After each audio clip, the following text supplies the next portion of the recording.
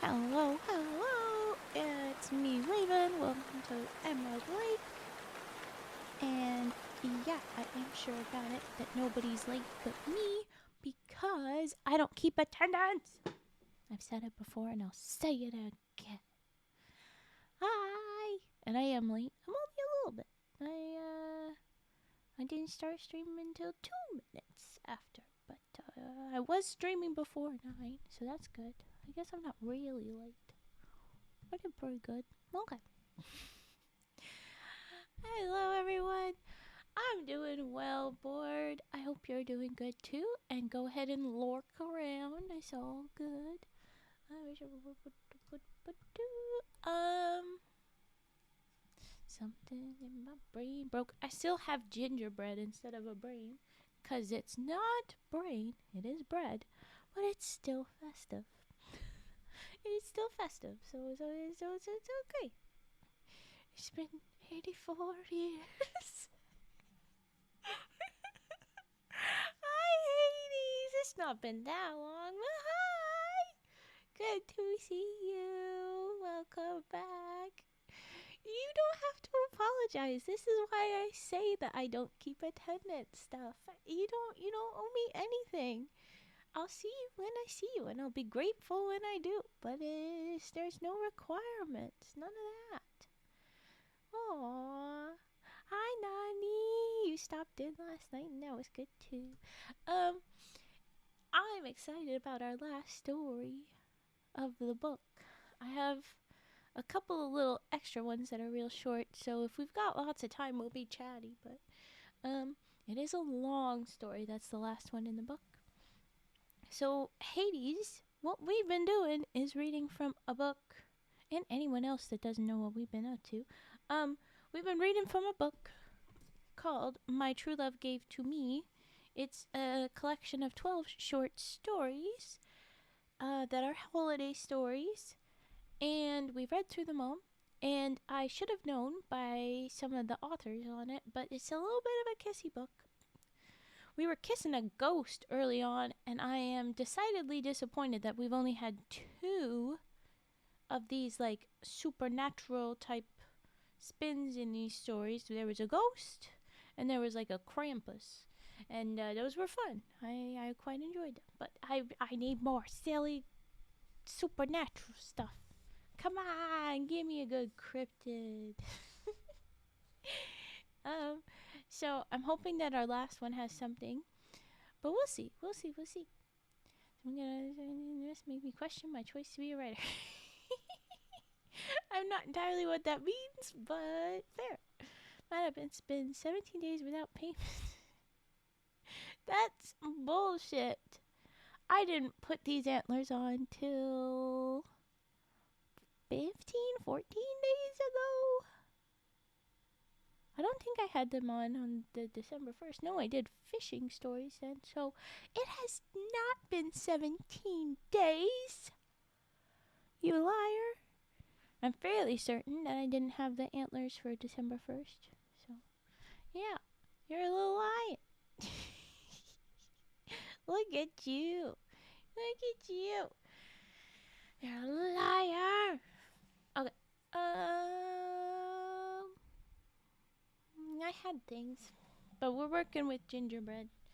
Not a brain, but still festive. I don't know what I was doing. Water. Okay.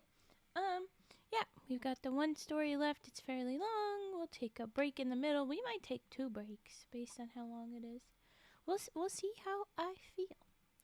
And then we'll have like a couple of little.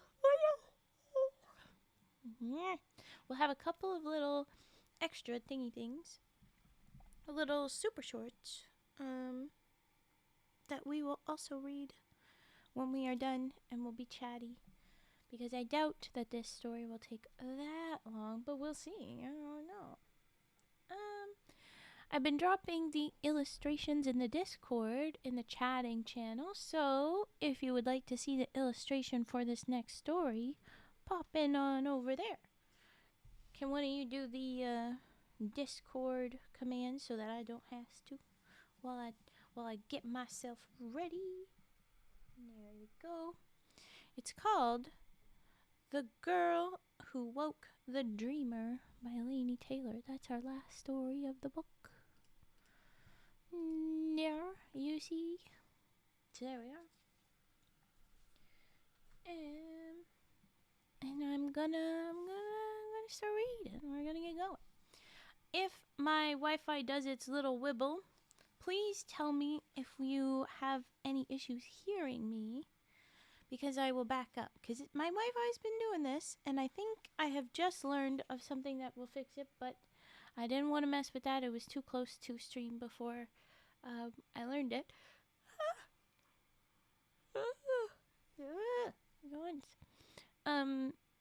But tell me if we miss any bit of story, and I will back up and we'll start again. But for now, I go. We read.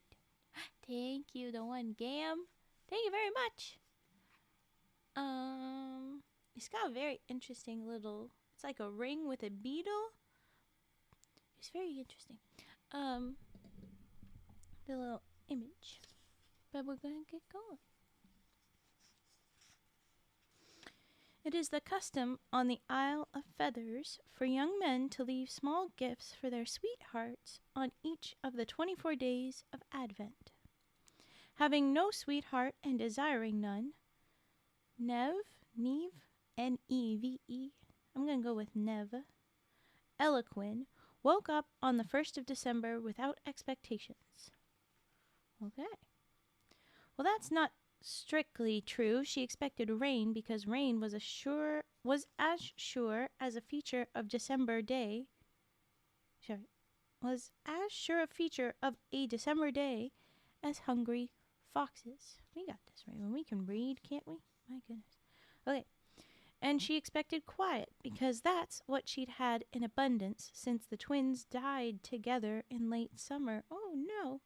Leaving her alone in this benighted place. Getting the sad right out on the start.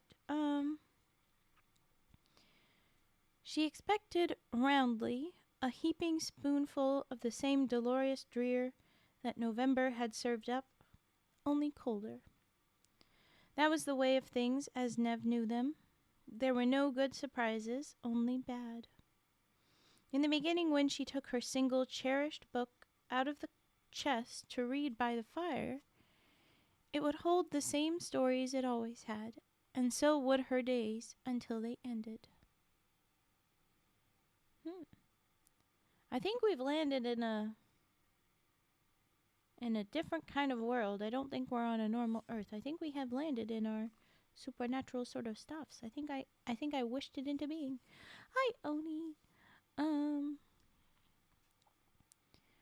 Or supposed to be historical, I don't know, but having only the one book in a chest and that name, and I've seen a few more fun names, I'm guessing.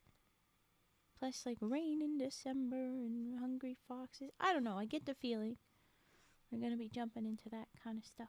An Isle of Feathers, like what a name. Okay. Her feet fell off the bed's edge like lead weights, and the morning's first sitting up breath was a sigh. It's too early in the day for sighs, she said aloud. She talked to herself all the time now. She used her voice to slice the heavy air into strips so it wouldn't smother her. If I spent all my disappointment before breakfast, what will I go on for the rest of the day? And she smiled at herself for being such a sour thing.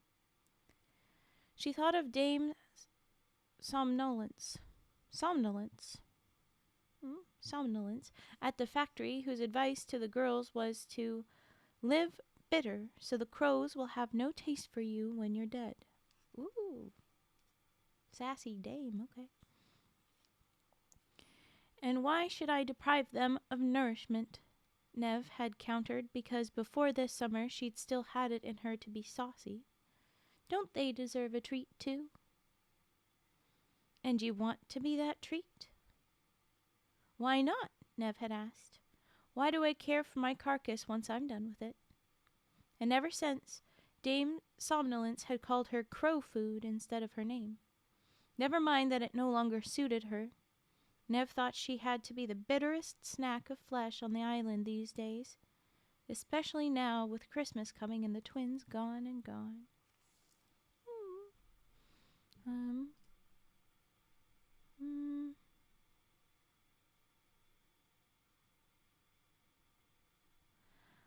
I'm not sure what you are referring to. It makes me want to find out, though, Hades. I want more context later. I've got reading to do, though. Don't distract me now, but give me more info later. I don't. Okay, sorry. The twins, Ivan and Jathri. With Nev, they'd been part of the batch of kids brought here 12 years back. Plague orphans from the failed colony, bought cheap and worked hard.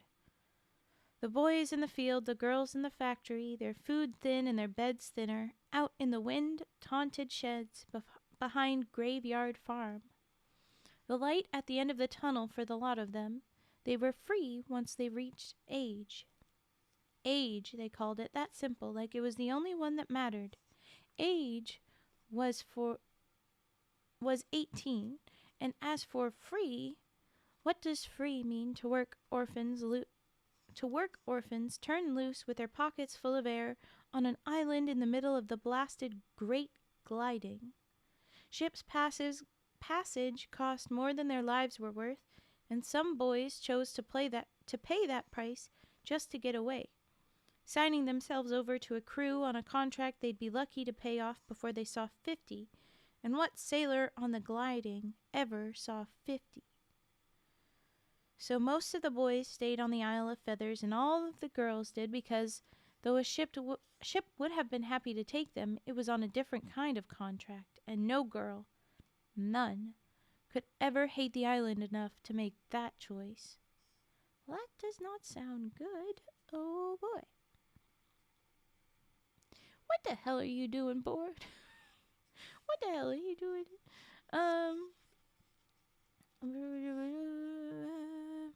So, freedom, in quotes, for a girl meant one thing only. Freedom to marry. And so that's what they did. The lucky ones caught the eye of a boy from a first settlement family, or perhaps not a boy, but a man, there being no shortage of widowers on the Isle of Feathers. And the less lucky, one of the late-come tradesmen who'd hung up shingles in the harbor town. The least lucky of all, one of Nev's own caste, a plague boy, quotes, with nothing to his name but a pair of work-rough hands.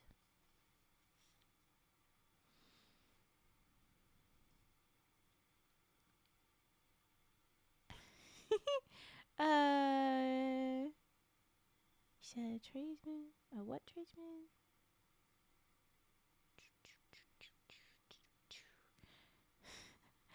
Late come.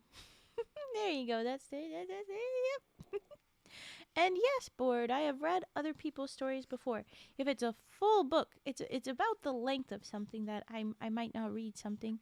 Because this one, at least it's little stories interrupted, because I don't want to interrupt it in the middle of, like break it for a stream. I want to have it chopped up, shorter installments, or maybe if it was like short chapters, I'd be on board.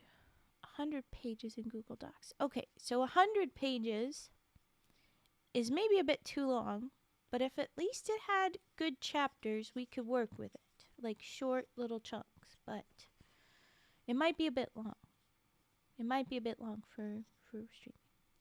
It is a fair length for a novella. It's good. It's just that it might be just a little bit long for stream. Okay. So we've got the hierarchy of who we maybe want to marry, or in theory, girls here want to marry.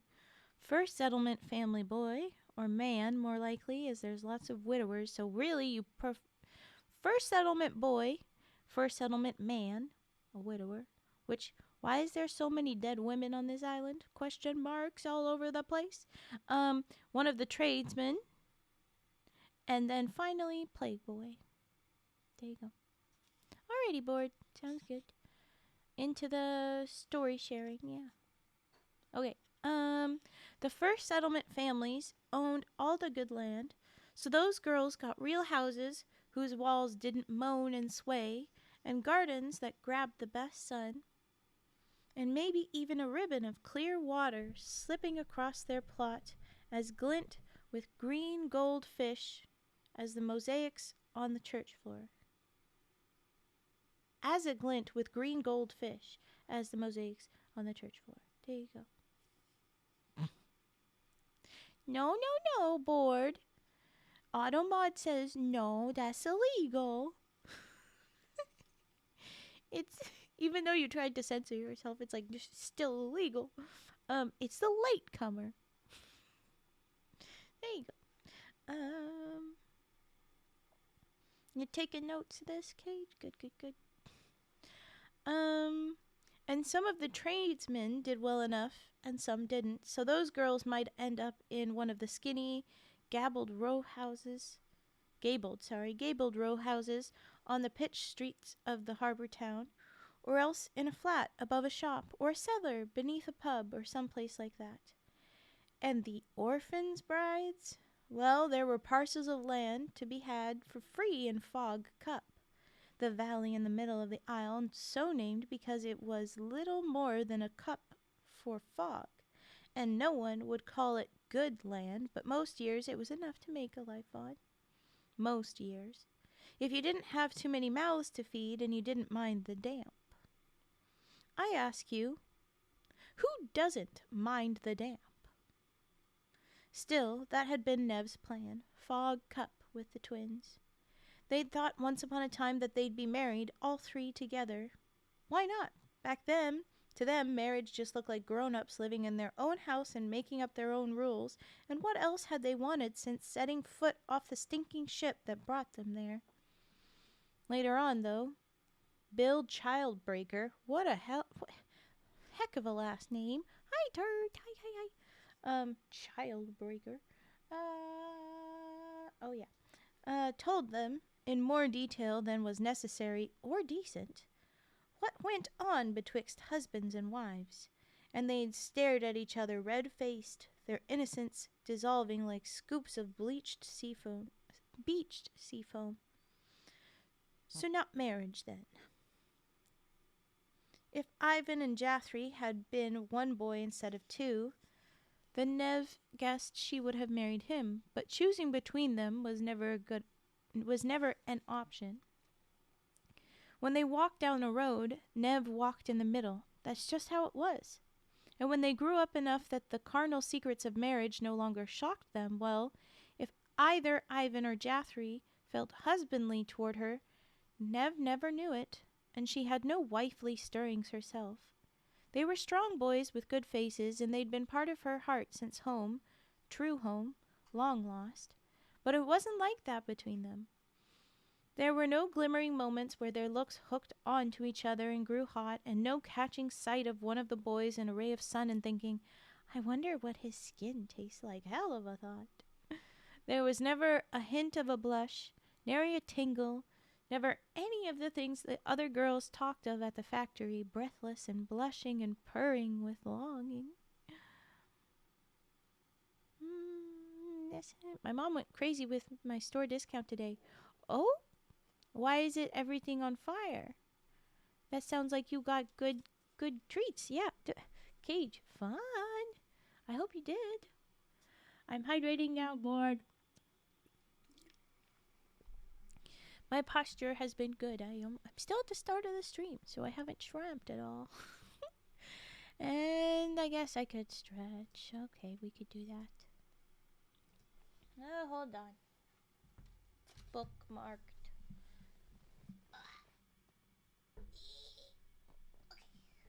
Hi, baby. Can I rest here? Yes, please. Go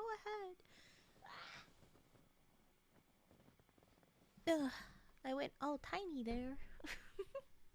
That's what happens when I stretch. Dang it. Will I get woken up later? Cries, do you want to be? Am I in charge of doing that? I feel like that's a problem because if I do, then I wake up anybody and everybody that fell asleep. So I don't know how well I'll be able to do that. I think I'm gonna have to say no, I will not. But anyway, we will get to that sniffs and the mic springs reverb soundy thing. At the next break, it'll be a little bit though. If you want refund because you have to leave, or if you want me to hurry the heck up, let me know. But hurry the heck up means probably doing emote jail. Just letting you know. That's what keeps me speedy reading the most, is shutting you guys up. Meant as in will loud noises wake me up or something. At one point there will be another ad, so ads might happen eventually. I will warn you of that. Unfortunately. Oh, sub.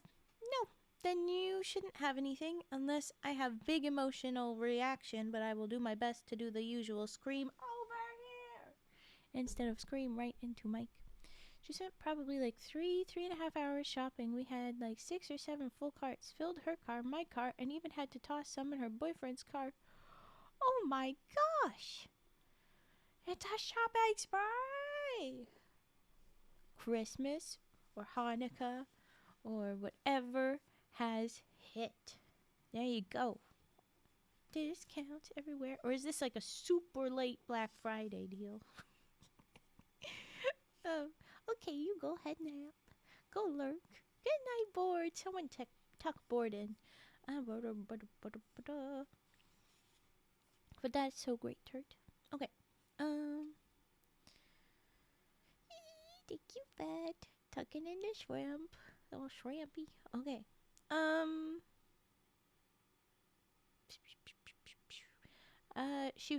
We were saying that we never felt that way toward our twins who are dead.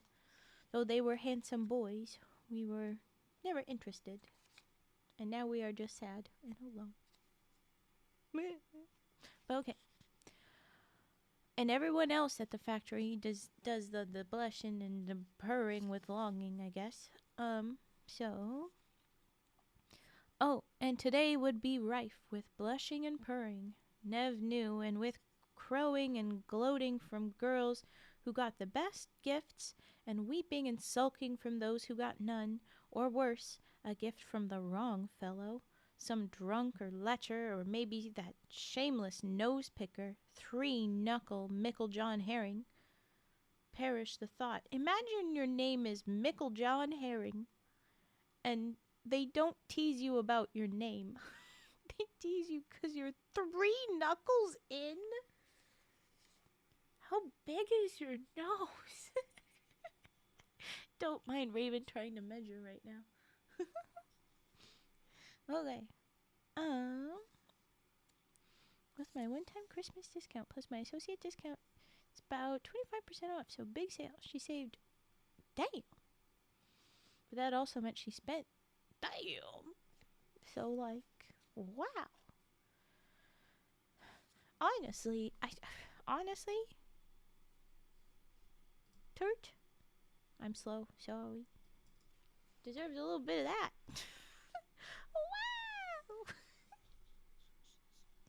Yep, hence the fire. This is fine. Whoa, wow. Okay. We'll be chill about it now, though. We'll be chill. Okay. And then there was Reverend Spear, a category of threat all his own. Oh no. Someone worse than a drunk lecher or 3 knuckles deep nose picker? A cold weight settled in Nev. I keep unsure hence how I should pronounce her name. Because if it's Neve in my head, I'm like, then it should be the Irish. Niamh, Neve. But this is Nev. Anyway. A cold weight settled in Nev at the thought of the island's tall, handsome preacher. Well, if he's handsome, why are we scared? I did get a feeling. The fact that he had his own one-sentence paragraph was a good hint that maybe he's our kissy book kisser. I don't know. It could be. Okay. He was fire and brimstone, a man possessed, and his sermons were like travelogues of hell. This lake of fire, this pit of the damned, these gnawing serpents, and all the ingenious implements in the hands of demons who would spend an eternity peeling you like fruit and slowly devouring you, only then to begin afresh. I want grapes right after the peeling people thing? Well, honk. No, I am not chill, because when I get up tomorrow, I have a bunch of groceries to put away, because we only put away the cold stuff. Oh no, not groceries. How terrifying. But for real, I wish you luck then with that. That sounds like a lot. But hey, that's why you're here in a super cozy place. To pretend to be chill, at least for a little while you try go bed. I think that's a good idea. I mean, I don't know. Get a little break, reset the brain, and then go back at it. I think that's a solid plan. Maybe. Okay, back to demons peeling us. Okay. Only to begin afresh and savor you for another 1,000 years. If children didn't wake screaming on Sabbath nights, he considered the sermon a failure, and the next week's was worse. Once, when a farm boy was caught with a potato in his pocket. What's wrong with having a potato in your pocket? Oh no, he has a potato. Hey, and? Oh, are they trying to say he stole the potato? I don't know.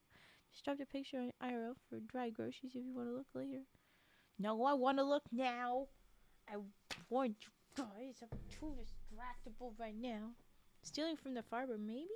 I think that must be it. I mean, illegal potatoes just sounds so dumb. But this does feel like it's a different world, maybe. So I don't know. Oh, wow. Yeah, that's like a lot of stuffs. Look at how many bags there are. Good Lord.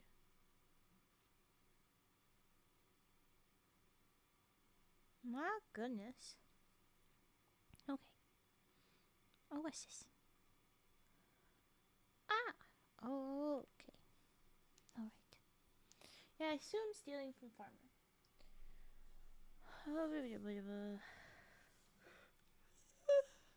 Oh, no. Is that a potato or are you just a VTuber? What the? I'm sorry. I don't know what this joke is. I'm sorry. What? Are you calling me a potato? What? What? What is happening? We have to be careful when making references around us. Ah, ah, ah. I missed it. It was a tuber. See, this is your thing. You should have had a lowercase v and then all the caps tuber, because I didn't see the stress on tuber. But now I see it. Yes. I was like, what? If you had the stress on tuber, I probably would have been on board. Because I did not see that. I was like, what do you mean? I'm a potato. No. I want to be very loud and bonk la honk for that. So somebody else do it for me, please, while I read more about this reverend. That's extra shitty. Okay. Alright, the farm boy has stolen the potato, we think, I guess. All we know is that he has it in his pocket.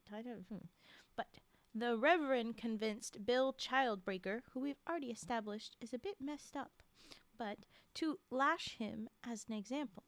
And when a catch of girls were found swimming by moonlight at Song Beach, in their petticoats, not even their birthday suits, he had them shut in their houses for the whole rest of the summer with signs on their doors that said, "Indecency is an affront to God." Okay, sir, they were dressed. Don't make me hit you. No, I should anyway. Scaring people. Yeet cage into a pile of potatoes. Hey, look, a bird tuber. What the hell, dirt? Excuse?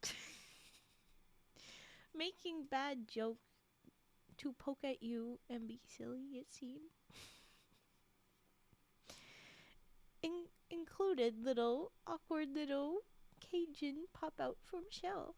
I mean, God intended for us to be naked anyway. Quite literally, with the story of Adam and Eve no longer being naked. So, yeah, facts. But this guy said, illegal. Heck of a thing to walk in on. We made clothes. We did. Um, Mask, welcome in. Yes. Potatoes are illegal, and God wants us naked. Moving on. No, we're Nev. We had very close buddies, twins that died. Sad.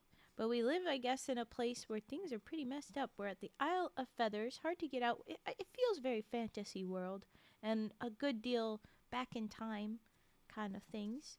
But I'll yeet you into a pile of grapes. Ah, okay. Hey, Mask is not late, la honk. Please, bonk la honk real hard for that. That's illegal. No, I don't keep attendance. No one's late.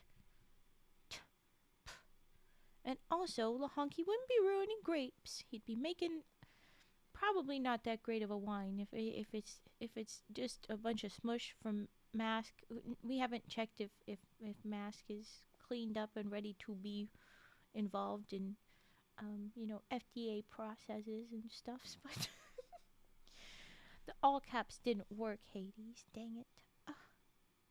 No, you're not late. I don't keep attendance. I don't want to be grapes. You wouldn't be grapes. You would be aiding the grapes' transformation into grape juice / wine. And I think that's fun. Obsidian meads. Ayy. But that's honey. That's not grape. Get your shit straight. I don't want to be grape juice. You want to be the grape juice. You would be making grape juice. You're not the grape juice. I don't want to be a pie. You're not the pie. You're the pie maker. Yeah, there you go. Now it's chill. Okay. Yes. So we're the girl on this weird island. I can do that. Hell yeah. We're on this weird island, old timey vibe, fantasy world vibe. I don't mean to interrupt. Oh dang it! What a domestic squabble. But that sounds either messed up or kind of kinky, Lahonk. I don't know which way to be worried. I'm not the bottom here. Confirmation that it is a relationship. Turt, we're doing nothing anymore. That was so kinky. Slaps you and tells you you'll be what he tells you? That feels kinky. You're the one that says I'm not the bottom here. You slipped. You're the one that slipped. Long, awkward. He's like, oops, wait, we weren't supposed to do this public. Oops.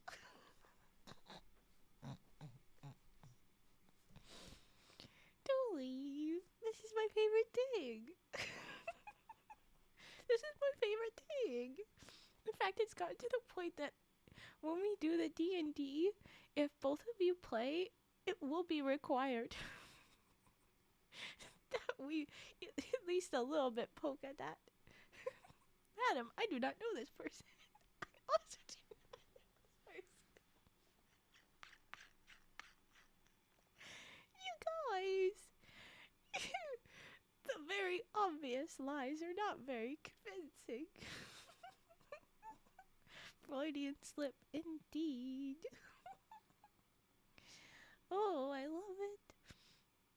I hope we haven't woken bored yet. I'm going to try to keep reading. My goodness. Or summarizing, that's one. My name is not funny.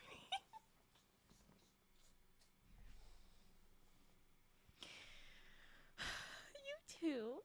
You too.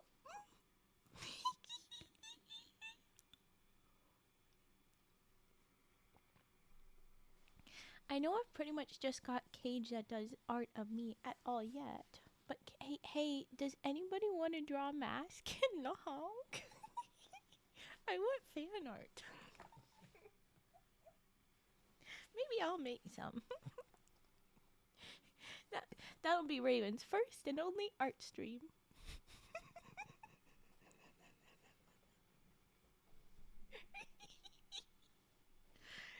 Don't worry, Mask. It would just be you and a goose bonking you really hard with a bat.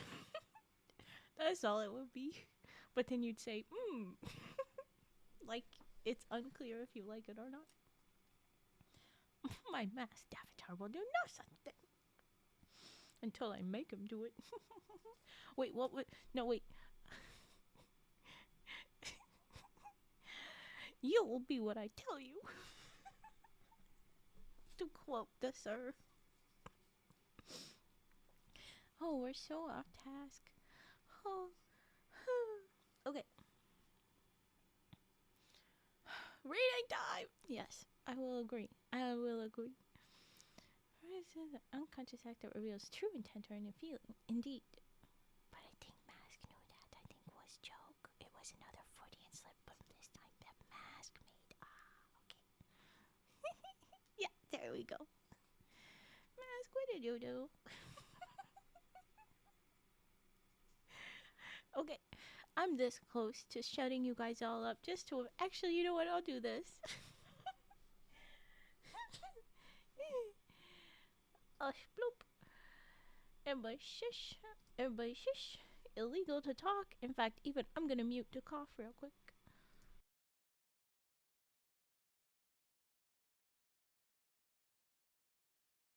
We all know how it is. You make Raven laugh too much and she can't breathe and her voice sounds bad. A frog in her throat.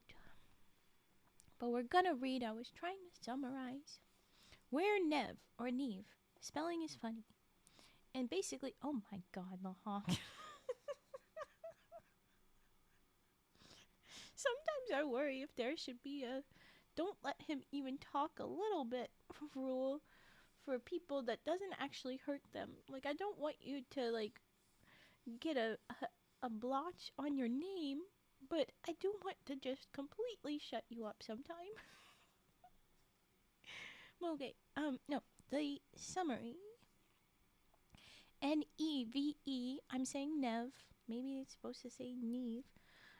We are on this island, Isle of Feathers, that feels fantasy world and back in time. And we had best friends that are twins, and they're dead. And that's sad. And we're not doing too good, and we don't have any optimism. We're very bitter now, which is what somebody that was in charge of us at a factory told us to be, which is why she calls us crow food. Because we were still optimistic, and then now we're not. But it's also the time of year now where the girls like us at the factory usually get gifts from dudes trying to woo us being the general girls. And, well, we're talking about the different options here. There's the cute boys people get all excited about, and then there's the weeping that get no gifts, or worse, get gifts from the wrong people, like a drunk or a lecher, or the guy that picks his nose, Michael John Herring, who's also called Three Knuckle, which is concerning. And then worst of all is Reverend Spear, who is a reverend that does a lot of the mean preaching, but we did say that he is tall and handsome. Hold on, I got a cough again. So he's cool in the town, but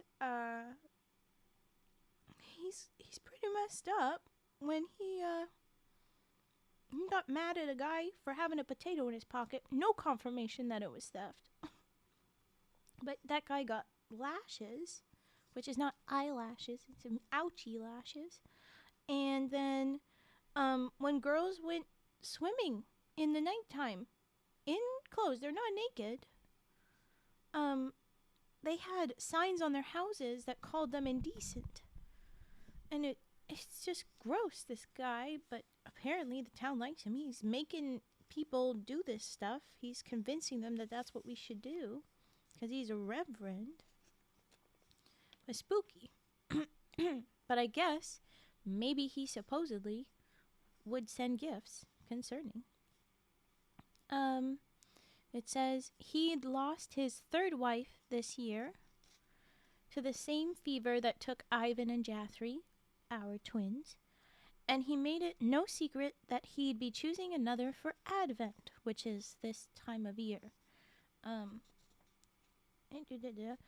Why pay? Oh no! Hold on, my voice is getting weirder. Now I gotta do a bigger cough. I'll be right back.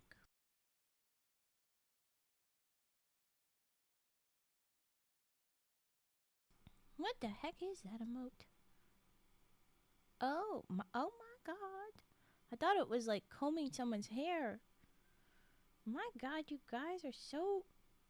Oh, what the heck? Oh, goodness. You're so sus, all of you, and I am not. It's not bad on you, but I am just like so not it. I don't know what I'm doing. Okay. He lost his first wife this year. He's gonna get another one for Advent. His third wife? Why is he running through wives? He's a reverend, for Christ's sake. Why pay a charwoman for work a wife could do for free? And besides, wives were more than just unpaid charwomen, weren't they? Nev saw him looking the girls over in church like they were his own box of chocolates. Eeny meeny, who am I in the mood for next? Meanwhile, he's preaching indecency is an affront to God. Yeah, you can rot in the bottom of a pigsty, you piece of shit. Okay. And she'd felt his gimlet eye settle on herself a few too many times for comfort. Yeah, I called a little bit ago.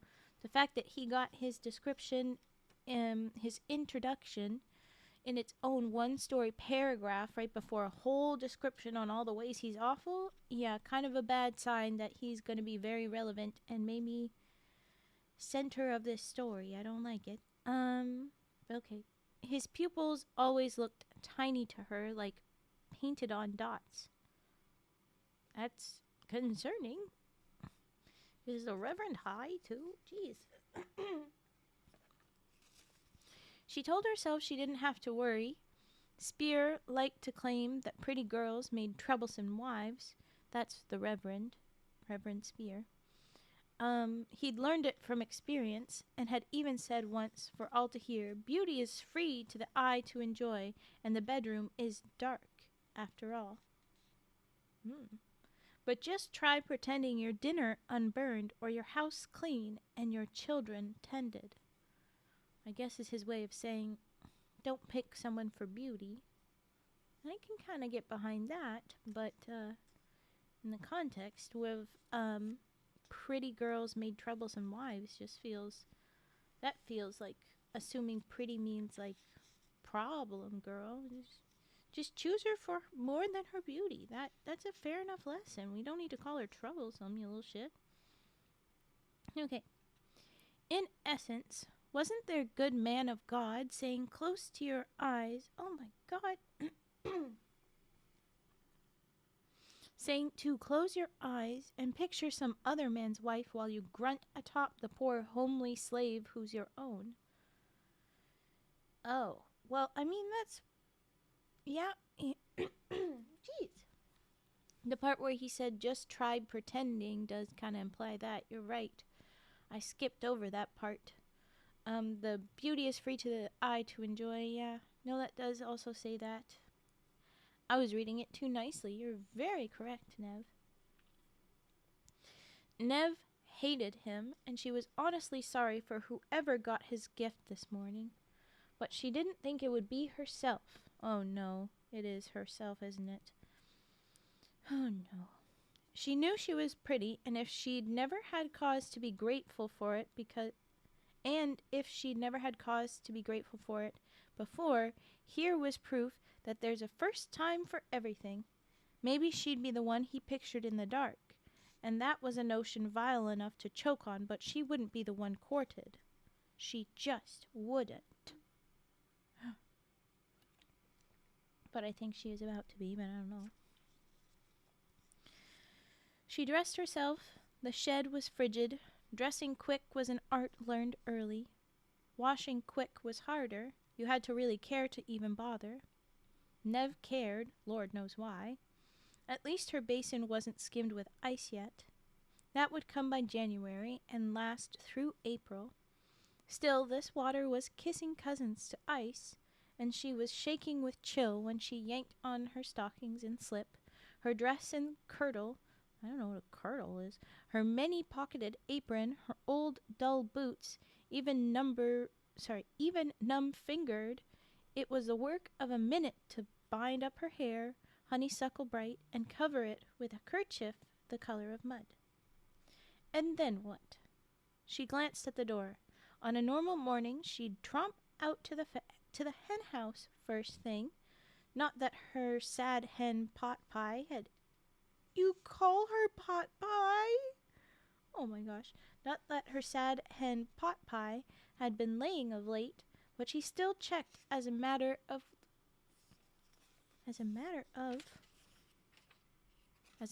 course. Okay. But she found herself hesitating and knew well enough why. She was wondering at the state of her porch. Was it as empty as she'd left it the night before? So she's getting nervous about if there's going to be a present there. That's why she's stalling. But can we please get a good cheer in the chat? I'm going to go ahead and free you all. Just behave. We were really just doing this to free Lahonk and Mask from their shame. But anyway. A chicken named Pot Pie. Chicken Pot Pie. I love it. And it's one word. It's Potpie. All one word. Pot Pie. I think that's very cute. Anyway. But it's also concerning. And considering our earlier, I don't want to be a little chicken being, I don't want to be a pie. Well, you are. That's your name. It's very silly. You guys are free of emote mode. Why are you still doing that? His fate would be sealed with his name. Well, considering it's a hen, I think her fate. I would assume this chicken uses she, her pronouns, if she knows what pronouns are. Because is hen, and is there for laying eggs. And if was not hen, would probably not be a very helpful chicken to have alone on her farm, her singular chicken being a dude.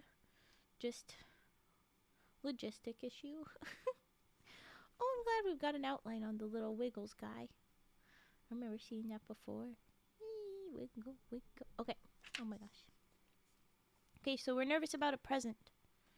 Is the present going to be on the porch? Is it going to be from a bad person? Oh no, no, no, no, no. Please, God, she whispered, and right away it struck her as the wrong plea.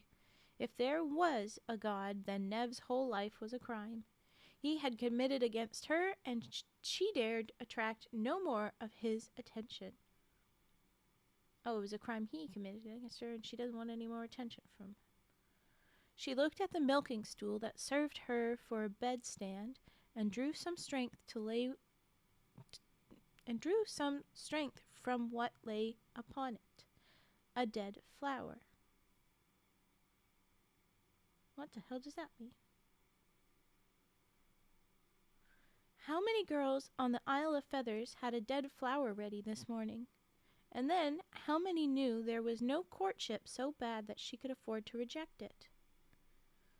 That was how it worked. You woke on the 1st of December to find or not find a token of affection on the porch. A paper cone of sweets, or a whittled bird, or a posy, maybe. To reject the suit, you left a dead flower in the spot for the fellow to find the next night. Acceptance was tacit. You did nothing. You just rose each morning to see what your future husband had left for you. 24 days in a row until the Christmas Eve gather in Scarman's Hall. That's where the couples came together under a lacework of paper snowflakes and frosted lamps, and sealed their fates with a dance. You set your hand in his, and that was it. Contract sealed with the clamminess of a girl's despairing sweat.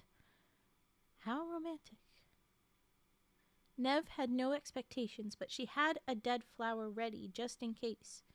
It was a thorn lily, left over from summer, from before the fever. So she had this flower before her twins passed, and she held on to it so she'd have it ready to reject somebody after that. But alright, so she hasn't looked out yet, but she's got her flower ready to put if she sees something. Hi, Toast! Welcome in. Haven't seen you in a minute. I just did a summary. I don't have the energy to go back. You'll catch up on context.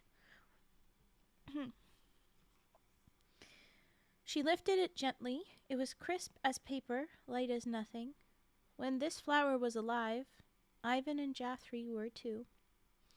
Nev had picked it on a Sunday when the three of them climbed up to the fog cup to inspect the land the boys were going to take. They'd been closing in on age, though Nev still had 9 months to go.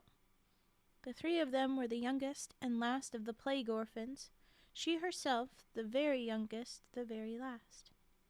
She'd always known she'd be alone here at the graveyard sheds for a time before they set her free, too, but that would have been a different kind of alone, just waiting, just biding time before she could claim her own plot up by the boys. She was still going to take the plot, even if it didn't make sense anymore. The boys had been the farmers. What was she good for? Needlework. That was what they did at the factory. They embroidered lace tablecloths for ships to carry to rich folk on every shore of the gliding, and Nev was better than passing fair. She was better than good. She was an artist. Even Dame Somnolence said so, calling her crow food with at least a hint of respect. But a great lot of good were needle and thread when it came to building a house in a drear, damp valley and tilling stony soil without a mule and all the other things she'd have to do to live. She's not sure what she'll do. If you could call it a living. Nev was scared clear down to a deep place inside where a part of herself was caged like a creature, mute and huddled and numb. She'd been numb since the heat of August mingled with the heat of fevers, but even so she knew that as long as she kept breathing, life would keep coming at her. Like the swarms of beetles when you're harried enough to take the shortcut through Nasty Gully in springtime. They come flying in your face, loud and buzzing, and get tangled in your hair and in your skirts. They even push their way into your mouth. Life would do the same. Nev couldn't pretend otherwise. In truth, she dreaded the lonely penury of Fog Cup almost as much as she dreaded the breathing weight of a man she couldn't love. And if there was a token on her porch, she knew in her secret heart she'd be a fool not to consider it, but she didn't want to consider it. She wanted to be free, and if she could never be free, at least she wanted to be brave. Brave enough not to sell herself short, no matter what the payment or the cost of refusing. Holding the dead flower, she squared her shoulders. Brave, she thought, and went to the door. Brave, she thought as she opened it. But brave she was not when she saw what was sitting there incongruously fine against the buckled boards of her rotting charity shed porch. It was a Bible bound in red leather and stenciled all over in gold. Damn it! I knew it was going to be that asshole. We're going to deal with the handsome preacher who's a piece of shit. Hi, Wally again. Yes, I'm hydrating. Okay, I'll posture check. Oh, no.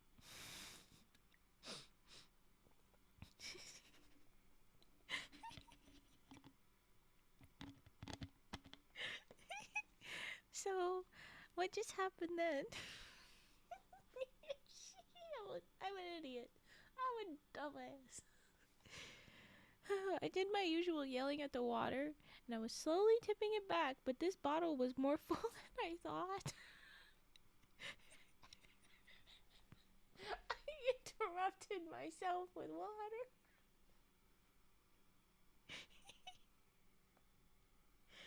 Don't mind me, I'm a complete dumbass. Caged like a night wind. Ha ha ha, cute. I told you the water would talk back. To be fair, it was my own hand, but yeah, I guess it did talk back. Ugh.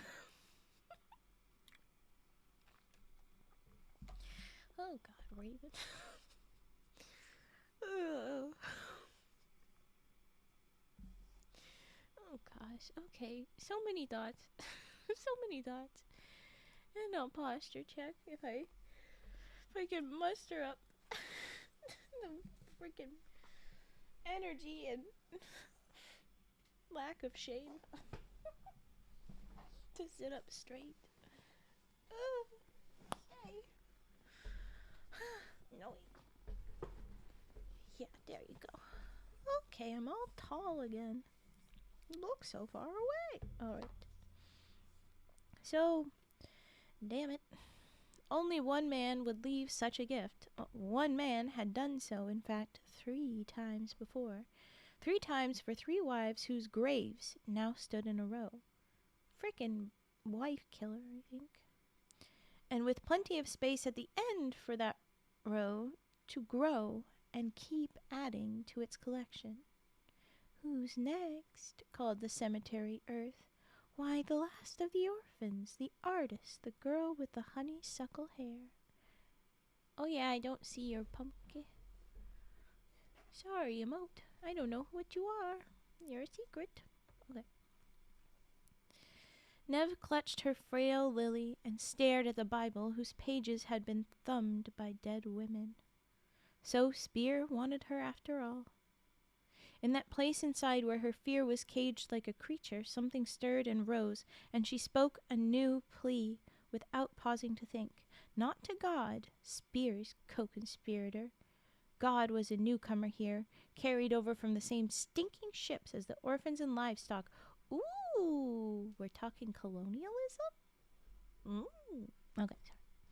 There were older powers in the world than capital H him. Yeah. Let's go to the elder gods. Did he kill them? Well, the last one died of a fever. But I get the feeling that there's reasons that there's 3 and not just 1 dead, you know?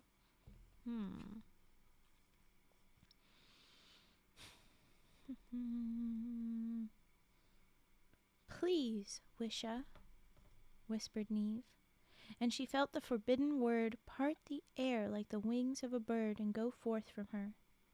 Wisha, dreamer, it meant in the old tongue. It was an execration to speak it, but it didn't feel like one. It felt like power, like the birth of a small wind.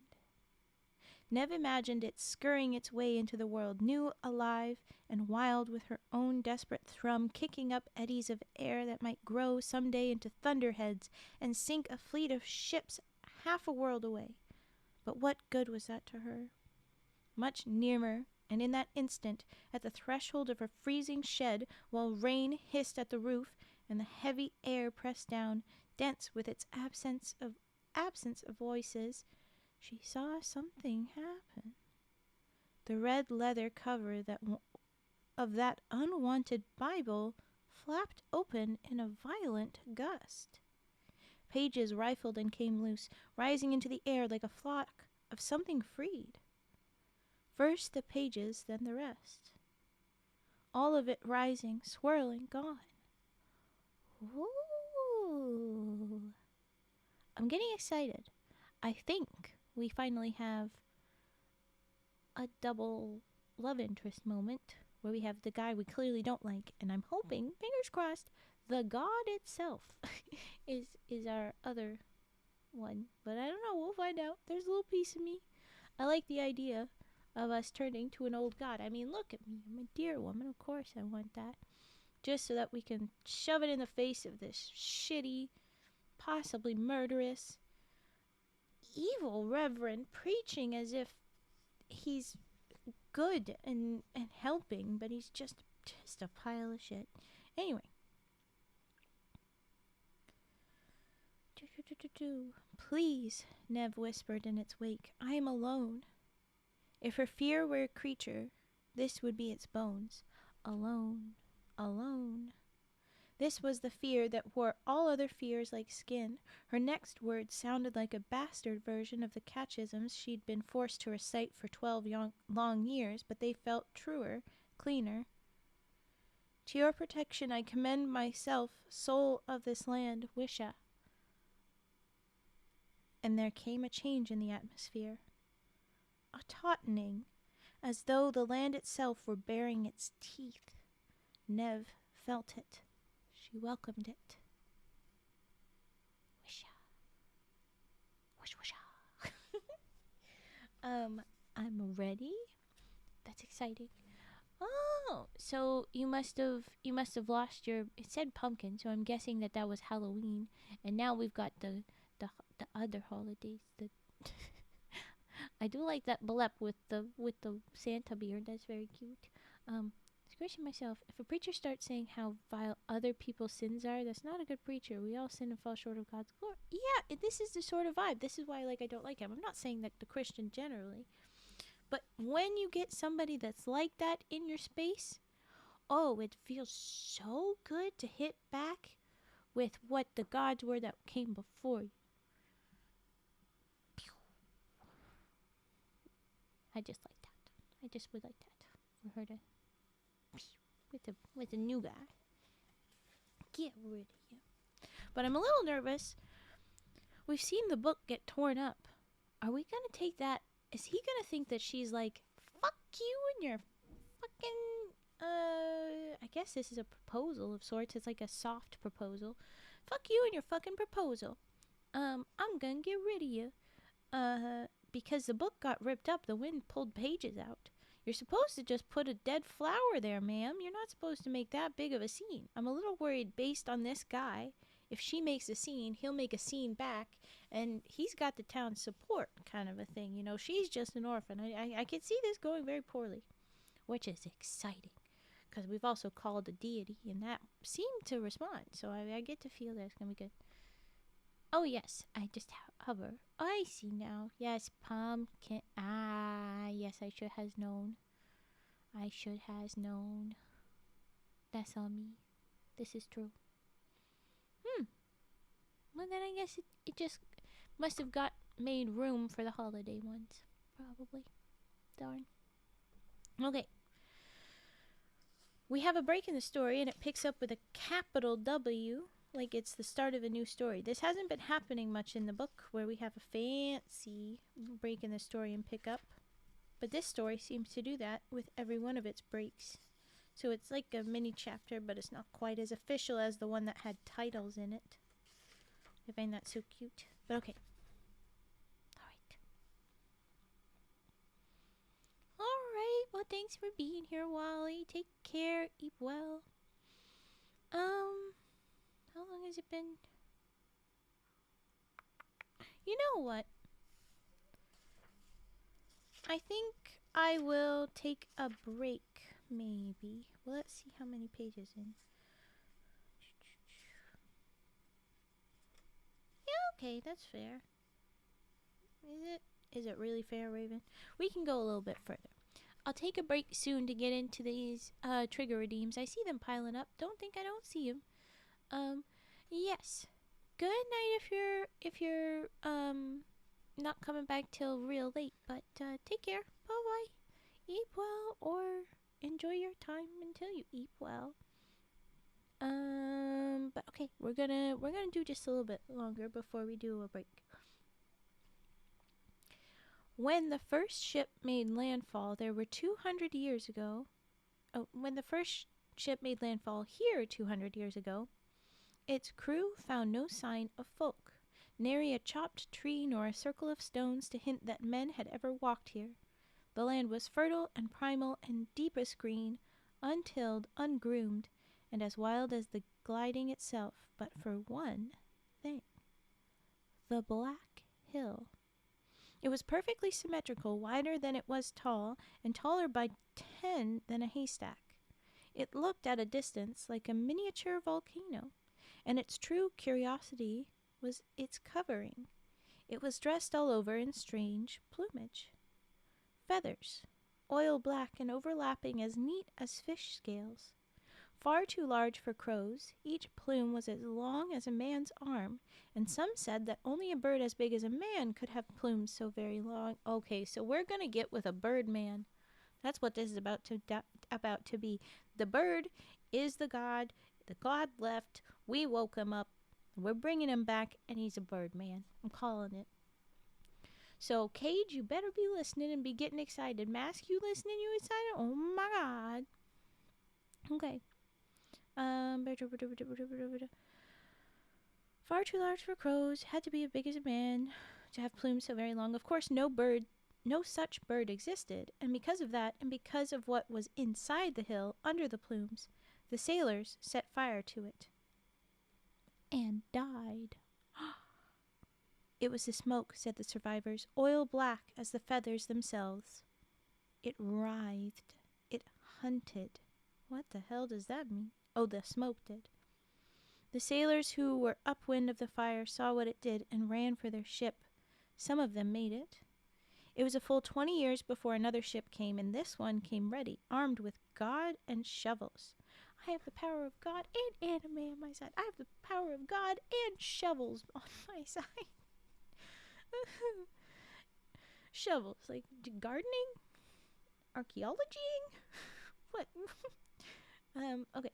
And they didn't burn the feathers this time, but buried them. And they built a church on the hill and filled it with saints' bones and imprecations against evil. They divvied the dark green land among themselves, taming the place with prayer as they shaped it with labor, and the long black feathers became a thing of myth.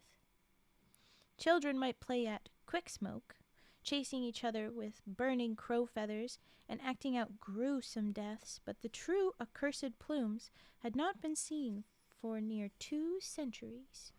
No one was afraid anymore, not really.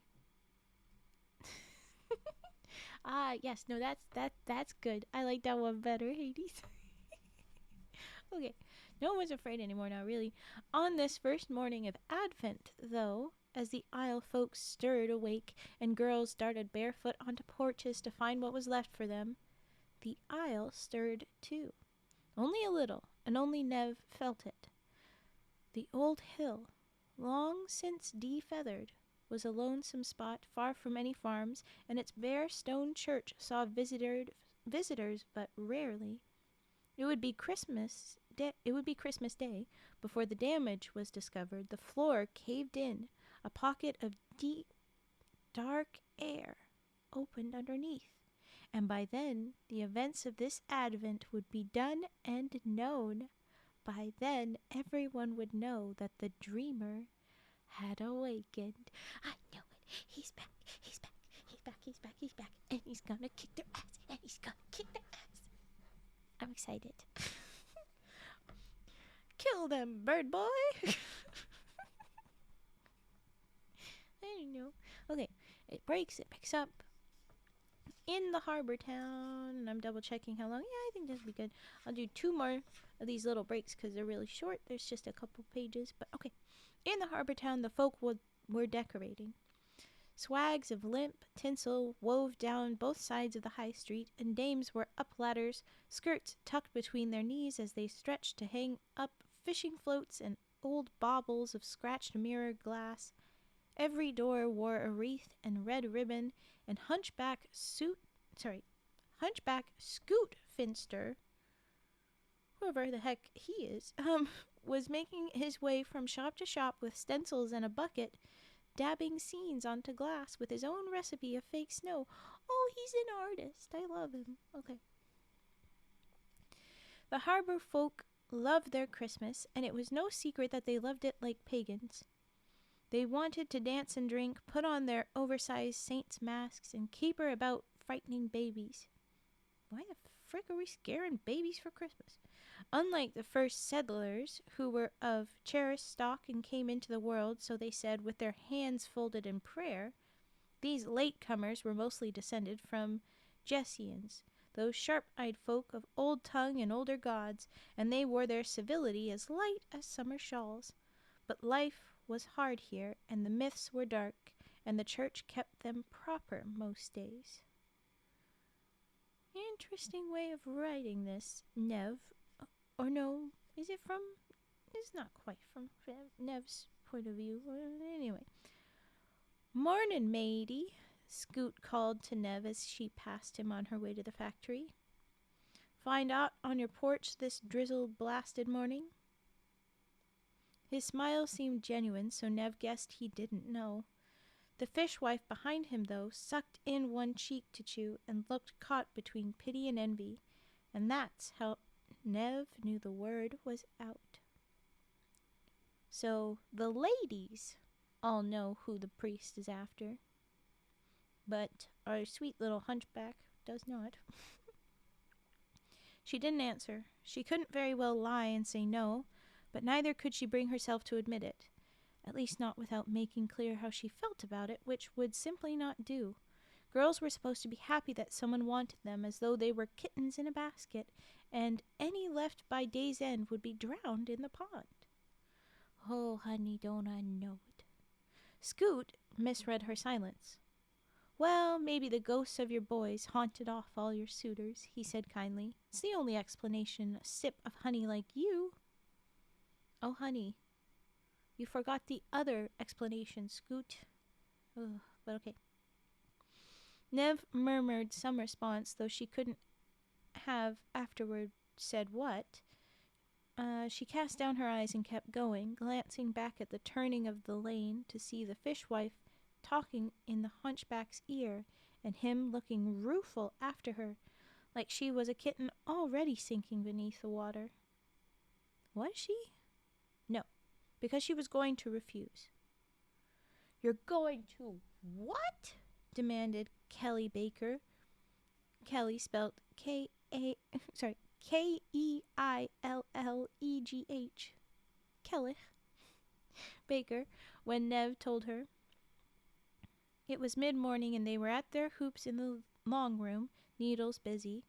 All down the road girls blushed and purred and crowed and gloated and wept and sulked, just as Nev had known they would. Irene had a length of lace from her sweetheart, Camilla a comb from hers, May's two straight back told her tale of woe, while Daisy Darrow had gifts from 3 boys and the delicious drama of a tussle on her porch, too. Ooh. When they bumped into each other at midnight, all surly fists and mayhem. Ooh. "I thought Caleb would kill Harry," said Daisy, eyes shining with the thrill of it. But then Davis broke a pot over his head. Oh, Mom was mad. It was her strawberry pot from Cain. Nev did not join in, but only whispered her news to Kelly, the baker's daughter, who was the closest she had to a friend anymore, and not quite a friend at that. The thing about having friends who are as close as blood, as true as your own heart, as the twins had been to her, is you don't bother much with other people, and if you've the misfortune to get left behind, well, you've made yourself a lonely nest to sit in. "I'm going to refuse him," Nev repeated. Kelly was shocked, and Nev in turn was shocked by her shock. "Do you really think I could say yes?" she asked, incredulous. "To him?" "Yes, I think you could say yes. What else will you do? You're not still thinking of killing yourself at Fog Cup?" "Not killing myself, no." "Not outright, maybe, just a slow death by mildew if you don't starve first. Ilona Blackstripe lost the rest of her toes. Did you know that? And have you ever seen sicklier babies?" "Well, I won't be having babies, so it's not my main worry." "No babies." Kelly shook her head, fingering the little silver chain that was her gift from her own boy. I'll never understand you, Neve. Nev. It's like you're another species. No babies. To be fair, this is in the past where that feels very required, but still. You had those two strapping boys out there, and you never even kept warm with them, and you don't want babies either. What do you want, may I ask? What did Nev want? Oh, wings and a hat full of jewels, why not? Oh, she wants wings. She wants wings. She's gonna get a bird, boy. I also hate babies. Well, I don't hate babies. Maybe she doesn't hate babies. She just doesn't want to have her own. Especially since she's at this point planning to live alone in a terrible place just because her brotherly best friends are out there. You hate babies? Evil little angry kitten? Well, geez, okay. What did they ever do to you? But, okay, what does she want? Wings and a hat full of jewels, why not? Her own ship with sails of spider silk. Her own country with a castle in it, and horses to ride, and beehives in the trees, dripping honey. What use was wanting when a full belly was as remote as a hatful of jewels? And she did want babies, truth be told. Boom, she did want them. They do poop and they cry, but so do I and you and everybody, Mask. Everybody poop, everybody cry. Yeah.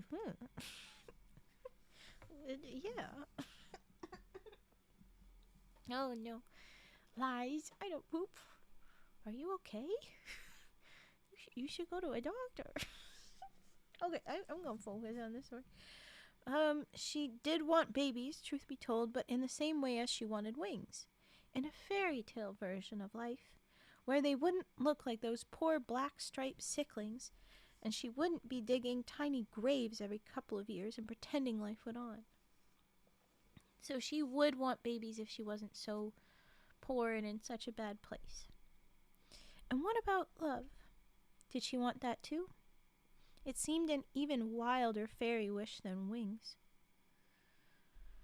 Nothing I can have, she replied, before the sparkle of senseless wanting could grow too bright. Kelly was blunt. So take spear and count your blessings.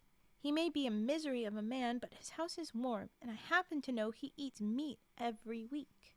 And this is a time and place where that's pretty intense. That's pretty good for you. Ooh, okay, you rich. You have meat. Meat every week. As though Nev would sell herself for that.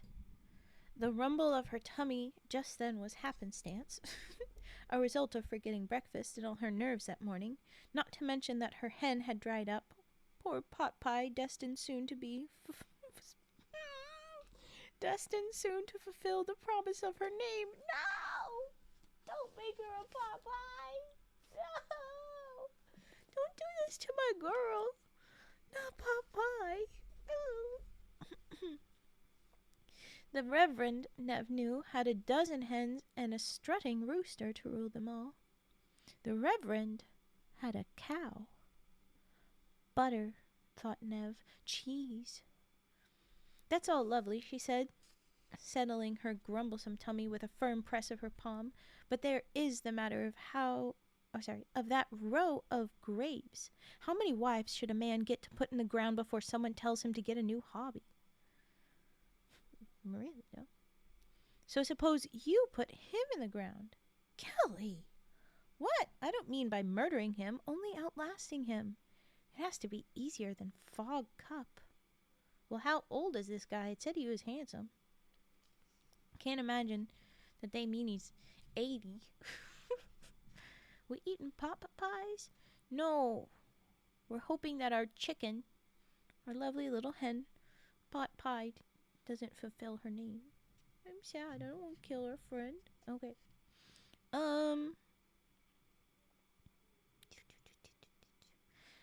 Maybe so. Easier didn't mean better, though. Some kinds of misery make you hate the world, but some kinds make you hate yourself. And butter and cheese notwithstanding, Nev had no question that spear was the latter. So she just couldn't do that and hate herself. But what if there was some other future lying up ahead for her? Bird boy, bird boy, bird god, bird god. Okay, one without any misery in it at all. And even now it was trailing its way backward in time to meet her and take her hand and show her how to find it. It was funny. In life as perpetuated against Nev, there were only bad surprises, never good. But as the day wore on, she had a fancy that the queer small wind of the morning, kidnapper of Bibles, was circling round to check on her. Sure, she was imagining it, but it did feel like the usual long room drafts. It didn't feel like the usual long room drafts. Those were errant shivers, chaotic, like little boys darting up to slip an icicle down your back. This circling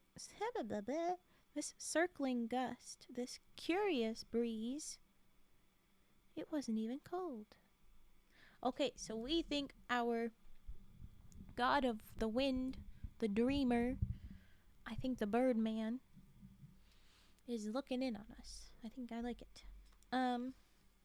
One more page, and then we'll break for redeems. I see it's a long line now, but we'll get there.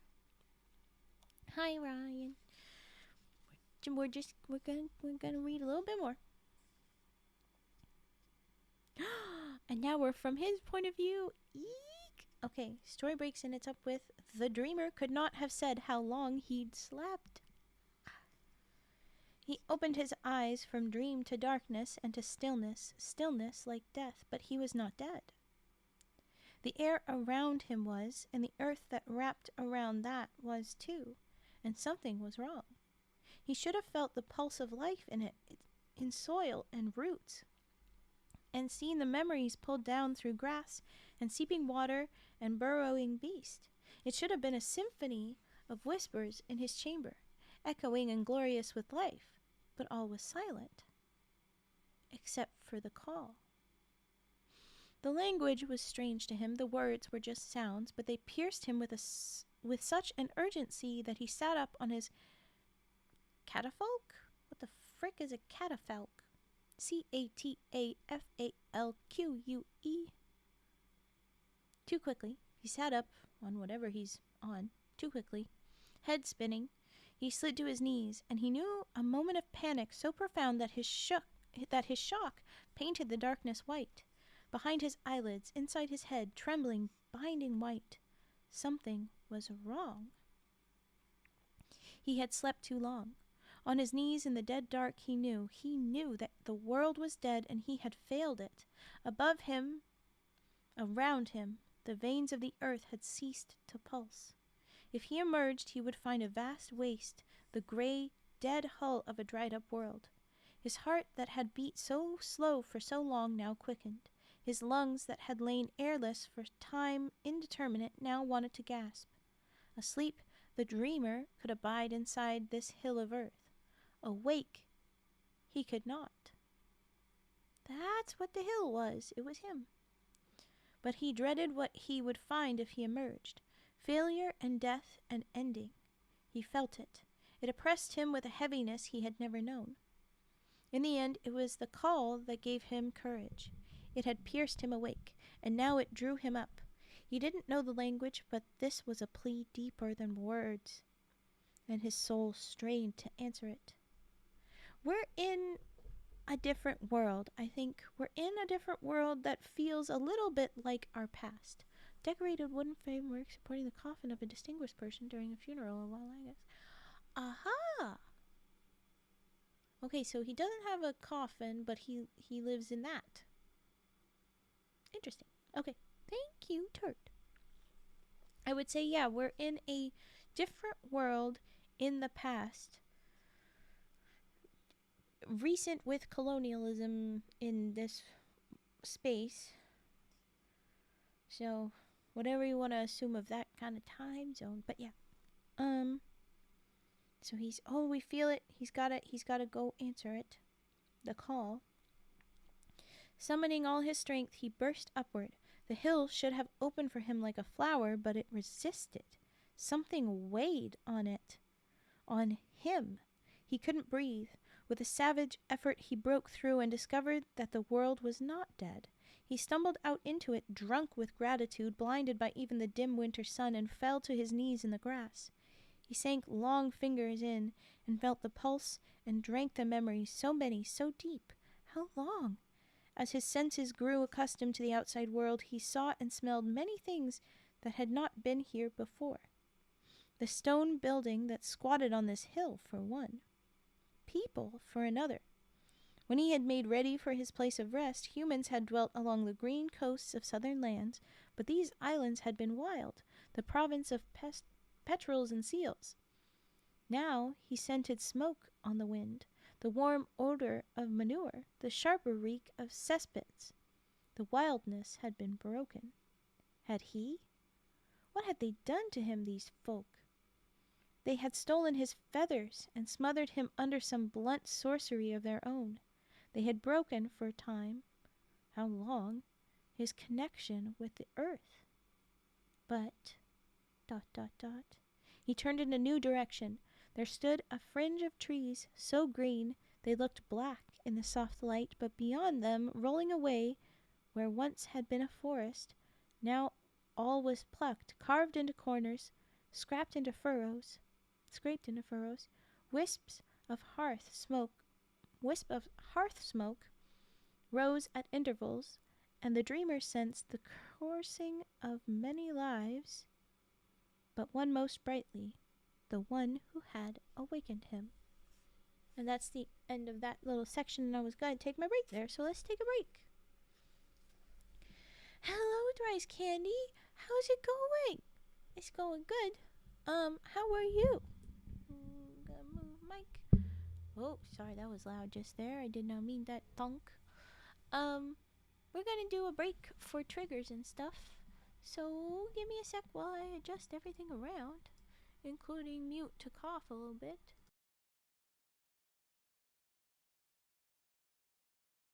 Okay. We're gonna do that. Okay, thank you. And where are we starting? We're starting with sniffs. That's where we're at. Okay. Oh boy, we have a lot to do. We've got sniffs, and we got mic springs, we got rage, we've got scissors, we've got keys, we've got page, and we've got frog. Oh my goodness. Okay, let's stop hitting our desk with the chair for that ding ding. Not what we want. Sniffs, yes, okay.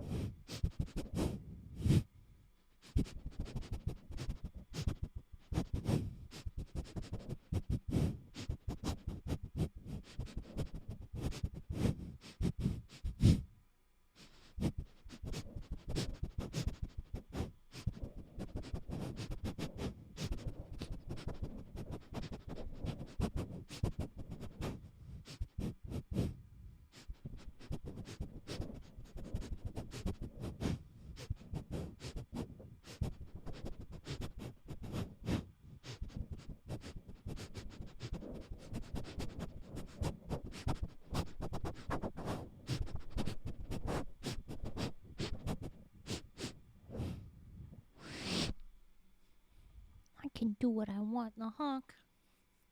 Get out of here. Don't tell me what to do.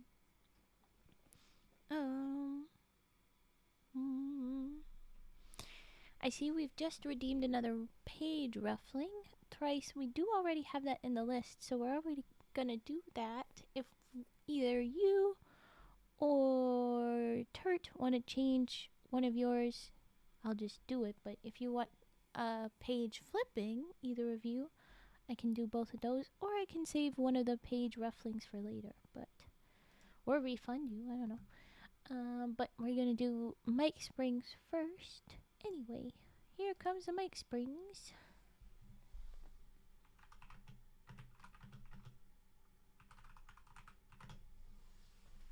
You want page flipping? Perfect. Okay. I'm going to move the mic so we do the springs. Here we go.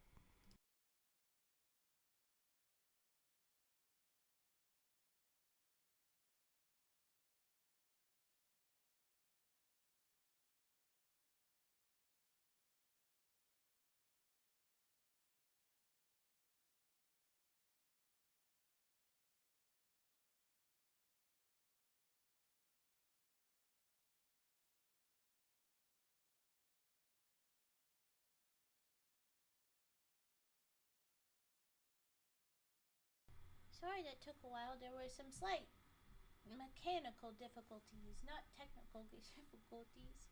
And yeah, it doesn't matter which one of you said it. They cost the same, I'm pretty sure. So I'm just gonna redeem them, but I'll do two different things. We'll cheat the system just a tad. Okay, here we go with the springs. Okay, shush you. Alright.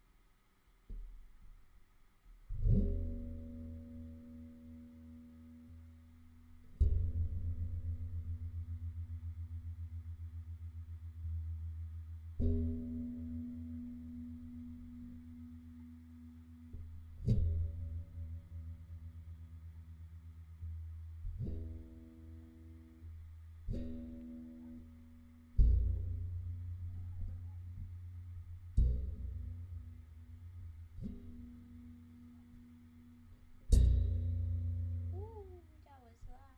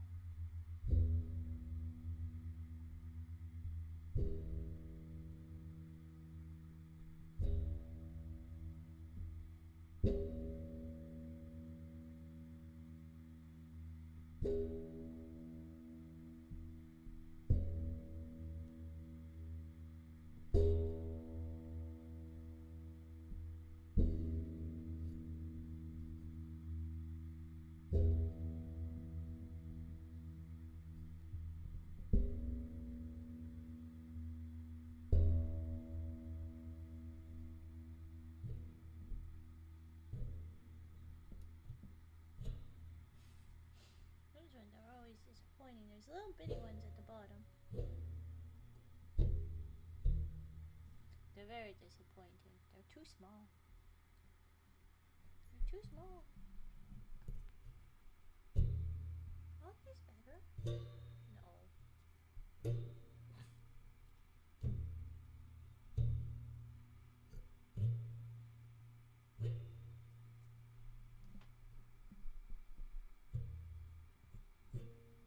Anyway, there we go. Last of them.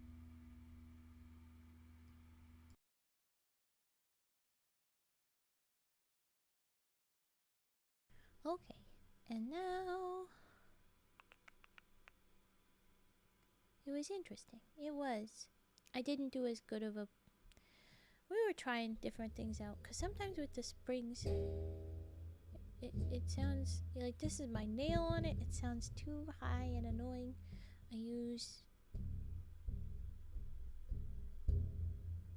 no pressure and just kind of pull it sideways, and it's too low. But then I had to write, and it sounds like I'm strumming a guitar or something. And then the little springs, I always am like, I know that they made a nice noise once, and I have not been able to recreate it ever since. They're always disappointing, and I don't know why I trust them. You're useless. No, you're very helpful in the actual normal mic arm functions, but you're not very good for this. Little springs. I think I will do keys and scissor snips. And then we'll get to the rage puffing, and then we'll get to the pages, and then we'll have Herbert. We'll wrap it up with Herbert, and that'll be fun. And then we'll get back to the story. Okay, so like I said, scissors, then keys, and then we'll do the rage and then page. Alright, scissors, scissors, snips. Stop trying to make a fish climb a tree. Wait, what? Oh, no, I see what you mean. I was like, huh? And then, I love that quote. It's a good one. Okay.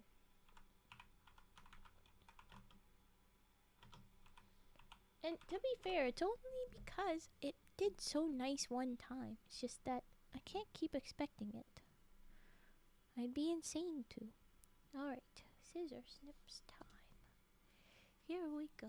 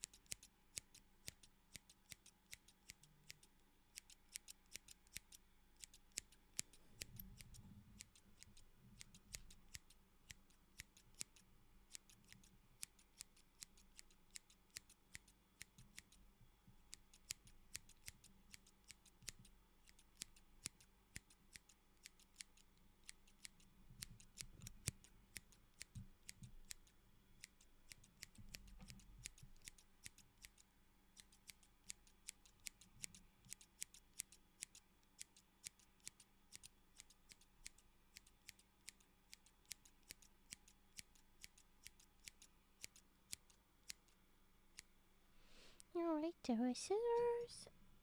And now... Shoop. Keys time. It's time for keys.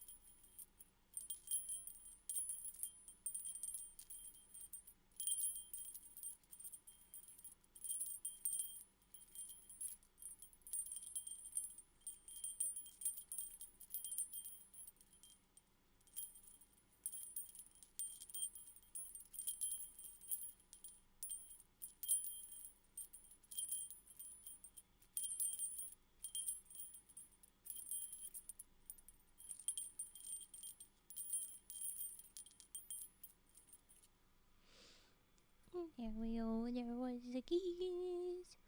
And now we are jumping to the famous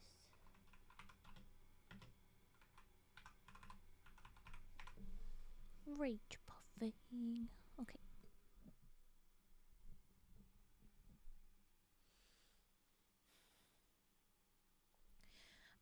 What did you keep it? That's just not fair. I get your witch. Don't even. Get the fucking teeth. It's just not fair. I had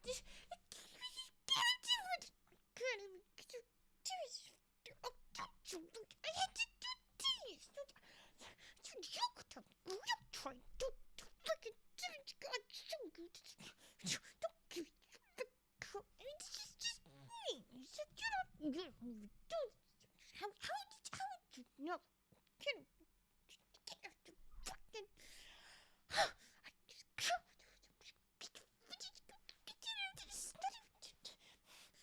Go get your fucking. Get him over here. Just go and just get the fucking thing. What?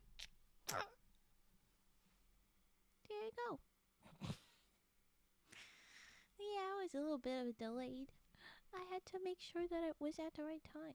And I'm real quiet right now because I did. You can't do it? I'm so disappointed. I had clear messages this time in my head again. I haven't done that for a while. Have a clear, true line. I am saying this without saying it. I know. No, Mask. It's for the best to just not. It's for the best to not. But did you hear enough of the frickins? Because I said frickins, for a while. I said all of the frickins a lot. I said, like, get your frickin' manager, I think. I said, you try this. You don't even frickin' know. That kind of stuff. The frickins were well sprinkled. Okay. There was a rage. You only got some. And then I'm gonna do the page one ruffle, one flip. Can somebody confirm? Can anybody confirm that the ruffle and the flipping are the same cost? Because if they're not the same cost, then I don't know what I'll do with the two of you. But I assume that they're the same. Wait. Someone else do it next time. Yes! Mask does so much work. Someone else do the closed caption. Someone else do the transcribing. Where the frick are my books? Frickin' books. They're the same? Okay, good. They are the same. Perfect. We'll do page flipping and ruffling. We'll start with ruffling, I think.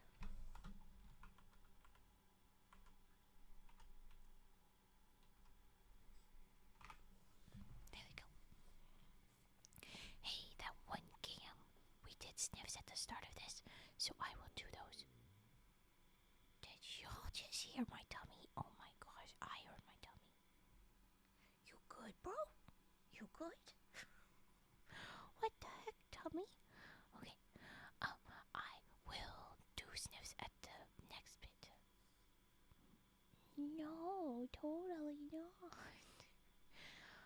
For some reason, I get the feeling that they did hear my tummy.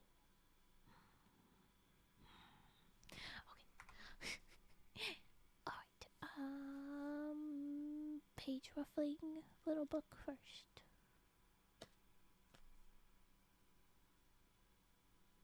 Should I start in the sniffs? Probably eat now that I think about it. All I had today was half a chicken sandwich. Only half. Eat that other half of the frickin' chicken sandwich. Frickin' chicken sandwich. Yeah, go eat. Take care of yourself, Hades, please. And the one game, yeah, I guess I could do something like that. I like to not double up. I do honor a double up if a bunch of people request the same thing, typically. But the only time that has happened is with rage puffing, and in that case, I then put a cap on it that it was like, no, illegal. No more rage puffs than only 3 per stream, which I don't think I would do to any of the other redeems. It's pretty much just a rage puff. But anyway, you ate it last night? No! My voice sounded very cool. It did a little bit of a trill, a little echo. No! Oh, I couldn't do it. No! No, I can't repeat it. I don't know how I did it. The cap on Rage Puff is injustice. No, it is to make sure Raven doesn't go insane, and that is justice. That is absolutely justice. If all I did was Rage Puff, I'd be done streaming the next day. I would never stream again, I think, if that's all I did. And not from my choice of me being prepared and ready for it. Oh, I don't think I do well. For the subathon, I was prepared to do a few because, like, I knew that I would roll to see if I had to Rage Puff, and it might have been normal Rage Puff, it might have been Tazzy Rage Puff, and you guys could have done all the 3 redeems of the Rage Puffs. I could have done a lot of Rage Puffing, but not really. So, I don't know. If I prepare for it, I can handle it. But if it's you guys, requesting it, I might not do well. What am I doing? I need to do page ruffling. So here's the little book. We're gonna do the page ruffling. I'm failing to do my whispering to the chat. I did some whispering to the chat. But anyway, here we go. Little book.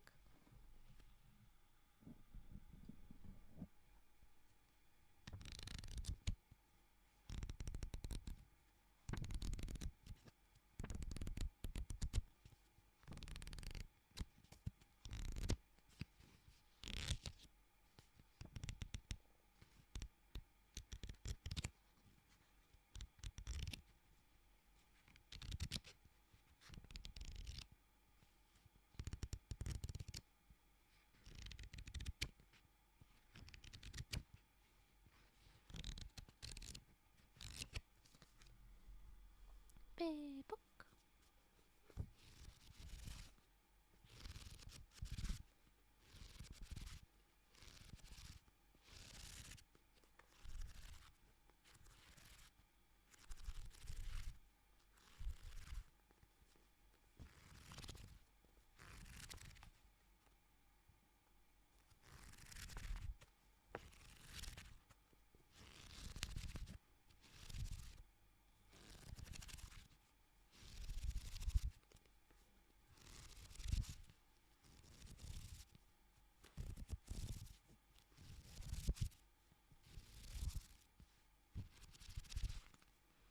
I just saw the stream Wi-Fi doing its wibble, but we were in the middle of page ruffling, so I'm just gonna do a little bit extra, and that's gonna be it. Sorry it had to do its laggy bullshit.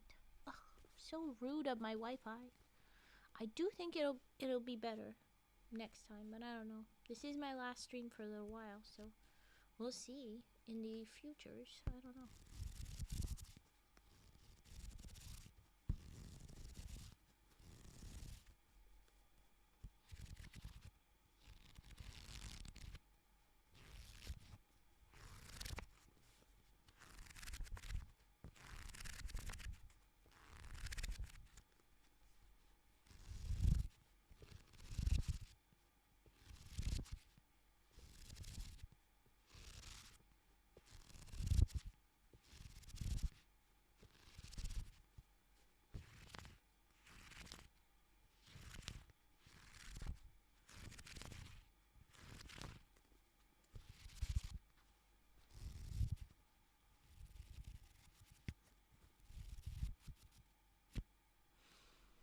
Oh, the book smell.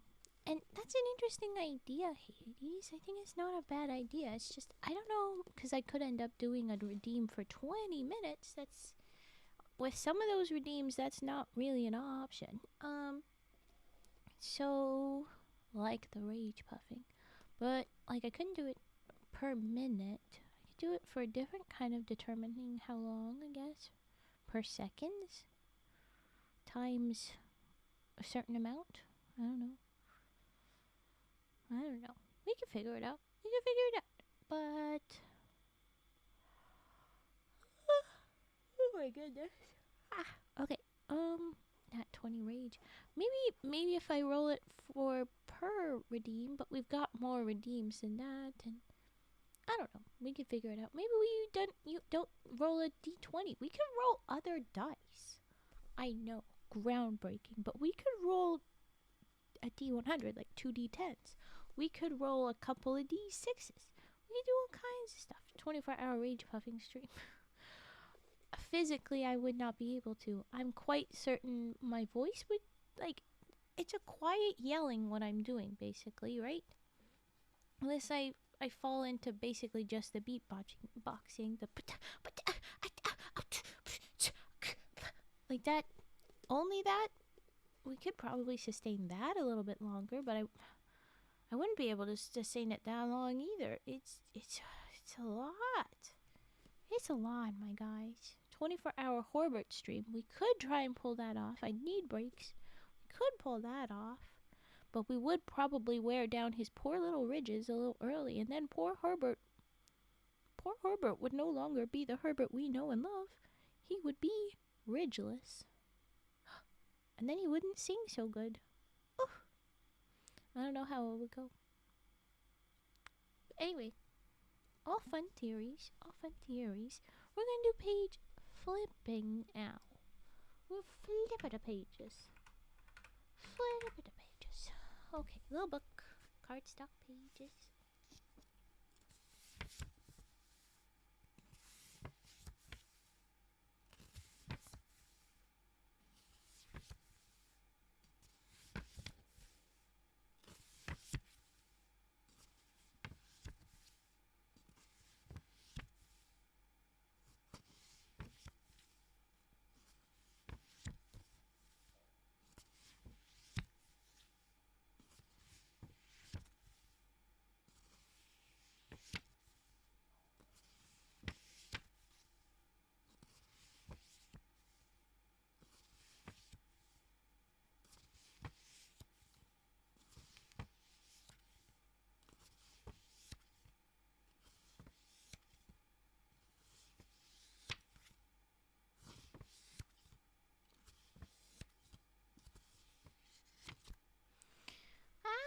The one gam. Oh no, my Wi-Fi dipped.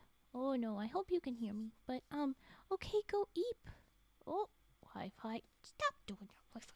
Don't fight you, Wi-Fi. You little shit, Wi-Fi. Cooperate. I didn't. I bonked. Oh no. But okay, Wi-Fi's better. The one gam. Eep well. Take care.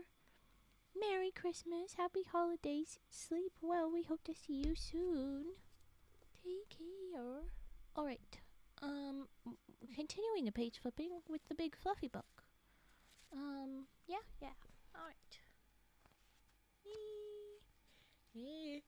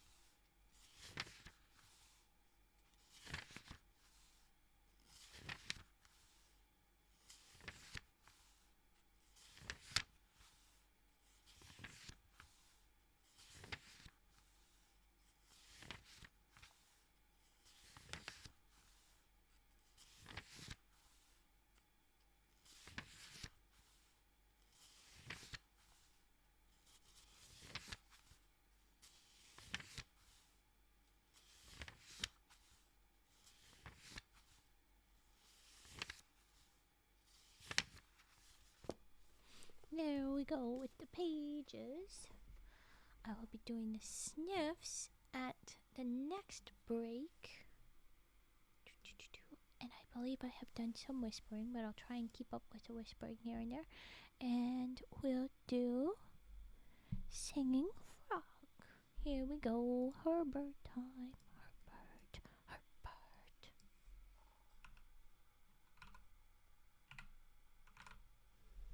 Herbert. Accidentally a ripoff of Toady, and I didn't mean to, but it's Herbert the pervert. Okay. Oh, that was way loud. Cause you guys stuck? Is this you pouting? Sir, stop pouting. Okay.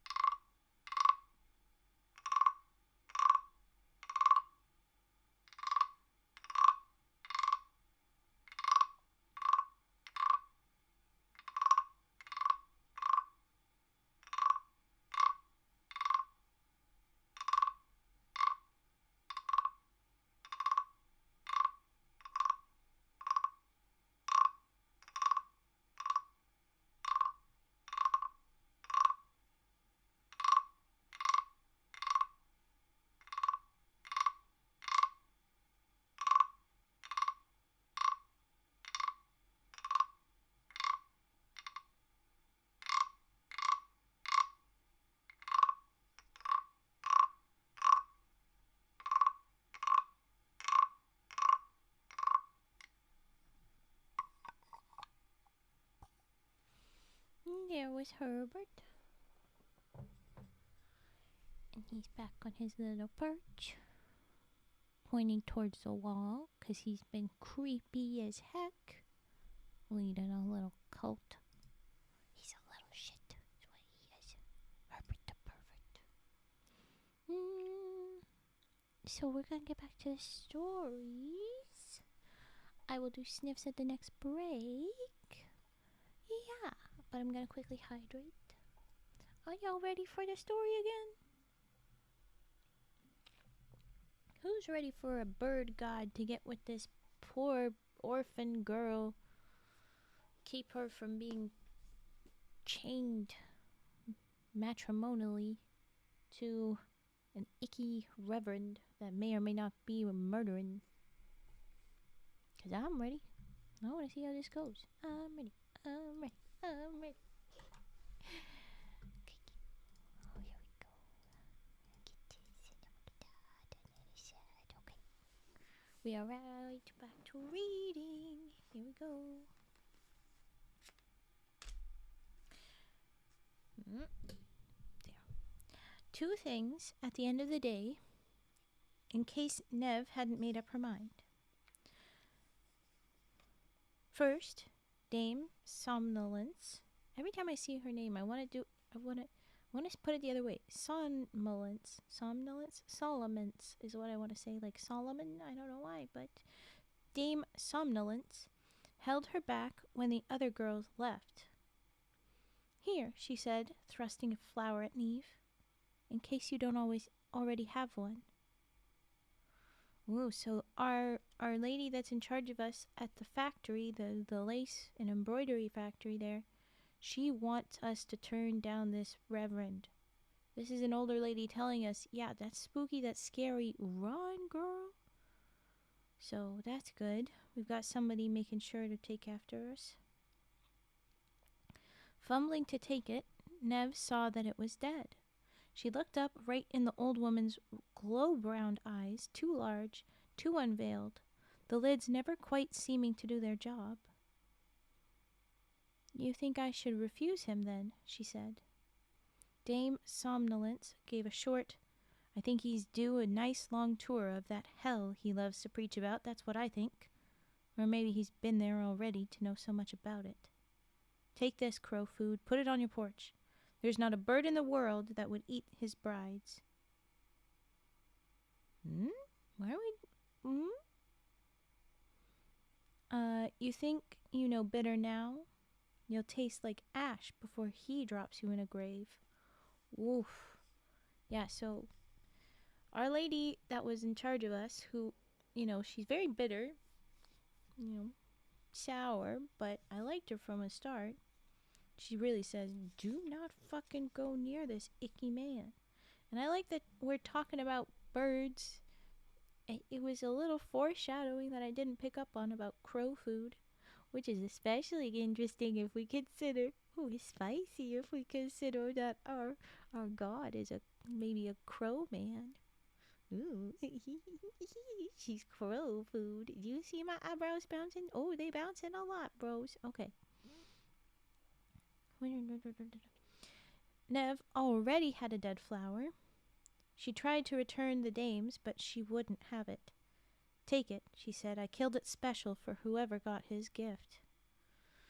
Good on you, dame, trying to protect whatever girl got stuck with it. And so Nev did take it, and she was glad to have it when she found the man himself, waiting for her just outside of town. Oh, shit. This was the second thing, yeah. He smiled when he saw her coming. His teeth were so white and square they looked chiseled out of walrus ivory. Maybe they are. Good evening, Nev, he said. This was a liberty. He ought to have called her Miss Eloquin. Sir, was all she managed, and it was the best she could do to keep her feet moving forward. Right past him. He fell into step beside her. I hope you liked the Bible, he said. Which passage did you read first? I always like to know. As though she'd sat down on the spot, keen to know more of the Lord's rules and punishments. Yeah, right, you weirdo. I didn't read any, she replied. The wind carried it off before I even stepped onto the porch. Between them, silence twisted, and Nev did not look up to see his eyes with their painted dot pupils.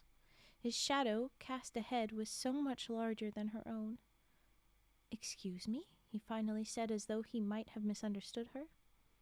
The wind, she replied. She replied? Oh my god, Raven. She repeated. I just assumed it was going to be she replied. Okay. The wind, she repeated. I'm sorry, the Bible's gone. It was the wind. He stopped walking, and when she did not stop with him, he reached for her arm and made her. I'm sorry, sir, is this not what was the exact words he used back on the girls before? Is this not indecent? To be grabbing her like this? You are not married. You are not related to her. You have no... What do you do? Don't touch her. Okay. Made her. His big finger splayed from her elbow to her shoulder, and his grip was not gentle. That was that was a family heirloom, he said, and she had no choice but to look at his eyes now. Glassy, she thought, and imagined flames reflecting in them as he scouted the geographies of hell. It was precious to me. Then maybe you shouldn't have left it on a porch, she said, trying to pull her arm free. It wasn't my doing. Oh my goodness, guess what? Raven was stupid and forgot about the ad that she was supposed to run in between things. Oh no. Okay, so that's a cliffhanger. I'm gonna run an ad right now. Sorry. I'm so sorry. Here comes an ad. I didn't mean to wait. I'm sorry. I've ruined it. I've ruined it all. Damn it. Damn it, Raven. Aha. Okay. The ad is running. And those of you with subs are safe. I really mean it. I'm sorry. I guess I should wait to apologize to the people that got bonked with ads. Oh my god, Raven. Ads, Raven. Yeah, so, oops. I meant to do that, but I didn't. Womp womp. But the audacity on this reverend man. I mean, am I right? Grabbing at her.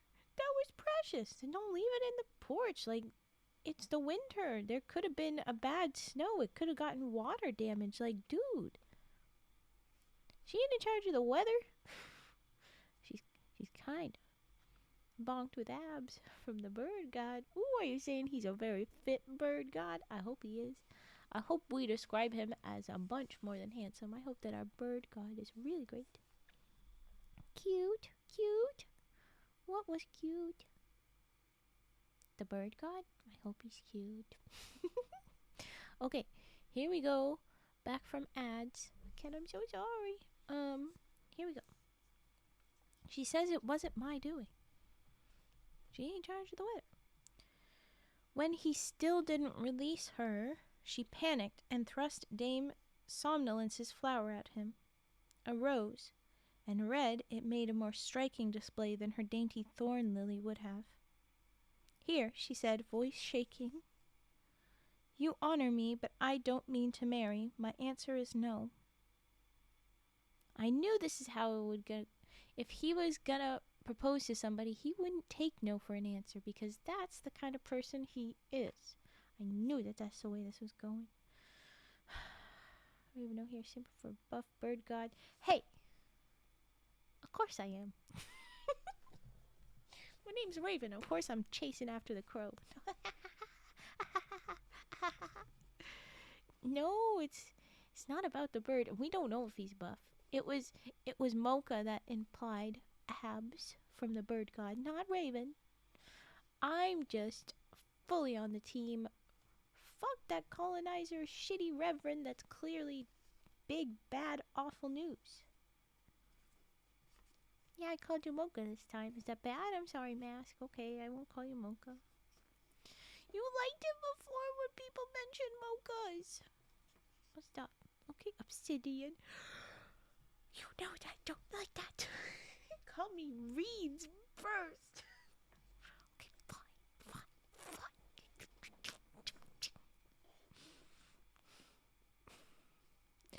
Okay, Max, fine.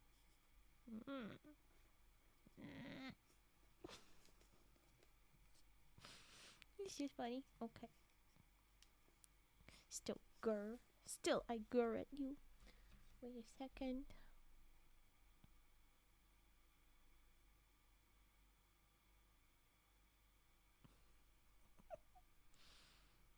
Distracted. Okay. Don't mind distracted Raven. Okay, reeds. See, I would prefer to that before obsidian. Cause I do the reeds. I am not the obsidian. The reeds are, but then I do them. It's just a channel name. Hi, blacklisted. What are you blacklisted for? But hi, get cozy. I am not doing a summary. I'm getting too distracted. I'm never gonna finish the summary before we get lost. So, just get the idea that we're this one girl, and this guy that's grabbing us right now is not our dude, and we're trying to tell him I don't want to marry you, and he's not really responding. So, like I said, she says it wasn't my doing. Nothing bad. Well, okay. She says it wasn't my doing. He's still not releasing her, and she says here, shoving the dead rose at him, and saying, "You honor me, but I don't mean to marry." My answer is no. He didn't take the flower, and he didn't let go of her arm. And when Nev met his eyes again, growing more panicked by the second, his look spoke. Some looks do, the way she remembered her mother's eyes telling her as plain as happiness in the time before grief. "I love you more than life, my sweet girl." Or how Ivan's dying eyes had said his greatest desperation was in leaving her alone. Spear's look was eloquent. "I will have you, and I will hold you. I will learn 1,000 ways to make you weep.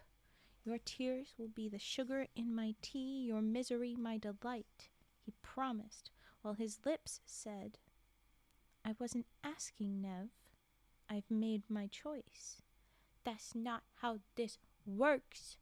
It is not your choice. It is requiring her consent. Anyway, the reeds are obsidian because they're solid. Hey, there you go, Hades. Okay.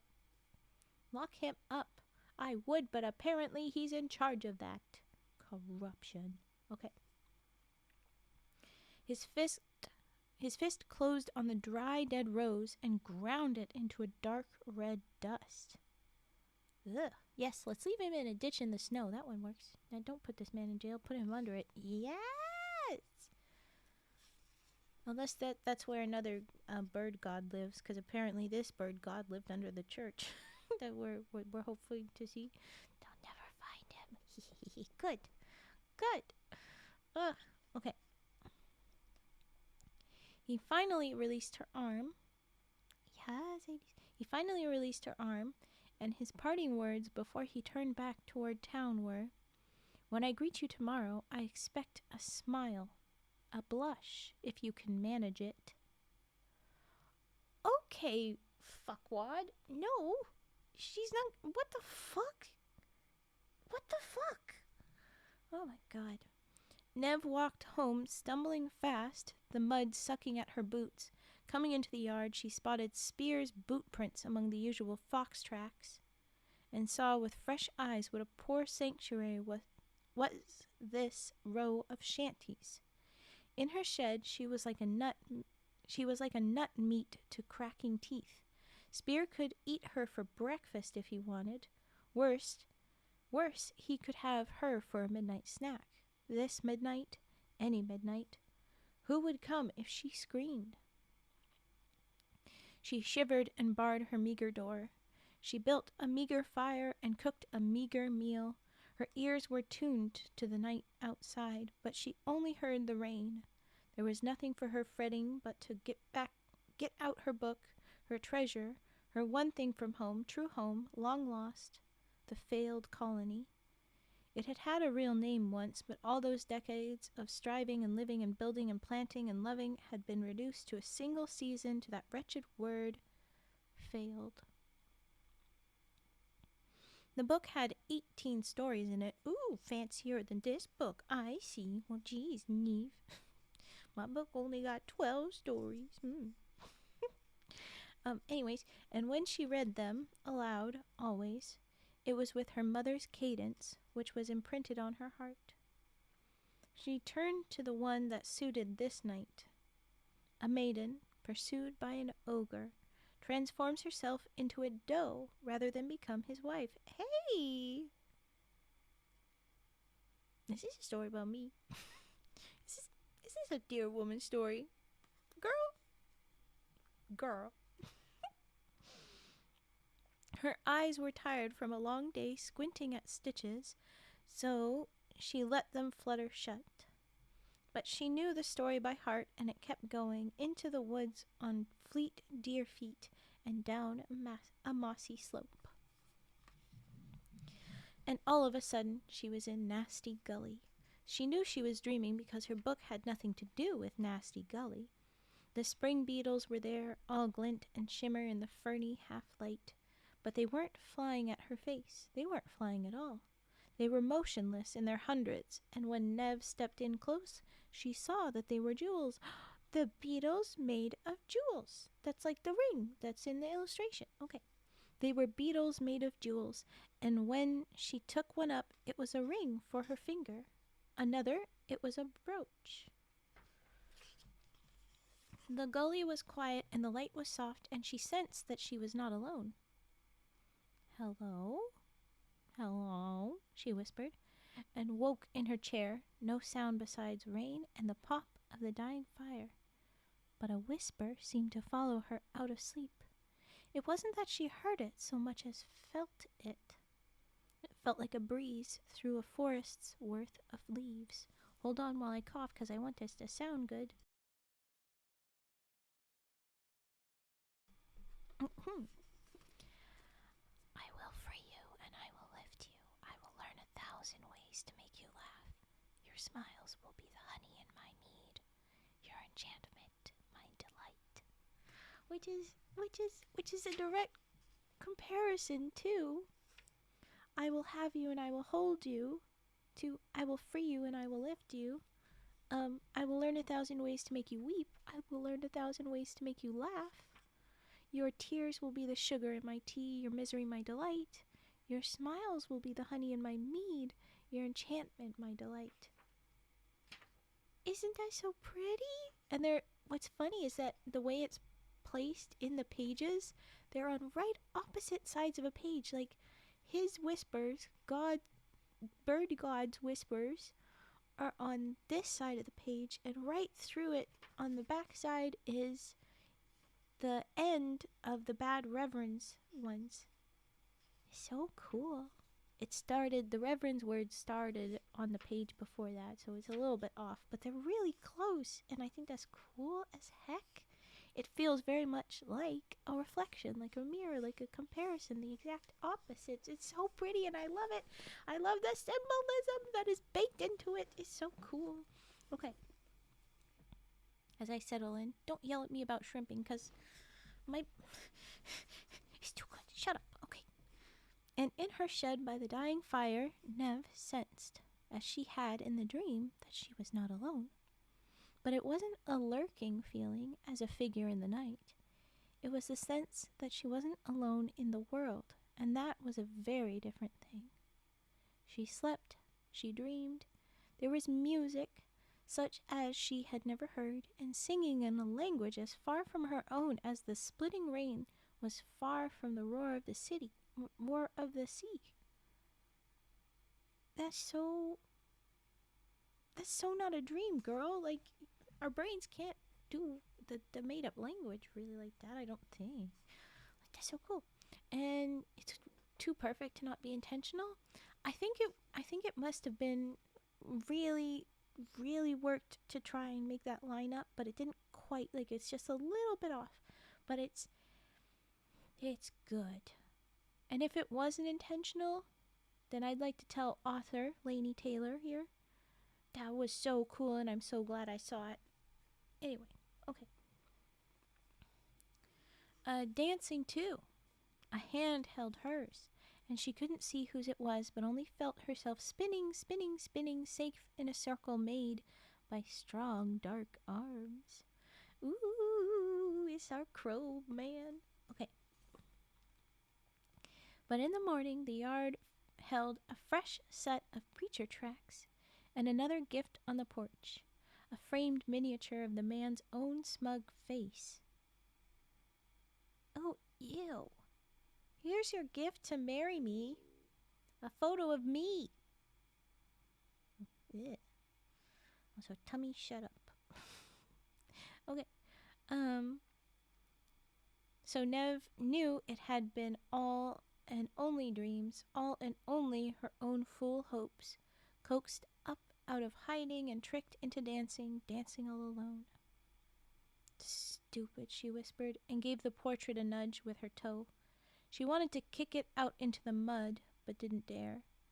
Tricked by a dream into hoping, and hoping for what? Dancing in a pair of strong arms? Stupid, she said again, with more venom. You'd think she was new to despair and just learning its tricks. She stumped into her boots and made for the henhouse.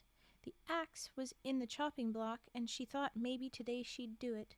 What good is a hen that won't lay? About as much good as a girl who won't marry, said a voice inside her, and she rousted Pot Pie, who gave a sleepy blink. Please don't kill your little baby girl. What do you say, old girl? Did you make me any breakfast today? There would be no egg. Nev knew it. It was pathetic that she still checked. Proof that hope had its hooks in her, whatever she might think, and then interrupted. She let out a chuff of surprise. There was an egg. Well done, you, she said to Pot Pie, unreasonably pleased for such a small thing as an egg. Well, 'cause it also meant not killing her burb. But okay.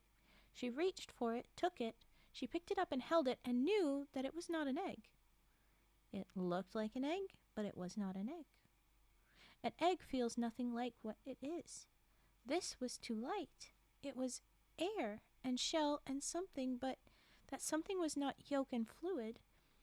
And Nev should have wanted to drop it, not even wanted to, but just done it instinctively as a reaction to wrongness. But she didn't drop it. She did not, in fact, sense a wrongness. She held the egg, and it was warm and smooth, and it fit in her palm like a rightness. Ooh. Show it to Birdman and say, this is your target. I think we don't even have to move it. The thing will stay on the porch, and that will be because Birdman, activated the wind. Maybe he'll know this is the porch. This is where I ripped up the Bible. That's who sent the Bible. Why else is this here? I'm gonna go after him. I think he'll know that this is your target once it sat there, is what I think and hope. But okay, so we've got this weird egg that feels like it's a Fabergé egg, I guess. But I guess in this old-timey and weird different world, they don't... She's like, huh? And it would be pretty fucked up if it came directly out of Pot Pie's little butt as an empty egg like that. That would be pretty like, whoa, how? But, okay, so there it is. Breakfast forgotten for the second day running, she carried it back across the yard, and once she was inside and looked at it some more and weighed it gently, hand to hand. Something shifted in it when she moved it and wondered what to do. She could leave it as it was, intact, but eggs aren't meant to remain intact, aren't they? They're meant to open, to disclose. So she cracked it, gingerly, and the sound it made knocking at the rim of her old clay bowl was like a note of music. The eggshell split and opened, and thus something inside it, ... sparkled. That'd be strange even for today. Very true. Ah! Hello! Magic Crow, thank you for raiding. Get cozy. I am not being very good about summary, so maybe if someone else has a summary ready to do for this, go ahead with that. But get cozy, and if you need to leave to look after yourself, please do. Please go eat, rest, whatever. But thank you for popping in. Hi. Thank you for giving the shout out. While my hands are full with the book. If you have a summary, somebody that's been listening, please drop it for our new friends. But I'm gonna keep moving. So the thing in the egg, it sparkled. Nev spilled it into the cup of her palm and couldn't believe her eyes. It was a beetle. From her dream of Nasty Gully. Here was one of the jewel beetles, and it had a diamond for a body, as big as her thumbnail, and dazzling as a star encased in crystal, and 2 half-moons of milky jade for wings. Ooh, and it's jade. A bird god is trying to get with a female lead. That skips over a lot of the other bits, but yeah, you're not wrong. I hit go before I was ready, but Ray, cozy Ray. Oh, that's cute. I like it. Let me hover. I will take my hand off book just to look at the tea kit and the sipping the tea. Oh, that's cute. Pretty much forcefully quoted by the guy who owns this town. A reverend, correct. But there's a sexy bird god we're gonna get with who will probably save us. That is the theory. We asked, please help us. And it ripped up the Bible that the reverend gave us as like the beginning of a proposal thing that this place does. So fingers crossed we get with a sexy bird god. No confirmation if he's sexy, but I'm hoping. Okay, but this pretty ring, and it looks just like the image, and it's jade, guys. It's dark green. Perfect. This story is a little too much for me. Like, how is this so perfect? Even references my little dear woman self. Like, come on. All right. Okay, so the 2 half-moons of milky jade for wings. They were set on cunning hinges and open at her touch, and its head was an emerald with cabochon? It's not cabochon, it's not the monkey. Cabochon eyes of the same stone she couldn't name. So, the jade, you mean? Anyway, soft pearl pink and flecked with gold. Like in her dream, it was set on a ring and fit her finger just right, as though fairies had measured her for it in her sleep. Maybe they did. At first there was only wonderment, her staring at it, and opening and shutting its jade wings in slow, astonished delight. Then the questions crept in. How? And of course, ... Who? Well, speaking of who, it looks like we're about to jump into his POV again. I would believe in one god, but if I could be one, I'd make myself sexy. I don't know how long this story is. It's a few more pages. It's a short story, and at the back of a book of short stories is what we're reading right now. And we're, I'd say, halfway through it, a little over, something around halfway. So yeah. Okay, so we're back to the bird god POV, I think, I'm assuming, because it says, so the world was not dead, but it was so altered as to seem a new place, and not a better one. It was dirtier, paler, tarnished with sadness, and the dreamer felt himself lost in it. That's our bird god guy, the dreamer. He still didn't know how much time had passed, but he understood that it was too much. But the dreamers, I guess there's more than just him, had, by their absence, ... forfeited. Forfeited? Who are you fighting? Okay. But how had it come to pass? Where were the others, and why had none of his brothers or sisters come to wake him? Did they sleep too, in their own far-flung hills? Had their feathers been stolen as his had, their wits and senses dulled? He would have to find them and draw them out of the earth, but first something bound him here. Someone bound him. She had asked for his protection. No, She had done more than that. She had summoned him, even though the barriers of the colorless, choking sorcery that had held him in its stupor. He owed her for that. When he went to find her, it was to settle a debt. And then he saw her. He saw her, and the clamors and stinks of this new world fell away, as murmurs overcome by a bright surge of song. He saw her on her lonesome road, her brightness ill-concealed by the dun disguise of such dull clothes, her grace scarcely hindered by the mud-caked weight of boots, and his panic died away. His was the panic, you understand, of one who has overslept and is late for work. When the work in question is the making and keeping of the world. It would return, and all the world clamor with it, but for now it was silenced by the sight of a girl. Oh, thank you, Turt. Thank you. Oh my gosh. Okay, alright. So she was so alone, so brave, and so afraid, and so beautiful.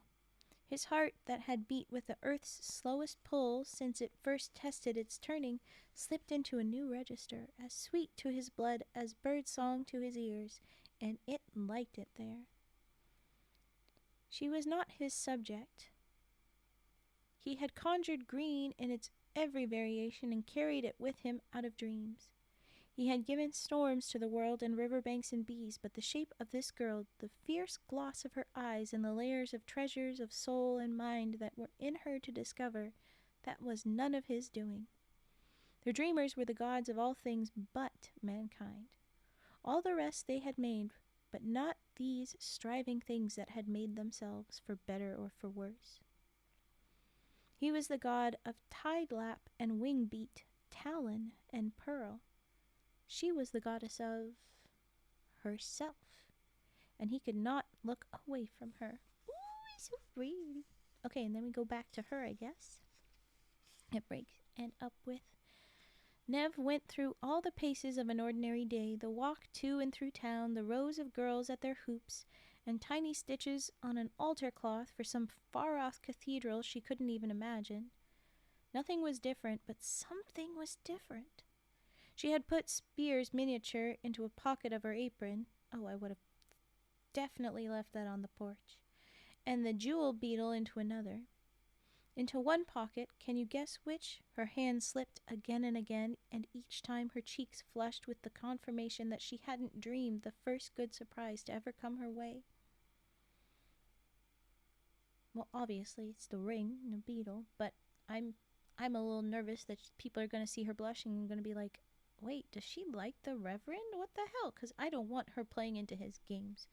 Might keep her safe, though, so I don't know. But I'm still like, because he demanded that you smile and blush for him next time you see each other, I really don't want you to be seen blushing in public, just in case people misunderstand. Better not think that he's good. He's awful. Okay. She tried to stop herself from wondering what it meant, to take it like a story from her book where logic could find no firm footing. It wasn't easy. Who? All day long that one word lurked behind every other that she spoke, and when she wasn't speaking, which was most of the time, she was wondering, dreamily, who? Well, Dame Somnolence wanted to know, did you give him the flower? Dame Somnolence is our boss at the factory, by the way, and she gave us a dead flower, which is the way that this place does a rejecting. Is if they've given you a gift, you give them the dead flower as a thank you, but no. And the dame here gave us this dead rose. We have a dead lily to hold on to, but she had this rose, and she specifically killed it to give to whoever the Reverend went after this year. And we tried to give it to the Reverend, but he ground it in his fist and said, no, I've decided, and I'm gonna have you, which is freaking fucked up and scary. But anyway, so she's asking us, well, how'd that go? Did you give it to him? Nev nodded. He ground it in his fist and came again last night. She took out the miniature and left it dangle from its chain. Seeing that she was not distraught, the old woman misunderstood the reason. Well, won't the coffin maker be pleased? She sniffed, her big doleful eyes going narrow with the affront of advice ignored. Don't say I didn't warn you. Nev didn't try to explain. What could she say? That she called for protection and been answered? When she even dared to think it, she saw how preposterous it sounded. Yeah, leave the fucked up gift on the porch. Why did you take it with you? Oh, but fine. When she dared to even think it, she saw how preposterous it sounded, doubted it all anew, and had to slip her hand into her pocket and cup the beetle in her palm. She was so preoccupied that when walking home that evening she passed Reverend Spear on the high street, she unthinkingly did as he had bid her the day before. Half of it, anyway. She smiled. I guess because she's thinking of the thing? Yeah. Oh, the smile wasn't for him. Yeah. But still, he's gonna misunderstand that, and I'm freaking pissed off about it. It was on her face already when she chanced to turn his way. It was slight and quizzical and dreamy, but certainly a smile, and with difficulty she kept it from sliding off. She didn't blush, as requested, but the smile seemed to suffice. He stood in a company of men, leering, knowing looks from all of them, and didn't stop her, but only nodded gentlemanly, though his eyes burned at her hot with something that was not anger, that was worse than anger. Never mind, it was best not to draw his ire. Draw it? Ugh, but that would hurt her in the end. But still, fuck that guy. Don't give him a smile. Don't give him none of this. I'm not for you, Nev thought. She had 23 days till the Christmas Eve gather, and the understanding had come to her slowly, though her wonder that the beetle in her pocket, worth such a fortune, she didn't doubt, as had never been seen on this island before, meant her freedom from both spear and fog cup, even if it meant nothing else. She could take a ship any time she wanted and set sail toward any life she wished, and that was a reason for smiling, certainly, but it wasn't the best reason. Someone had given it to her. Someone was out there. She felt him. I will free you, and I will lift you. Those were his words from her dream. He had freed her already. What now? It breaks and then up, I guess, back with him. What now? A chain of mornings, and the dreamer made the world anew, in miniature, for her. On the third morning he gave her a bottle that held every bird song in the world. Each time it was opened, a new one floated out, and her favorites could be called upon at will. A spider next, that would weave her wonders. Gloves of gossamer enchanted against chill, and such lace as human craft could never equal. On the fifth morning it was flowers, that is to say, she opened her door to find her mud yard in bloom. An impossible winter garden. Blossoms from all the world's array. His favorites were here, dreamed in another age, and so extravagant and improbable that beside the isle's hardy vegetation, they were like dragons among monkeys. It thrilled him to see her wade through them, vivid with delight and lost to her waist in a bay of color, dressed half in petals over her usual drab. She cut a bucketful of stems and took them in to brighten her poor room, and so the next day he gave her a tapestry to hang, a scene in vibrant colors that would change day by day and show the world to her in glimpses. This is like more fairy books. Oh my gosh, guys, this is so cool. All the weird little magic objects. It sounds exactly like out of the fairy books, which is exactly what she must be reading, so she must be losing her mind head over heels in love with this stuff. On the seventh day, it shamed him to the roots of his teeth that it took him so long to think of it. He gave her food to eat. She was hungry. This bright and wondrous girl, the dreamer had no words for his dismay. He made her a basket that replenished itself whenever its lid was unlatched, and which yielded something new each time. Like the jar of birdsong, her favorites could be called upon, and within a few days she had favorites, a luxury she'd all but forgotten. And every day that passed, he found it harder to keep a distance between them, but he did keep it, and watched as wonder brought new light to her face. Her eyes had been brilliant the first time he saw her, but that had been the sheen of unshed tears. This was happiness. She spoke to him from the porch or on her walks to and from town, as though she knew he could hear her. Soft thank yous at first, and then words strung together, her shyness wearing off until a few days in, it was natural to her to speak to the air, to the wind that escorted her warmer than the isle's salt breezes. As the dreamer's heartbeat had slipped into its new rhythm, so did he slip into this ritual of courting. What did he know of humans? Here was time to learn. 24 days until the cycle came to its end, and what then? He had decided he would stand before Nev and hold out his hand in the way of her people for all to see. That's going to be a shock for her to show up and this reverend is holding his hand, and then, nope, I choose bird god, bird god. Suck on that, everybody.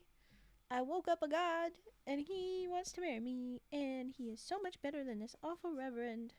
Who knew? Anyway, so would the other man, who walked in such arrogance and pride that he didn't guess he wasn't Nev's only suitor, let alone that her other suitor was a god. The dreamer watched him come each night and leave his dry and useful tokens on her porch. A wooden spoon, a bottle brush, an apron of sturdy gray. He watched him pause every time and stand in the yard, staring at the door as though he could see through it, considering too long before finally going away. On the 18th night, it was raining hard, and the dreamer watched him stand in the downpour, jaw clenched, and water coursing down his face as he struggled with himself and lost.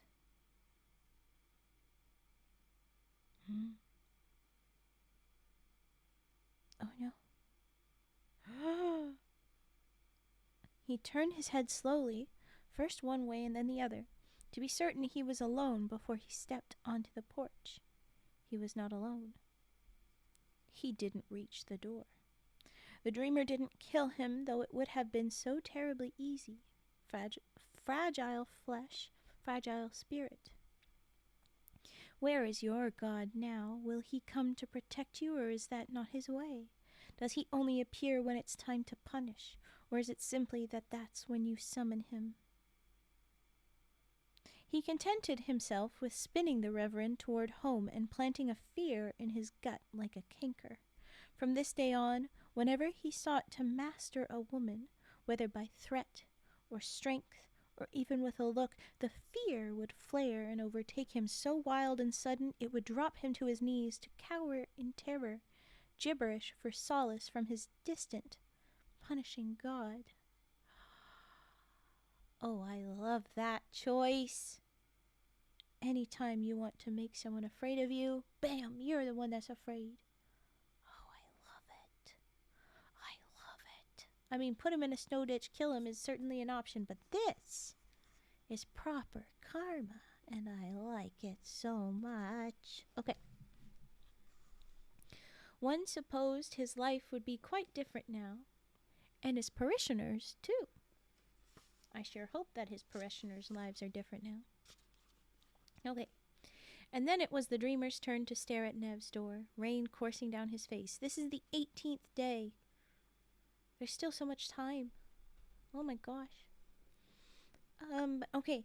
Rain coursing down his face, the feel of her radiating outward as though she were a sun and he a flower. Oh. He understood temptation, but not the weakness that would succumb to it. He turned his back to the shed and stayed there through the night, standing guard in the rain, which, though it was his own creation, he'd never felt in quite this way before.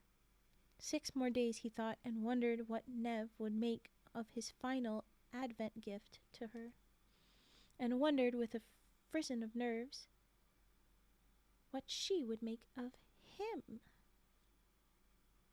And then we break and pick up. Scarman's Hall was the grandest structure on the Isle of Feathers, and never grander than on Christmas Eve. The gather was the social event of the year, and the betrothals were its heart. Every marriageable girl had been planning her gown for months, and every suitor his final gift, a ring. Well, oops, he started with a ring. Nev had a ring already. It had been her first gift from the dreamer, the jewel beetle, and she'd carried it in her pocket ever since. Tonight, she would wear it on her finger. She would also wear the dress she'd made of fabric he had given her. It was blue as the sky, and as cunning as all his gifts. It wasn't one blue, but every blue. All the hours and moods of the sky. From minute to minute, it changed its hue. Oh my God, seriously? Deepening from cobalt to midnight and setting out stars. And when she smiled, she discovered, looking at herself in the mirror that had also been a gift, it flushed to sunset orange as bright as flame. When she smiles, it makes a sunset. That's so pretty. Imagine the last of the plague orphans turning up at the gather in such a gown. It was like the story from Nev's book about the cinder maid and the fairy godmother. Yeah. She didn't have a pumpkin coach, though, or slippers made of glass. Only of spider silk, with a sheen like dew on a petal. That frickin' awesome. That was so cool, too. But she had her old cloak and boots for the long walk. And when when had she ever had qualms about mud on her hem? She doesn't care about that bit. It'll be fine. Oh, why you gotta bonk, LaHonk? We're having such a sweet moment with all the pretty stuffs. Okay. She looked in the mirror and wondered if it were true or enchanted. How could she know if this was herself reflected or some dream version? Did it matter? She smiled and watched her dress again flame from midnight to sunset. Her heart felt like an ember in her chest, ready to catch fire and throw sparks. What would happen tonight? She didn't know. Spear's hand would never hold hers, she knew that much, and Fog Cup would never be her home. A mere 24 days ago, those had been her only two choices. Ah! Hello, raiders! Oh my gosh, I roll back. Hello, welcome in, space left blank. Get cozy. If you have to pop out to get food or go sleep, that is all good. Welcome in. Oh, that's fun. I like the remote. Your message is a very fun one. Welcome in. Get cozy. Scroll back up a little ways for a summary from Turt. Actually, I'm going to pin that. I don't know how to unpin. I'll deal with that later. But the pin message is a quick summary of our story, what we're in the middle of. Yeah.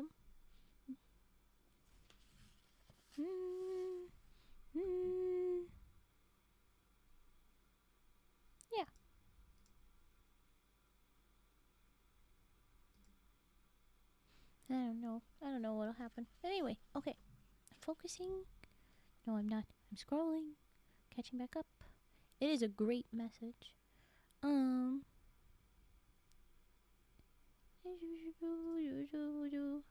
Okay. Yeah, I said yes. This should be good. Oh my gosh. I don't know anything that's happening. Okay, back to story. Okay, so 24 days ago, we thought that those were our only two options.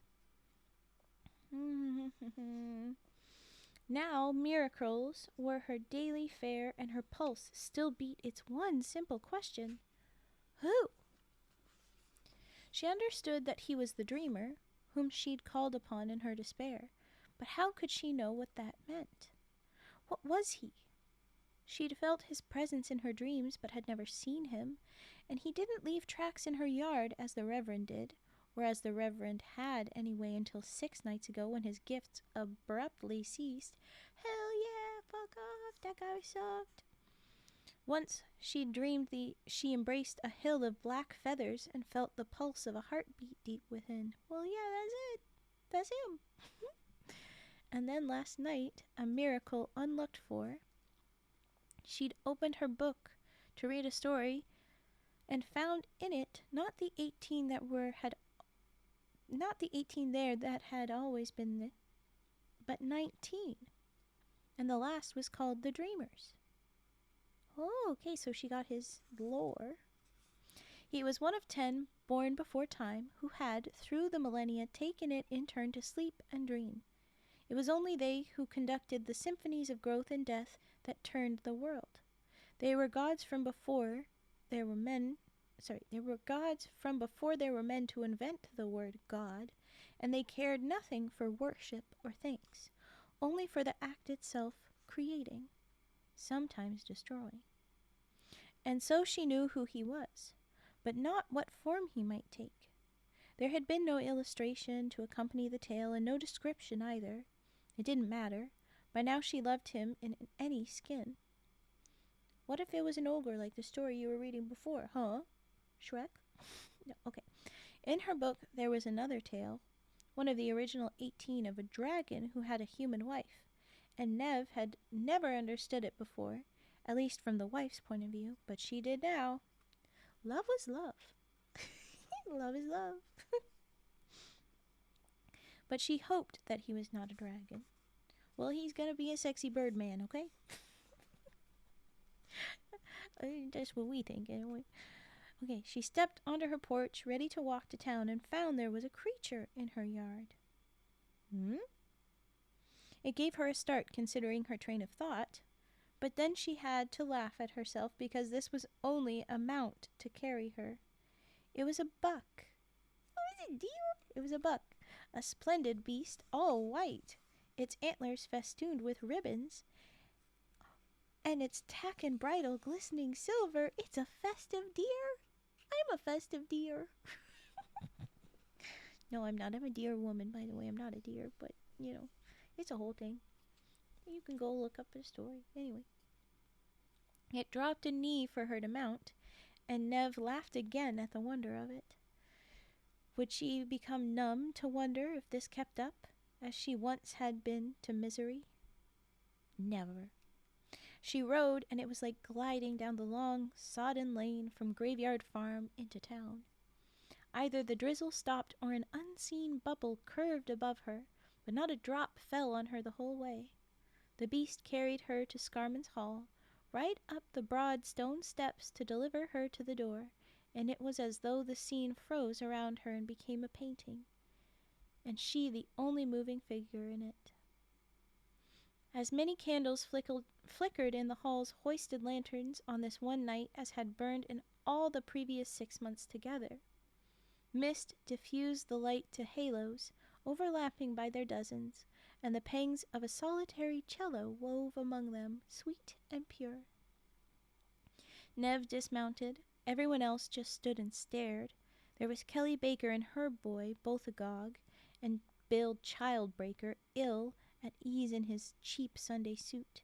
There was a gaggle of First Settlement girls in matching crowns of holly berries.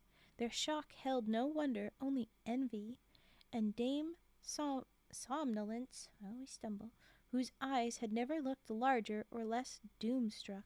She's like, she dressed that much for frickin' the icky reverend who I told her to stay away from? What the fuck happened to this girl? But no, it's not for him. And then there was Reverend Spear, as motionless as all the rest. He stared and stared, Nev's splendor diminishing his own. He seemed to shrink before her eyes like a shadow at the rising of the sun. Nev faced them all and smiled, and beheld the deepening ripple of their shock when her dress flushed from blue to flame, and when she walked past them she felt like she was floating. Maybe she was. Nothing seemed impossible now. The corridor was wide, its ceiling vaulted high, and at the end of it the ballroom glowed with a light too bright for lanterns. He was already there. She felt it even before she heard the singing, the language of her dreams. Wind through a forest's worth of leaves, and she knew that the Isle folk were crowding behind her as she drifted. She felt them too, but with nothing like the pulse of radiance that drew her onward. They were the past, already receding. In her spider silk slippers, she came into the ballroom, and there he was. The senses have their limits, and we can never know how short they fall in revealing to us the truth of a vision, a scent, a sound. Gazing on the dreamer, Neve felt herself careen into the boundary of her human limitations and push past it. The others were left behind. They saw him too, but only a mirage of him. Perhaps they saw a man. He was not a man. Had she thought he would be? Had she really thought he would be? She had never been able to imagine him, but when she pictured this moment, Neve had thought she would go to him, that he would hold out his hand and she would take it. But how could she go to him when he did not stand on the ground? He drifted above their heads, up amid the glittering bowers of paper snowflakes, precious glass icicles, and lanterns whose copper chains swayed with the draft of his wing beats. The dreamer had wings! Oh, thank you for the follow. We do have a tradition. Thank you for the follow, Space Left Blank. Here are your dances. You have a rat dance from Turt, and there's some frogs from me. There you go. Okay. So he has wings. Of course he did. He had found his black feathers wherever they'd been buried, and they were as glossy now as they had been the day ages past when he shook them off to lay down to his dreaming. His hair was black, and wasn't hair, not only.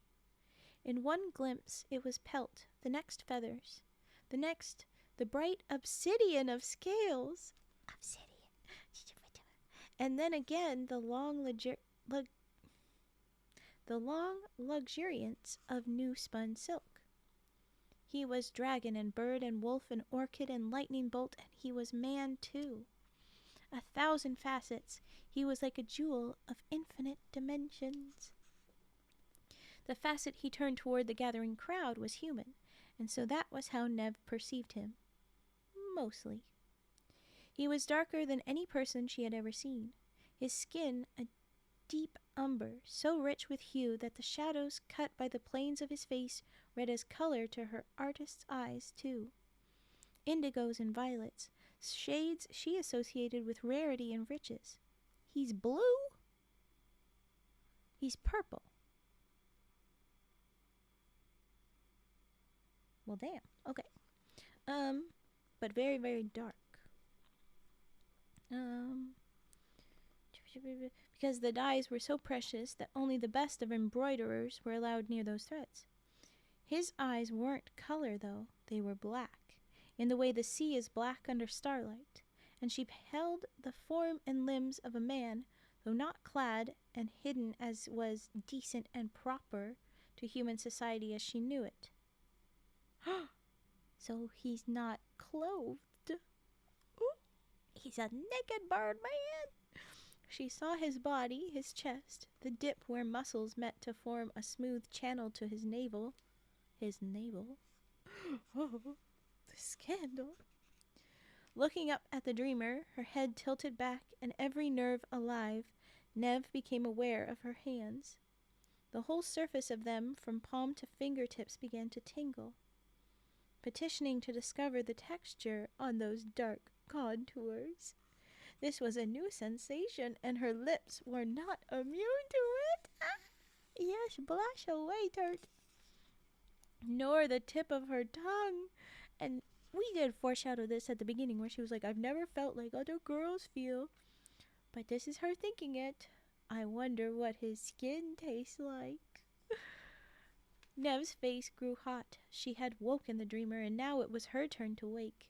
It was like hatching out of a small, dark life into a great, unfathomable one, and the man before her, the god before her, above her, adrift in a sphere of his own radiance, was waiting to take her hand. But how could she reach him? She needn't have worried. No sooner did she lift her own hand toward him than the rest of her began to rise. I will lift you, and to change. Her honeysuckle hair became unpinned, transforming as it tumbled free to a sheath of pale yellow feathers. For an instant this concealed her other transformation, but only for an instant, because wings such as these could not be hidden. A god of the old world took a girl into his arms, and she was no longer a girl. She was still herself, still flesh and blood, and still lovely, eye bright, slender, smiling, but Nev was no longer human. Not quite. And she was no longer bound to the earth. She beheld the sweep of her own new wings, the same pale yellow as her hair, and remembered when wanting had seemed futile. She reached for him. I believe I can fly. Do you even lift? Oh my gosh, you guys. Okay.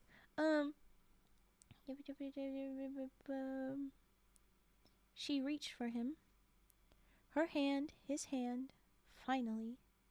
The dreamer drew Nev close and whispered his true name in her ear. Ooh. I believe that was Wisha. Mystery flowed into her like music.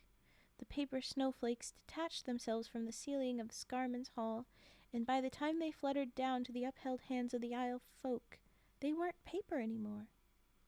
All evening long, real snow would fall from the ceiling to glitter on the lashes of dancing girls and ardent boys, but Nev and the dreamer didn't linger. They had other things to do. All of them. All of the things. All the things dreamed and undreamed in the depth and breadth of the whole spinning world. Amen. The story straight up ends with amen. I'm a little bit weirded out with how the rest of that story had gone for it to end that way, but yeah, it's amen. The end! The end of the book! We finished it! Oh my goodness. That particular story, I didn't feel as much like I could even break. I felt like I had to just keep reading. Oh, okay, well now I will unpin this message. We're all done. Story is over. Thank you for the stretch. I will do that right now. And then I have the sniffs to do, but this is our trigger break, so go ahead and hit all the triggers you want. Don't mind my model freaking out because I'm stretching.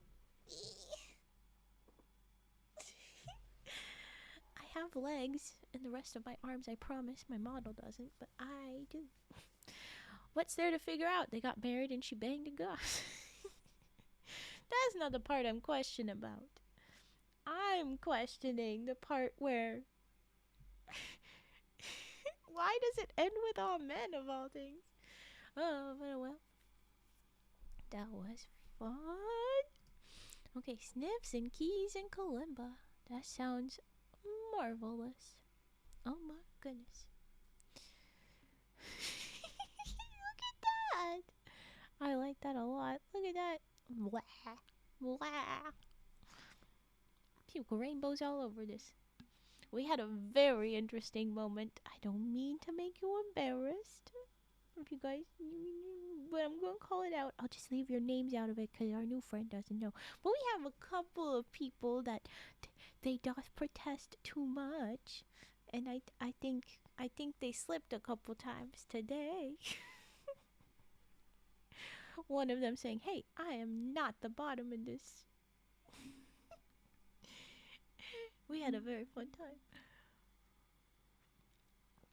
That was one of the best stories I've heard. Well, that was one of the authors that I know from somewhere. And it's just good. That was good. I liked it. I like that she really leans into the dark side of it. And we're kind of lucky. Is that what you say? I'm sorry. I like that we were lucky enough to have this story reference my stories that I've read. I've read the Cinder Maid story, the Cinderella story, way back, beginnings of my streaming days. And I am the Dear Woman story, which sounded way too much like the the story she referenced where the girl was running away from the bad guy that was pursuing her romantically and turned into a deer to avoid him. Like, straight up, are you kidding? That's what happened. So that was cool. And then birds, all my mods eat bird shit. So like, what the heck? And my raven, my name is Raven. So like, also bird, but then people think I'm a bird, but I'm not a bird, and I'm whatever. So it's just very coincidence, and I found that so cool.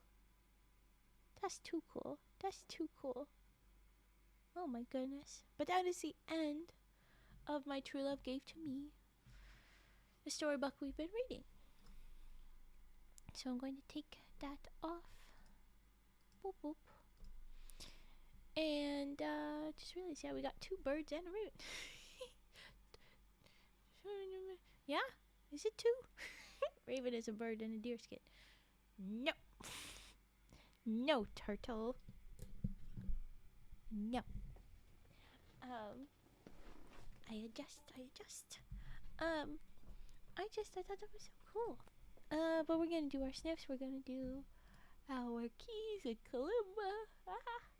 And after that, I'm going to be pulling out some other little bitty short stories. Cause we still have 2 hours. What the heck do we do? But we'll do little chats and little triggers if we don't have too much of stories. But I've got a couple to read, and I'm excited. They're real little ones. One's really, really short, and one's pretty short. And I think that they will be cute. It'll be fun. Alright, sniffs. Yes, Raven. Oh my gosh. Okay, let's do the sniffs.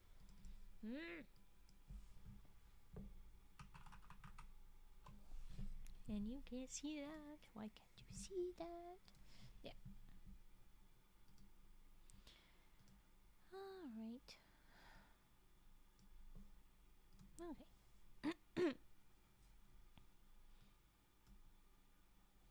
Where? Oh no, I just keep bonking the wrong things. Alright. Here's sniffs.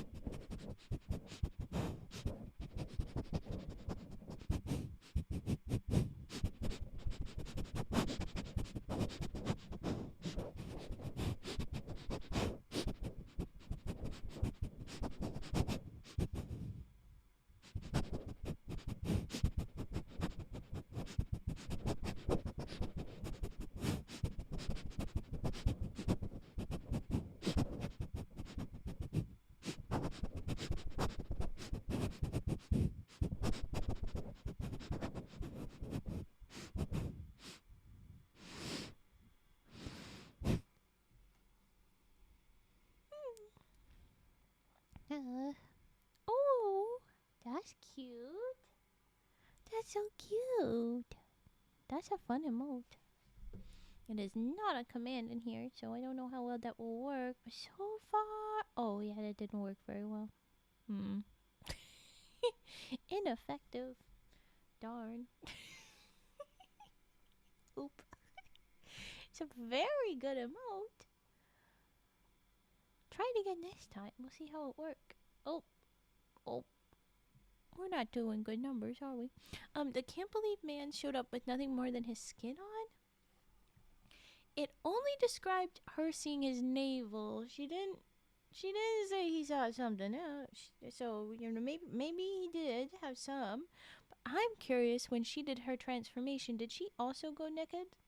Partially? Or did she keep her pretty dress on? I'm hoping and assuming she kept her dress on, but that does imply that she may or may not have created holes, wing holes in her dress or something. I don't know.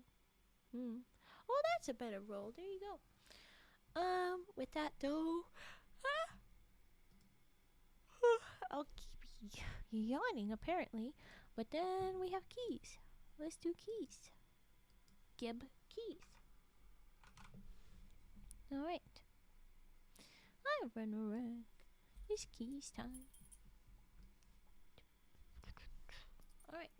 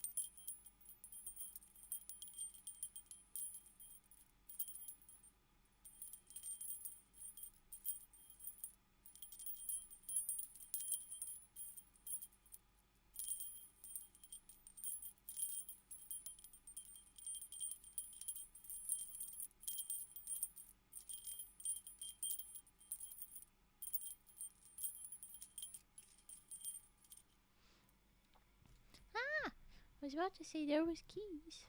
And then my internet dropped to 0. Now it's back up. Keep going up. Get better. Come on now, Wi-Fi. Why you gotta be a bullshitter? Yes, floating body. Because when I stretch or turn my head sometimes, my model decides to go tiny. I don't know why. He's silly like that.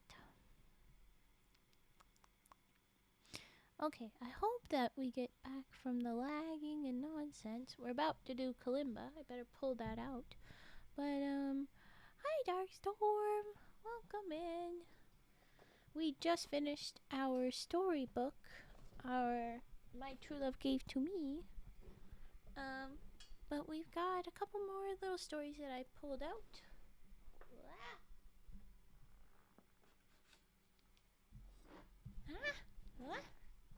Scoot, chair. Scoot. Oh, thank you for hydrate. I will hydrate. I will do such. It's a good idea.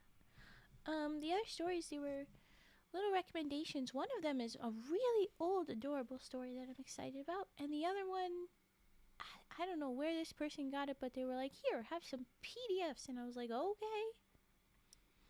So I'm gonna.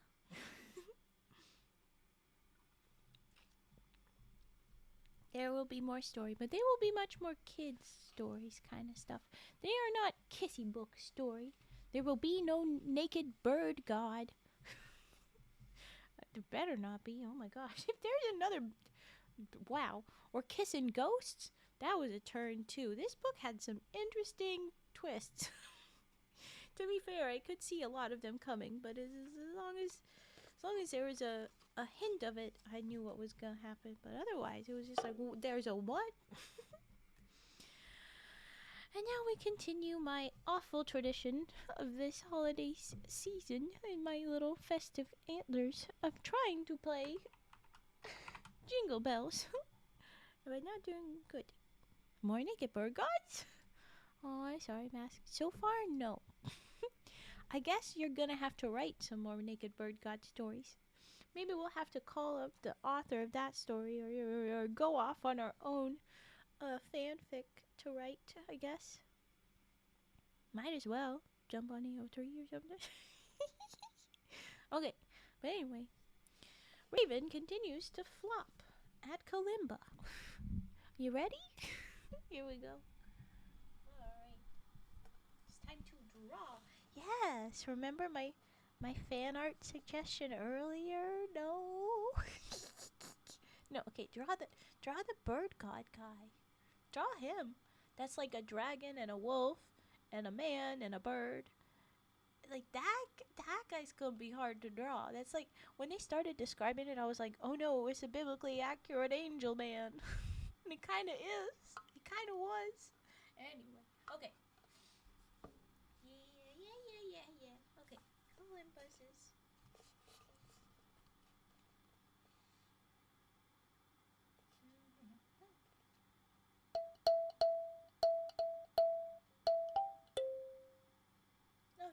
so far. Okay.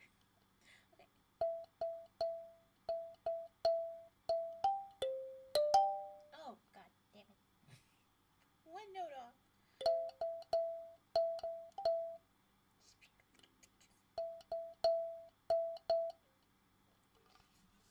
Well, that's that. No, I'm gonna just... Still need to draw your favorite bird character. Who's that? Who's your favorite bird character? Is it the rooster that Jack my Hedgehog rides? It's not him. Please don't be him. Okay, I'm gonna... Okay.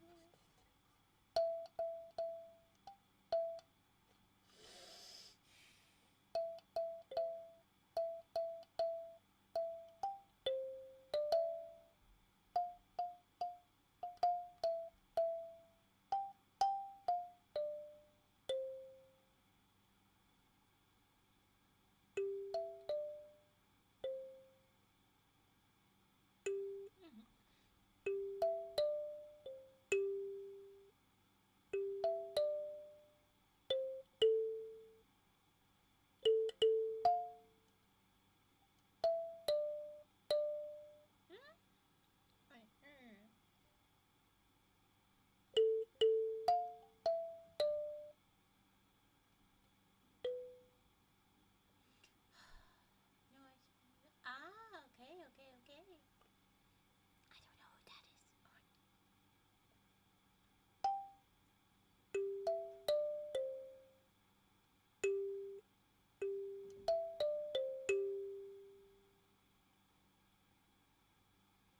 I'm gonna keep starting knowing it and then failing, and you're all gonna hate this, but I'm gonna keep doing it.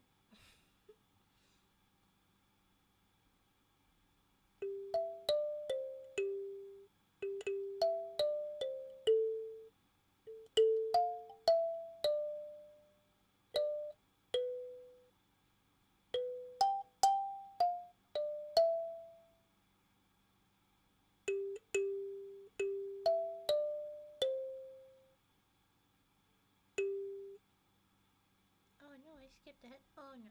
Okay. Oh no, that wasn't. Okay. Well, rude. Okay.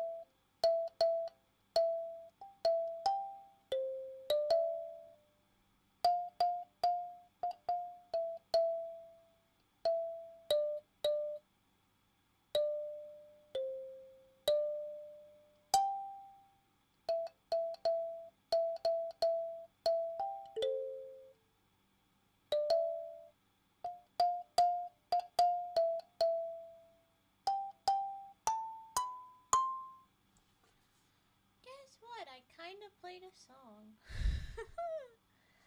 Let's try one that I sometimes kind of know a little better.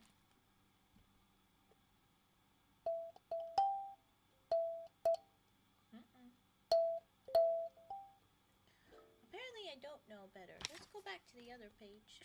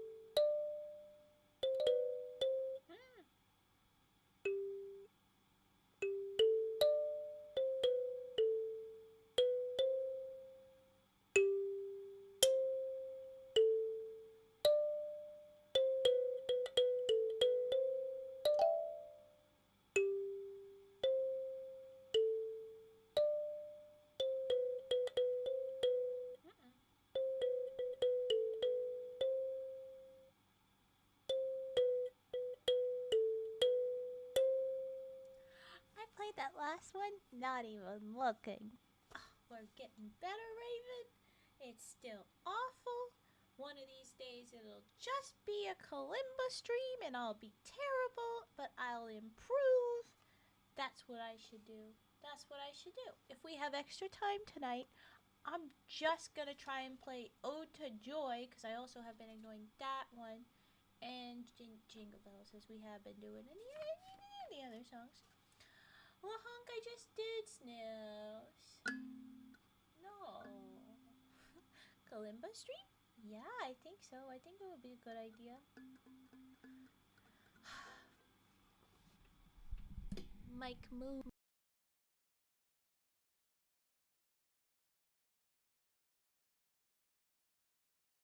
Okay, sorry. My mic popped. I'm so sorry. I didn't mean to. I was going to turn the mic to say, okay, New Year stream ideas. I've got a couple thoughts, a couple ideas I want to do. And then I definitely I have to do the D&D stream because I have promised it to y'all.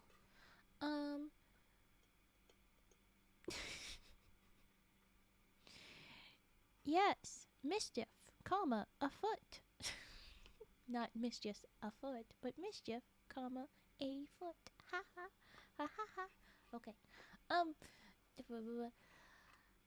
think a Kalima stream would be fun. It would probably be a short one, but it would be a fun one. You have to go, yes, have a good day, Darkstorm. I hope it's a great day. Happy time zone, whatever time zones. Have a good day. Take care. See you soon. And, oh, but before you go, Darkstorm, know that though I won't be streaming until the new year, January, I will have videos up. So, you who often don't get too much of the live streams anyway, maybe you'll check those out. I don't know, maybe. Oh, you two fighting. You doth protest too much. No, don't cry. I'm telling you, you still get stuffs. I can say that to everybody, just FYIs. Yeah, this is our last stream until after the new year. So I'll be back up. Oh, geez, what day would that be? I guess the 5th of January is when I'm planning to be back up. There might be another little thing stuck in there, but I don't know. So there'll be something, but I have no feet. I have peg legs. Oh, I'm so sorry, Mask. Go clean your pegs. He said. That's silly. Okay, bye-bye, Darkstorm. Have a good day. Okay. Yeah, this is our last stream until then. Your pegs are perfectly clean. You clean your pegs for sure. Clean Peggy.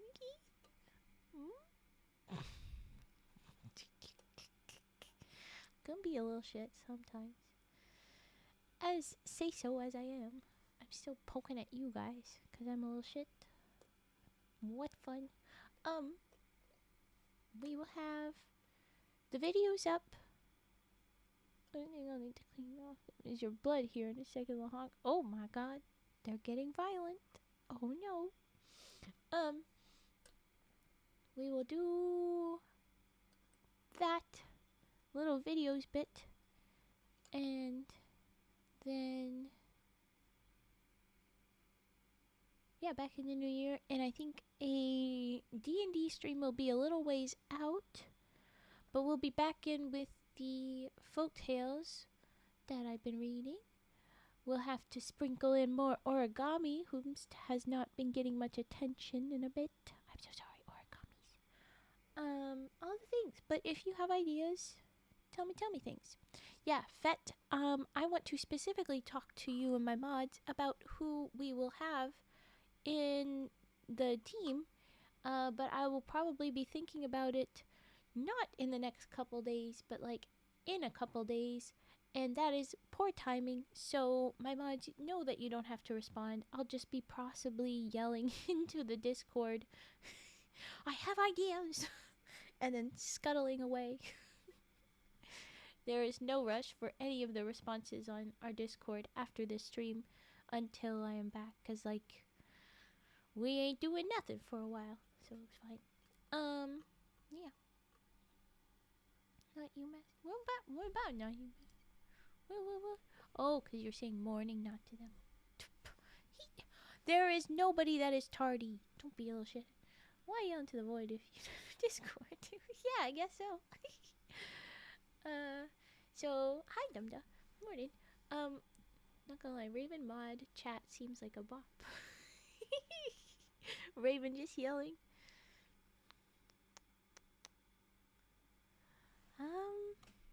Is it a bop?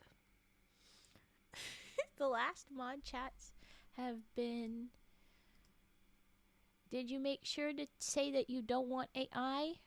Yes, make sure to not want AI. Did you check out this? Oh yes. It's not that boppy. The chatting has definitely got a lot more chats. Last mod chats were about opting out of AI on YT. Yeah, there you go. Make sure you told them you don't want AI. Yeah, I told them I don't want AI. There you go. You know the tuxedo mask. My work here is done meme. That's Raven's mod chat. All right, sure. I have repeated. What have repeated? Oh, I missed it. Turtle soup with a nice. No, don't make turtle soup. I have repeated. Where did we get this? Offered to be mod. Oh yes. That's cause like if I'm gonna do mods, I'm gonna like do like a little pack again. 2 birds, a questionable jester, and a deer lady. There's. Is Mask? Are you also burb? Some of your arts is birdie. It's an owl, a starling. Please correct me, Cage. A bit of water on a grass. The idea of morning dew. Yeah, you do have bird, and a Mask who is also a burb, but a jester burb. So 3 birds, some water, and a deer lady. Very nature.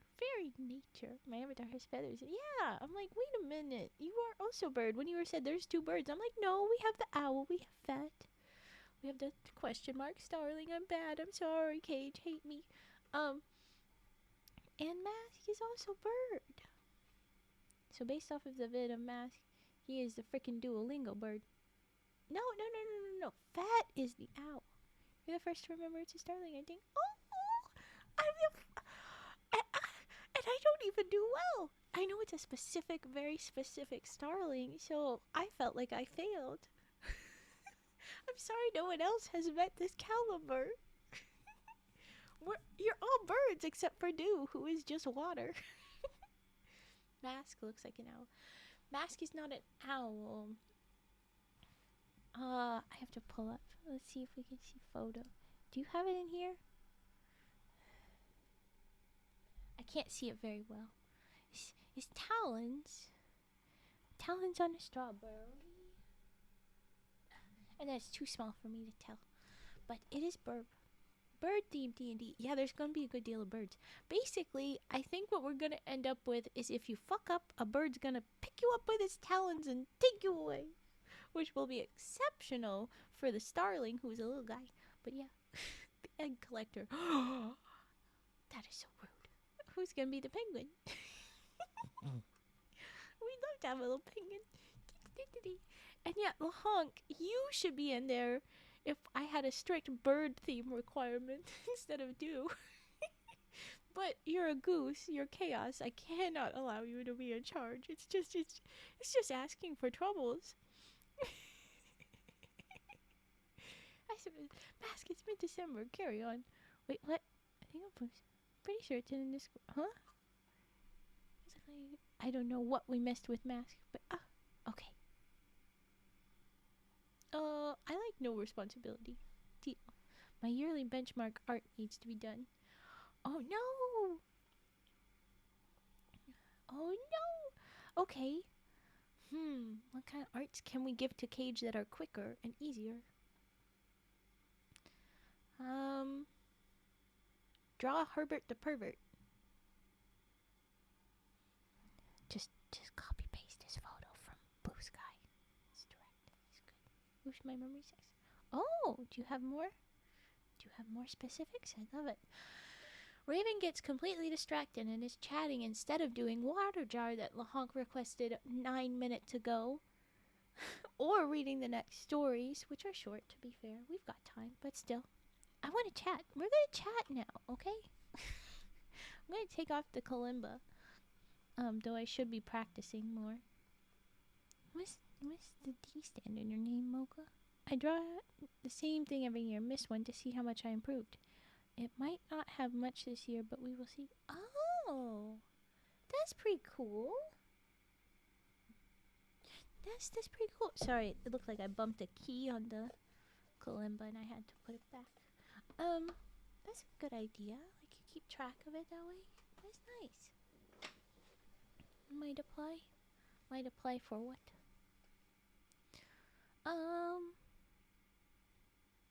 Does Raven have a brain right now? Yes. Okay, so I'm gonna do water jar. Sniffs will wait until after the next story, and then we'll do I don't know how to decide which one we should do. Do we want super short or still pretty short? It's the will of D from One Piece, but we still don't know what the D actually stands for. Mod, you said you're looking for one more. No, I wasn't looking. Other people were talking about, you should be a mod, you should be a mod. We were just talking about the mod group. But, I mean, I don't see why we don't have a whole crap. There are no current mod applications planned. Turt is just an eager beaver. It's true. And Pudgy was joking, would steal the sword from Mask as well. These nuts. Okay. I mean, it's not an awful idea to get more mods, but I don't have such a big a community that really needs it. So, y'all can just chill out.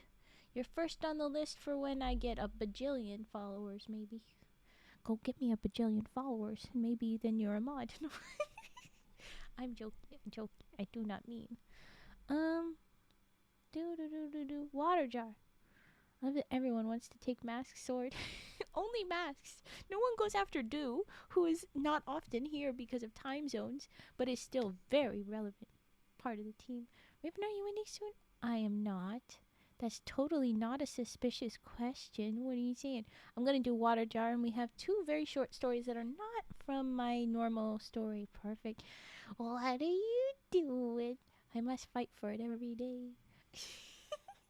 Who, the what now? I don't even know. Okay, I'm going to focus. I'm going to do a water jar, and I'm going to hit with an ad warning after water jar and then do the stories, okay? Better be okay, because it's what's happening. What's happening? Come on, Dingy. There you are. Why'd you run away from me? Get ready to serve some blinks, blokes. Not blokes. What am I saying? It says Kalimba. It doesn't say Kalimba no more. Here's your freaking water jar, the honk.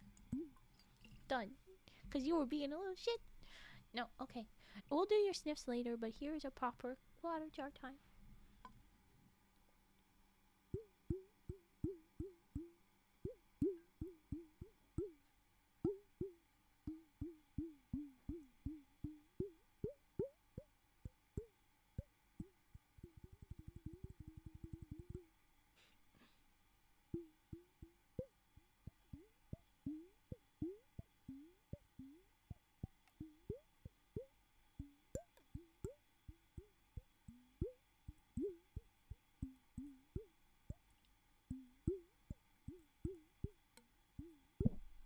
Oh no, you got bugged.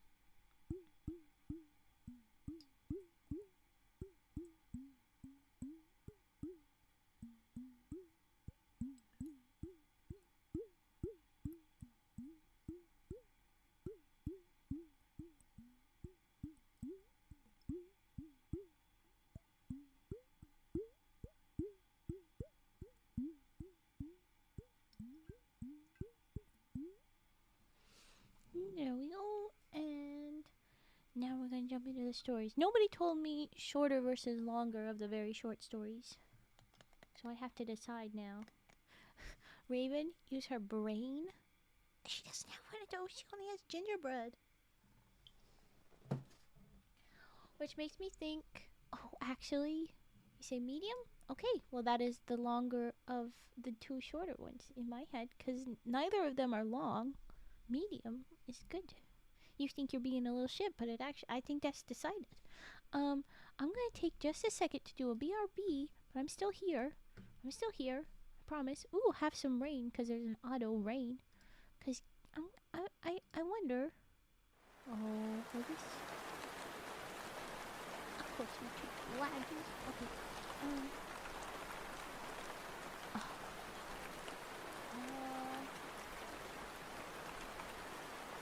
No.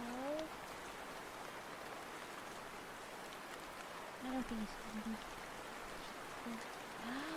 I knew this was gonna happen. Hello. I'm not actually gone. I promise I'm here. I'm just trying to do a thing. But I'm dumb, and I'm not doing it well, so I'm gonna give up because you guys are here. Let me out! Let me out! Hello, parade! Oh my goodness. Oh, how did I get down there? Stop it! Always a little mess. I'm in the corner. I don't mean to be. VTube is being mean. Hello. Hi. I was trying to do a thing.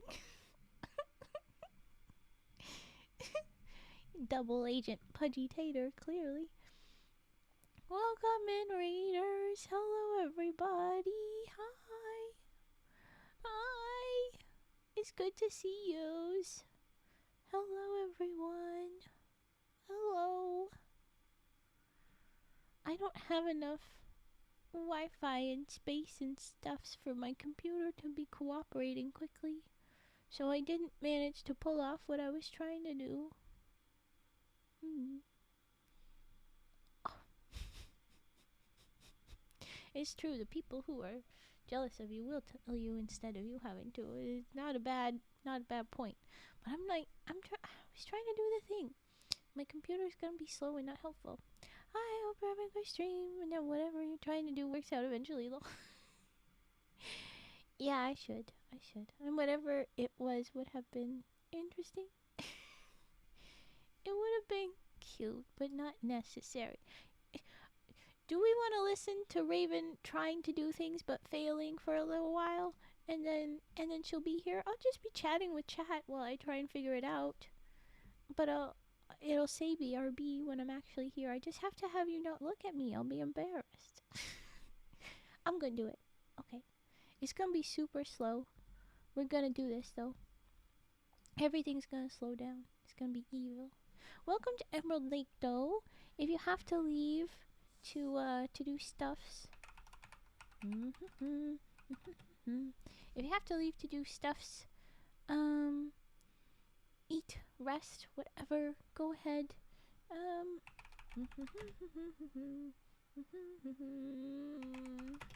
Yeah. Do that. Go do those things. Are you gonna be helpful or are you gonna be shitty? Don't be shitty, thing. Have something to do. It's shitty. Okay. I'm gonna be slow. Well, hi. And get out of here. Basically, I'm just looking to do a little visual gag. Too far. What too far? All of my internet and the such. Cause yeah, I think so a little bit.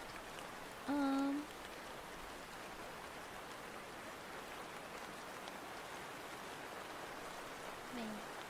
You really didn't. Thank you. We're gonna get there eventually.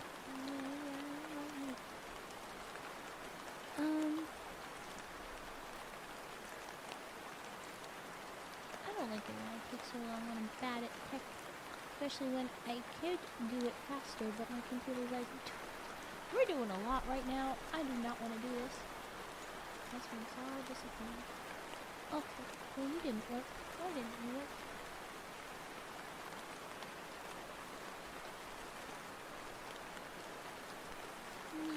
Okay, well, we've been reading some holiday short stories for a little bit from a book, but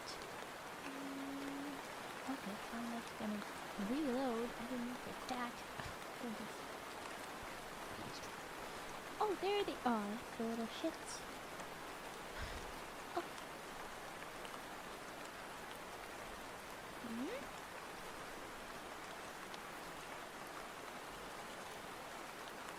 Oh, of course not. We've been reading. Oh no, it did work, but it's.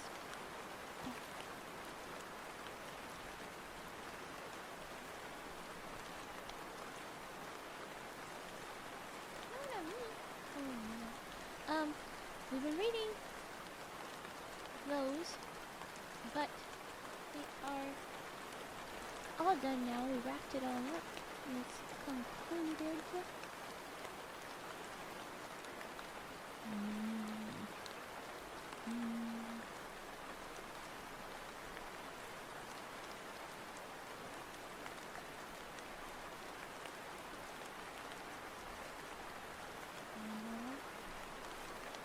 Nope.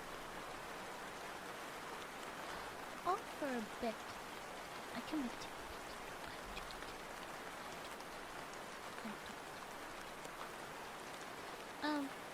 Thank you for the follow! Pyracantha? That's a funny name. Oh, that's a disappointment.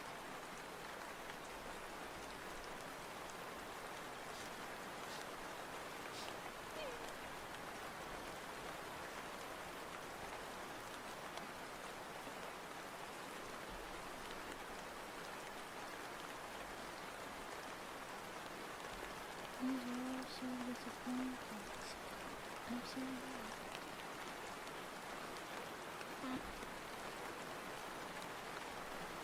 Okay, I have a couple more stories that are gonna be here, and they're fun, and I'm hopeful that you guys enjoy these little guys. We decided on the medium one, so I should do that one next. I think it would be good. I think it would be fun.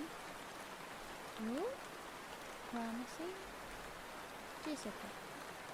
I'm gonna head to bed now, I hope you have a little stream. You're leaving before I could finish my dumb bit. I'm having so many technical problems. Oh well. Go ahead, go eat. Take care. Hopefully we see you again soon. I hope that your stream is great and not as stumbling as I am doing. Hi.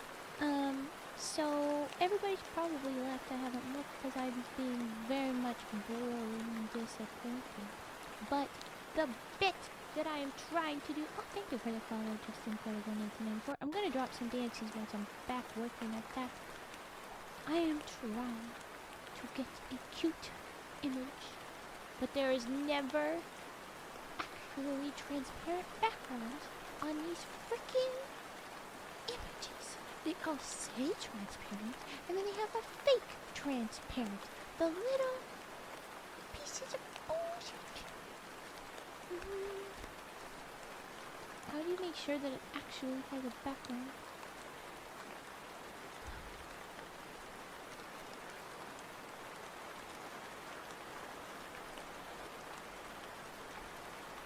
You're all liars. You're all liars. Every one of you are liars. You're a liar. You're a liar. And none of this is transparent backgrounds. And a few of these I've maybe dragged in twice. I don't know. So I'm gonna have to just give up.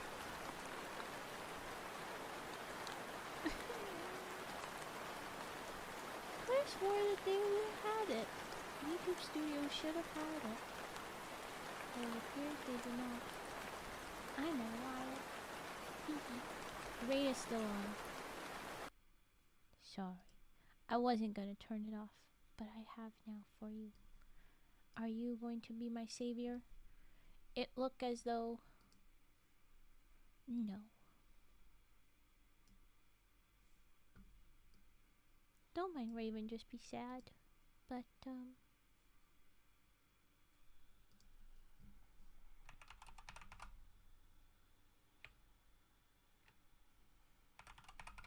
was there? Don't tell me. It's been there the whole time, but it just wasn't loading. Oh, it might be. Okay. It's time for Raven to give up, probably. I mean, right? Okay. So...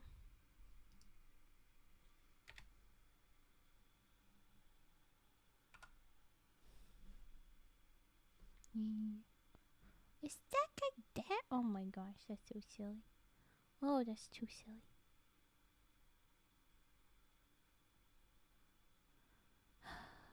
I give up. I give up. We jump straight into the story, dang it. I have failed, and I'm sad. One day, I will figure out what the heck happened. Because I could have swore that that exists here. But it didn't. It makes me sad. Raven, you crack me up? Well, I'm glad somebody's entertained by it. Because I expect everybody's all bored with me and left. Oh well. Freaking rude. This stuff didn't work. Stuff didn't work. Okay. What was I gonna do? I was gonna put a freaking gingerbread cookie on my freaking head. Because that's what I do when I have bread for our brain. Is I put bread on my head. And most of the emojis in your freaking stuff shows up in the VTube studio, but there wasn't a freaking gingerbread cookie. I could have sworn there's a gingerbread cookie emoji, and then I was disappointed. And I kept looking for gingerbread cookies or even houses, just something gingerbread. And then one of the gingerbread men was dabbing, and I was like, what? Anyway, but none of them actually had a transparent background. They all would have had just a very obvious block around it. And I don't want to try. Look at all these. I'm just gonna say, I'm done. We ain't doing it no more. So now we're gonna read my story. I'm gonna do the reading. We're gonna jump in on it. We have 18 minutes to read it before I have to do an ad. But mods, please give me an extension if it tries to do that. So this is called The Three Skaters. I have no idea. I just have these pictures. Whatever that's about. Oh, thank you for bringing in the bread. But the thing is, because it's with someone that looks French, it looks like you're bringing in the pain. Get it? Oh, pain is the bread and pain. Okay. The three skaters from Anonymous in this photo, which I won't tell you about, so also anonymous, I guess. Oh, thank you for a hug. I needed it. Here we go. The three skaters. It was a cold, barren winter that year. The harvest had been poor. The barns were only half filled. The farmers wondered how they would be able to pull through the winter, how they were to feed their hungry families and their cattle, how to heat their homes. A stillness hung over the wide, cold, Dutch land. Ooh, I guess we're in the Netherlands. A tense stillness. Low gray clouds hung heavy over the snowy white fields, along the canal, stretching straight and frozen till they faded out in the distant horizon. The gnarled willows stood in ragged rows like awkward onlookers. Pronunciate, Raven. A farmer skated home over the frozen canal. He had been to the market that day, and all he had been able to get for his few pennies was a bag full of red apples, which he carried over his shoulder. Oh, okay, so there's like a little image around it, and I thought that they were like berries, but now that I look at it, there's big apples and then like a holly branch or something as well. I thought that the apples were holly, but I wasn't looking at them. There's a cute little border to it. Sorry. Okay, so he's getting apples. He hunched his back against the icy wind and hurried along with long, steady strokes, thinking all the while how disappointed his wife and the children would be with the meager results of his marketing.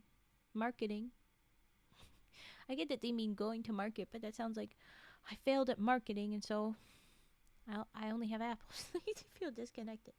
Well, okay. He stopped for a moment to refasten his curved wooden skates. As he stood there catching his breath, he thought he heard a soft, wrong way, Raven.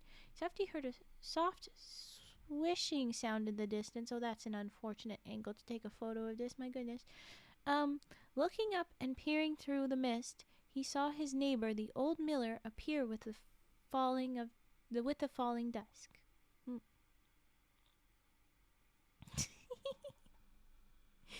How do they skateboard things with clogs? That's a silly question. I don't know. Okay, his back was bent under a load of bread. Hey, he did get bread too, which he had gotten from the baker in exchange for his flour. The two men greeted each other without a word, and they went on through the silent evening, each sunk in his own thoughts, each knowing that the other man's thoughts were similar to his own. Oh, wait, no. Okay, so the neighbor got bread, and we only got apples, but okay. They halted at a little drawbridge, too low to pass under. With uncertain, clumsy feet on skates, they stepped on land to cross to the other side of the bridge. Just as they found themselves back on the canal, they were joined by another neighbor, a pig farmer who carried a side of bacon which no one had been willing to buy from him. Why not? Why does no one want your bacon? Is it bad? But okay, we got apples, we got bread, we got bacon. And we got these three neighbors skating on the canal, the frozen canal, in the Netherlands. The three silent men hurried on, the strong, regular strokes of their skates, the only sounds in the wide, wintry landscape. There should be a moon somewhere.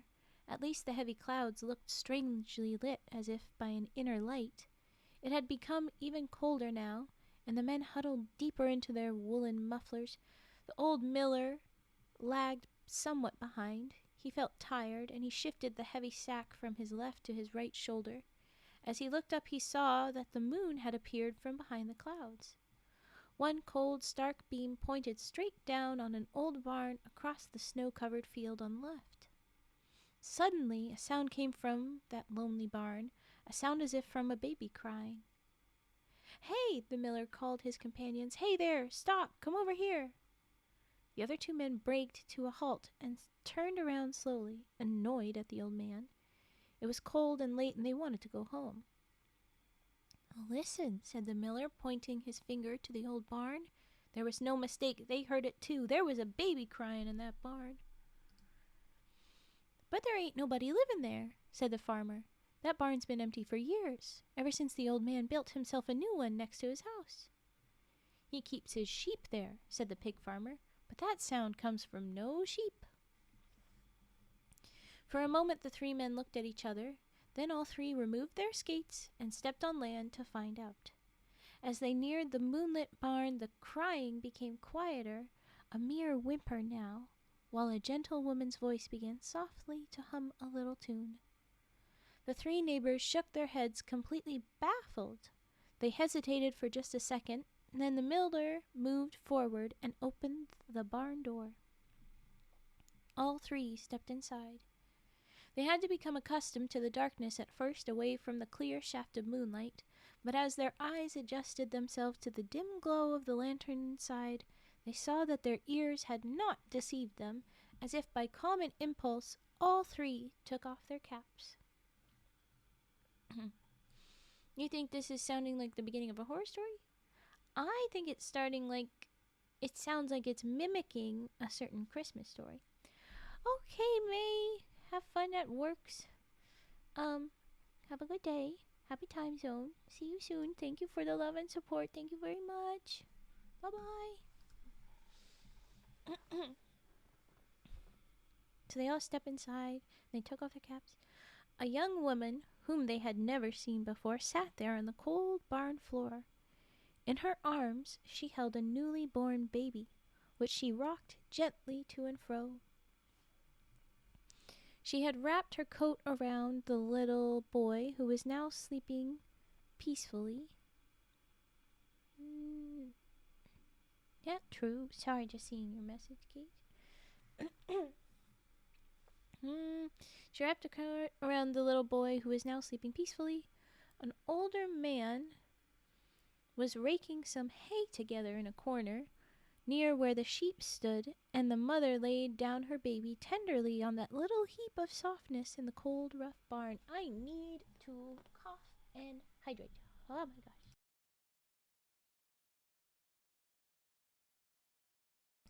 Okay, I'm back. Oh, you're gonna get some sleep. Sleep well, Pudgy. Thank you for checking in and delivering us the raid. It was very sweet of you. Thank you very much. Take care. Oh, I never dropped dances for our new friends. Well, new friends, I'm interrupting my story to do that. I have for the one of you, and then for the other of you. So there's your dances. I'm sorry I had failed you. Okay. She wrapped her coat, little softness in the back. Okay. We come from far away, the old man began to explain, as if to answer unspoken questions, and we shall have far to go. When it was time for my wife to have the baby, we tried very hard to find shelter, and we are grateful that we could get this barn. But we can't stay long, for we have no food and no firewood. No food and no firewood. We shall have to move on tomorrow. ... The three men just stood there, not speaking, turning their caps. Oh, there's a photo. The lady with a kerchief, the baby wrapped up. There's a little lamb with its head resting on the bag of apples. And there's a bag of bread and a bag that doesn't show anything because I guess it's bacon. And then one of them's got his skates, which are like strap on over your shoes, slipped over his shoulder. He's got a nice mustache. And the one guy's got a beard but no mustache. And a very triangular smile, which looks uncomfortable. But anyway, yes, it's the three men and the little lady and the baby. Okay, so they twisted their caps in their hands. Then, driven as by a single force, each of them lowered the sack from his shoulder and emptied it before the young mother. The apples, the bread, and the bacon gleamed curiously in the flickering lantern light. Her eyes looked at them with such quiet peace and acceptance that they felt a strange sense of well-being, which made them almost uneasy at the same time. One by one they took a look at the sleeping little boy, then turned around and left, gently closing the barn door behind them. It had become still colder now, but the clouds had disappeared, and the moon shone brightly over the snow-covered landscape. 3 men, a lamb, a baby with a newborn in a bar. Yep. The men put their caps back on, knotted the mufflers tightly around their necks, and flung their empty bags across their shoulders. Back at the canal, they fastened their skates and started on the last stretch home, each thinking about the little scene they had just witnessed. 1, 2, 1, 2, went the skates over the frozen waterway. It was strange, but none of them seemed to feel worried about coming home empty-handed. Somehow life seemed to hold so much in store for them. They felt almost light-hearted, skating there in the clear, frosty night. Yet it was as if the empty sacks they carried were getting heavier and heavier, as if somebody dropped a stone into them with every stroke they made. By the time they had reached their village and had removed their skates, they were pretty near bent double under the load they carried. They could not explain it, but somehow they knew that it was good. At the church the three men parted, the farmer, the miller, and the pig farmer. Each went his own way, back to his family. The last few steps seemed almost unbearable, so heavy was the weight on their shoulders. As each opened his back door and entered his home, he dumped the sack on the floor and looked at the expectant faces around the fireplace with its blue and white tiles. Loud cheers went up. "Father, here's Father! Father is home!" All the youngsters jumped up and began to pull at the strings of the bags, pushing each other, laughing, romping as if this were a new kind of game. Oh, the wonder of it all! When the bags were finally opened and turned out over the kitchen floors, an abundance of food rolled over the neatly scrubbed tiles, and there weren't merely everyday things. There was candy for the children, Dutch honey cake for the mothers, and also tobacco for the fathers. What a feast there was in the three homes! When all was quiet again, each of the three men sat down by his fireplace, contentedly puffing his pipe, but in spirit the three were far away. ... Their thoughts hovered around a moonlit barn, around a simple little lantern-lit scene where a miracle had come to pass. The end. Okay, that's very cute. It's definitely an old school story. Tobacco for fathers. But it's not that old of a story. I like it. They're sweet. Okay, but there was your medium one. An interesting thing that got recommended to me. And there's another one on the way. But now we have our break for me to do sniffs and other breaks, and I have to run an ad first, unfortunately. But what did you think of that one? What did you think of that? Before I hit the button for the ad to start. What did you think? I'm so mad at these freaking gingerbreads. Why do you all not have a solid backgrounds? You're all liars and I hate you. You're a liar. You're a liar. You're a liar. You're a liar. You're a liar. You're a liar. Actually, I'm not entirely sure they're all liars, but I don't have time to test them all again. You liked it? No, it was cool. It was something. I mean, it sounds like it's set in the 30s or 40s. Yeah, that kind of how it feels. It's an old school, but it's not old, like compared to the other stuff we've read. All right, I will run a 30-second ad. It might be difficult ice skating with clogs. They never said it was clogs. But yeah, I imagine it would. But you strap on the little skate part, and I guess it works. I'm glad you liked it, Pyracantha. Okay, here is your ad. I have warned you. I am sorry. Brace yourselves. Mute things. I'm pushing it in 3, 2, 1. There we go. And then it's still loading. Why are you not going? There we go. You think they put the irons over it or under them? Huh? Irons? Do you mean like the skate pieces? Under them. Under the clogs. Because of... What? They have other shoes in the Netherlands? I imagine, yes. No, they do. It's just like a shoe that they had. and it's traditional, but that doesn't mean that it's all that they ever wore. I mean, I can't imagine it's actually very good for all the weathers that they have, so they gotta have some variation. Okay, we're back from ad. Alright, I do sniffs. If we have any other redeems, let's do that.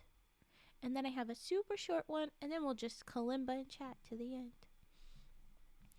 Here is Sniffins. Sniffins time for the sniffs. I will write sniffs. Snimiffs? No, not snimiffs. Sniffs. Nah, that can't be right. Okay, here we go.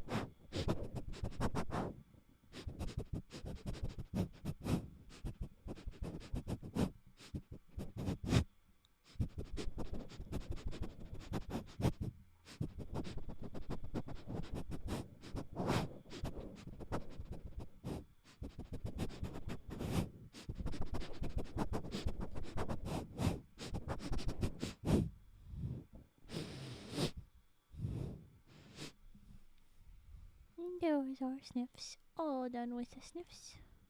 Alright. And we have no other redeems. I'll give it a moment, but I'll tell you the next one is from 1897. Originally, at least. I know it's been spread to other places. It's told again, but it's from 1897. Which is wild. 1890s. Wow. It's like Wild West days, barely. Or just before my understanding of the very proper, kind of turn of the century times.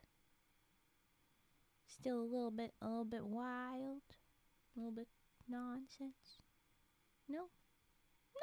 Fine.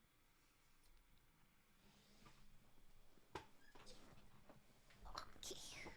Alright. Raven is adjusted and no one has requested anything. So we are going into reading again. And this one, I guess, affectionately called Dear Virginia. Oh, it doesn't even show it. I did all this stuff. I didn't even exist back then. I don't think any of us did. Except those of us that are very ancient.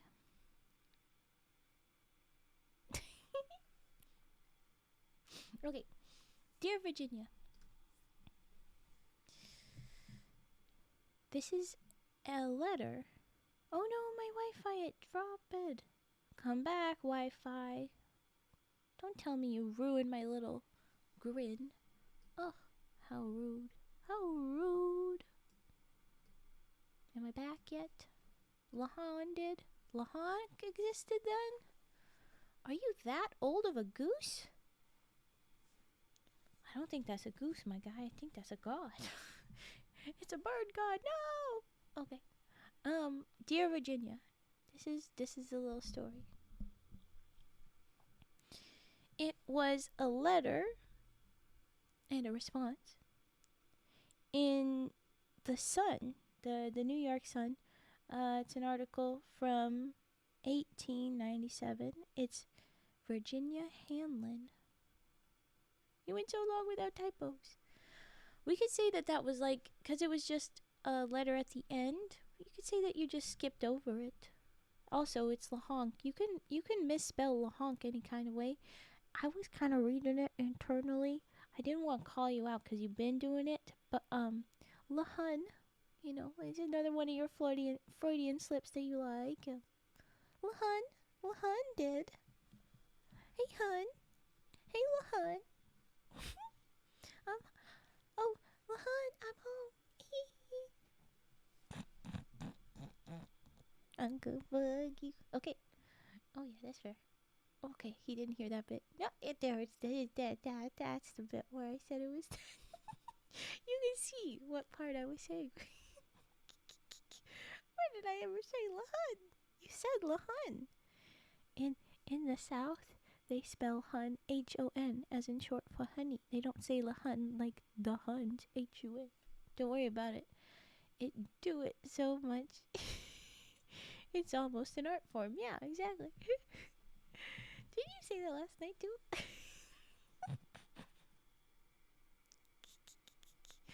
Gage! I love that you've been called out. Message pin.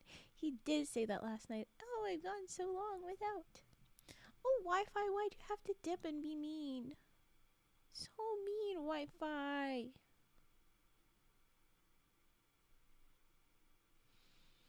From 0 to over 12K to 4,000 to 200 to 0 and back. It's not your internet, it's mine. Oh, internet, don't give up on me now. We're about to read a very sweet story. I went so long without typos. Typos 5 minutes late. Arr. Okay, my Wi-Fi has come back. Let's hope it sticks around. I hope you've been able to hear me this whole time. I only typoed once today. I'm pretty sure I saw something earlier, but it was also like small and like doesn't really count kind of one. No, of course my Wi-Fi is dipping out again, doing its nonsense. Hold on. Hold for Wi-Fi. It's coming back. Rude Wi-Fi. Okay. So, yes, dear Virginia. So long ago. Cute little, no, don't dip again. Wi-Fi. Why? Okay. Are you back? Are you gonna stay? Nope. No, you're leaving again.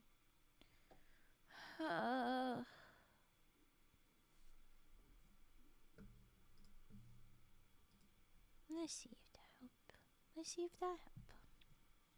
I don't think it will. But we're trying. I'm so annoyed with it that I came back around to... It's fine. It is what it is. Okay. Am I back? Am I back properly? You are cooking right now? Oh, okay. So it makes sense that you're not getting the... My gosh, it really is just being a dickhead.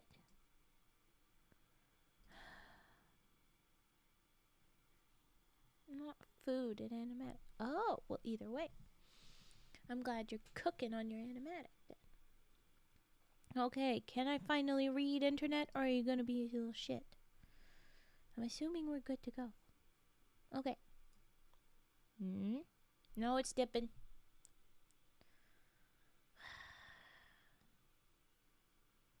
Once there was a dear woman who tried to read stories for the internet, but her internet was very mean to her. Okay, are we back? I'm gonna start reading, so you better be frickin' back. It goes.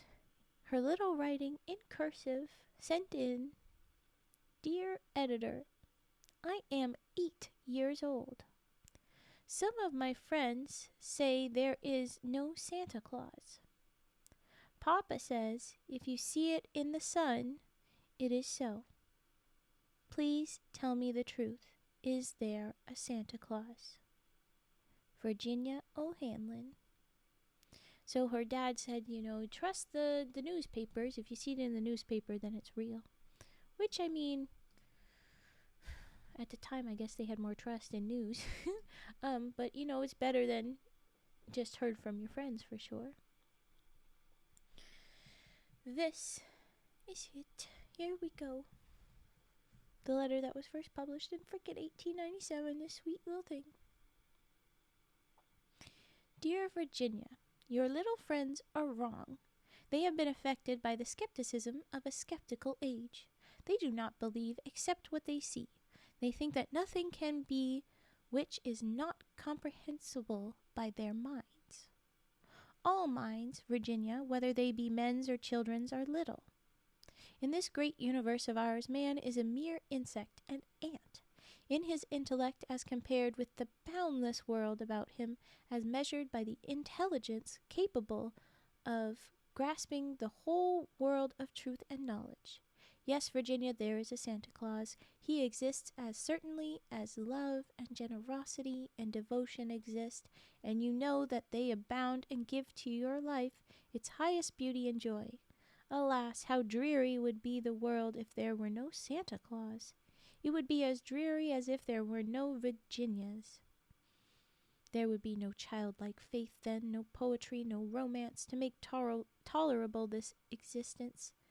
We should have no enjoyment except in sense and sight. The eternal light with which childhood fills the world would be extinguished. Not believe in Santa Claus, you might as well not believe in fairies. You might get your papa to hire men to watch in chimneys on Christmas evening to catch Santa Claus, but even if they do not see Santa Claus coming down, what does that prove? Nobody sees Santa Claus. Oh my gosh, I just see my Wi-Fi dipped again, you little shit. What does that prove? Nobody sees Santa Claus, but that is no sign that there is no Santa Claus. The most real things in the world are those that neither children nor men can see. Did you ever see fairies dancing on the lawn? Of course not, but that's no proof that they aren't there.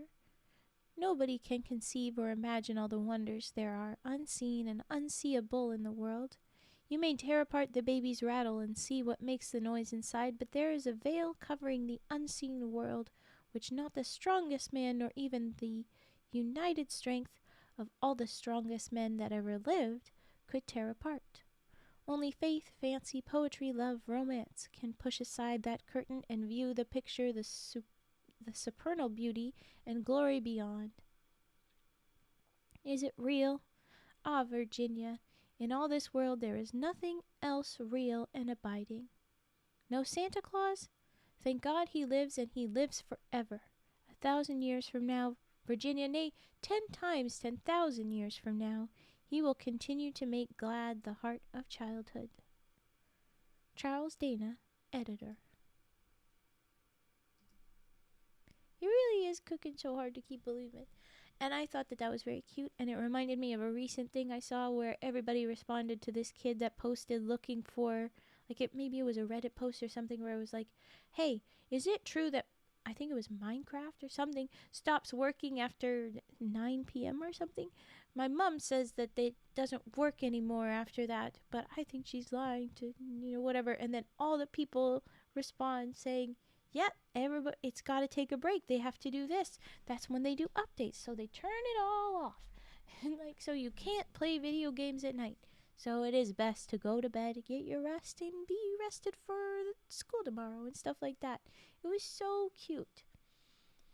I love it. I love it.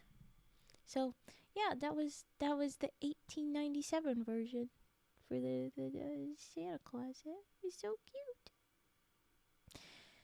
But there you go. That's our last story. That's all I have prepped. I tried to get a couple more. I wasn't getting it out. I adore the model design. Oh, thank you, Floof the Floofy. That's such a cute name. Olivia HD. Olivia 3D. I'm forgetting her name now because it's been a minute since someone asked. But she designed my lovely model, and I just gave it a little touch-ups to be me. And then, oh no, an ad. Oh, you can't hear me? Okay. Floofy, tell me when you're free.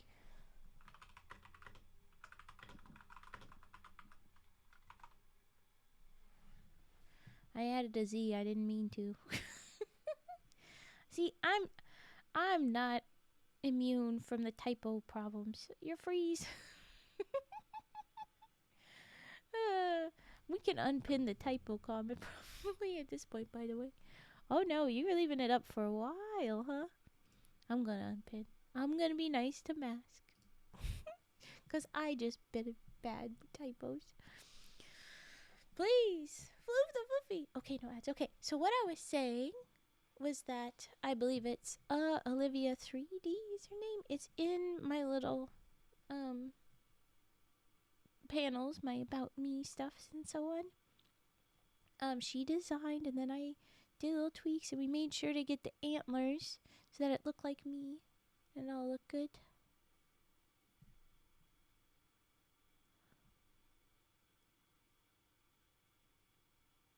Ew, ew, I don't like that. My antlers look weirder right now. Maybe I'm just seeing something funny. Tootie! There you go. Everybody freeze! Shut up, you little shit. Okay. She was very good, very helpful, and it's very good. Whoever did it is pro. Yes, literally. She also did my friend Vi, who looks great, and of course, she's little details. I don't know if Vi went. I'm pretty sure she did everything through Olivia, but I don't know if she went to elsewhere for her little extras. But Vi is looking into a full body model. They did the whole thing eventually, so I don't know if she'll use the same person or how she's gonna put it together, but it'll be pretty. Thank you for the follow, Floof the Floopy. Here's a slowly at load dance. Little jammies. Jam and Frog. Doop doop doop doop. Hey, we both went jammies, Turt. Jinx. Jinx. And Fat's got the frog dancey, which great. Okay. Well, that is my last story that I have available. Oh, I look back at my bit rate. Jeez. At the little log of it, because it shows what it's been recently, and there's a little space back there where it's just like down, down, down, down, up, back to the line where it's supposed to stay at. It's terrifying. What it should be showing, though, is that it also goes way back up, because some of the times it goes up to 10K, 12K, when it averages at 5. It's insane. Trust me, with a cool mod team like Obsidian does, I will. I will say, you can call me Raven. Obsidian is just what I call the channel. Obsidian reads. It's an adjective, not my name. It's okay, but everybody assumes that I did a bad job of naming. But yeah, cause I'm pretty sure it's been almost a year. Pretty sure a lot of the Ravens' names are taken, and so I was like, well, okay, what else? And yeah. So I went with that, cause look at all this dark green. Look at my dress. It's a very dark green, like Obsidian is. Because Obsidian can be black and it can be green, but it's pretty. It's pretty. Hey, yeah. Okay. We're done with the stories. I'm going to take away that, and you know what we're gonna do? Hey, Mask. Do you know what we're gonna do? You should. It's fun. It's your favorite. It's what I said I would do. Raven is streaming right now because Herbert, the person who owns the channel, is taking it. Don't you dare! And he's not a person. He's a wooden frog. And he's a pervert.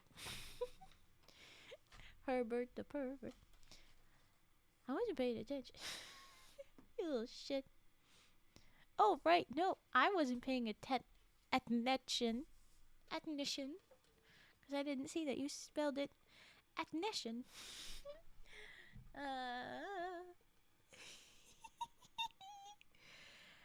We're doing kalimba, you little shit. Be happy with me.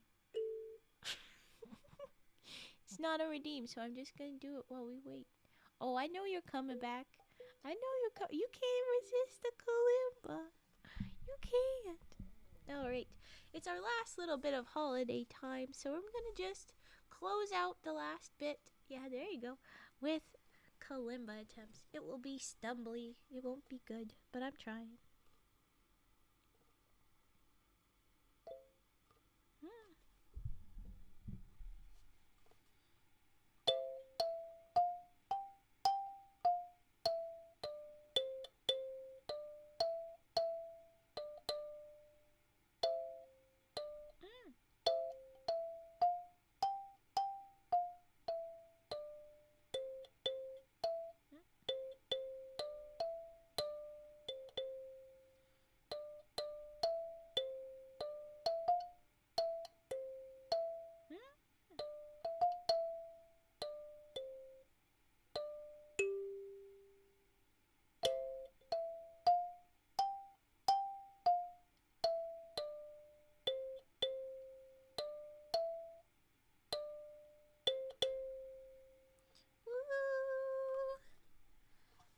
Master.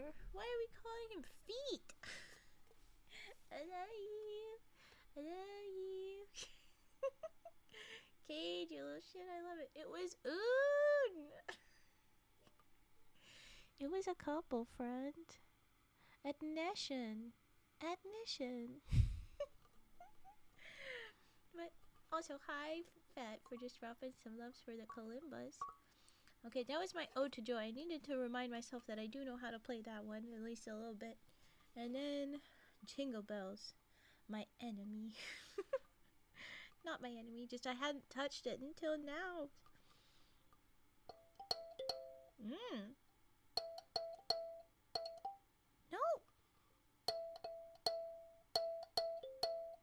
Oh my gosh. Hitting the same note a bunch of times in a kalimba in rapid succession, it sucks. Especially because I can't do it with this hand as easily as I can with the other hand. I can bring it down, way down low. Oh no, I can't. There's not a low enough note for later. Damn it. Okay. So.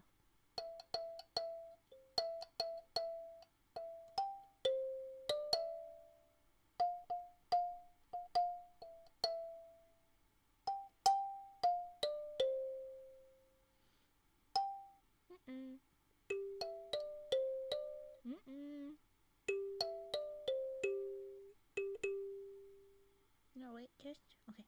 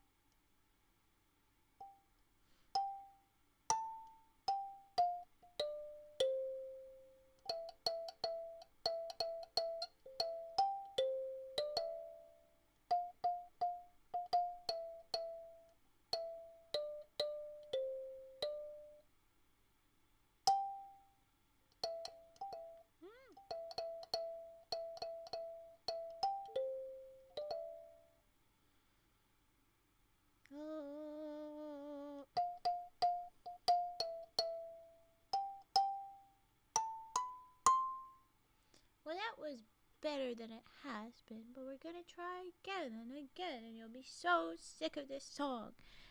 Any one of you, please request a different song. I've got the Happy Birthday, the Rainbow, My Bonnie, the Lullaby, Bram Stoker's Lullaby. Bram Stoker, no, Brain Raven, no.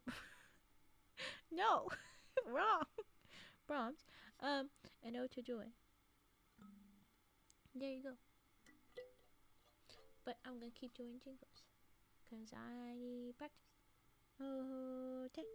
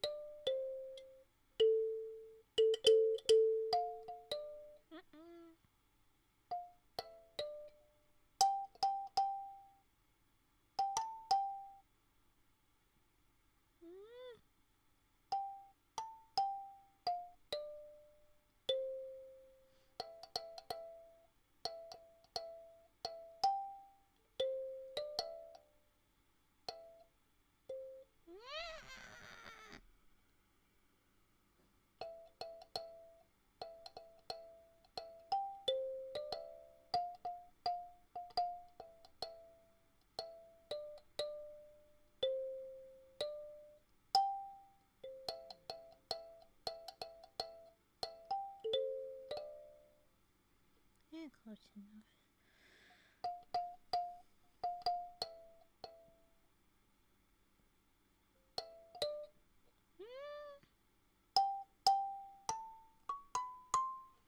Ah. Any song, you can literally type notes at random and I'd be happy with it. Well done, if you say so. Raven plays kalimba.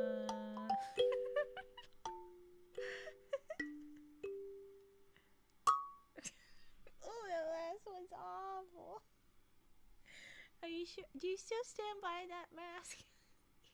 Do you really still? Okay.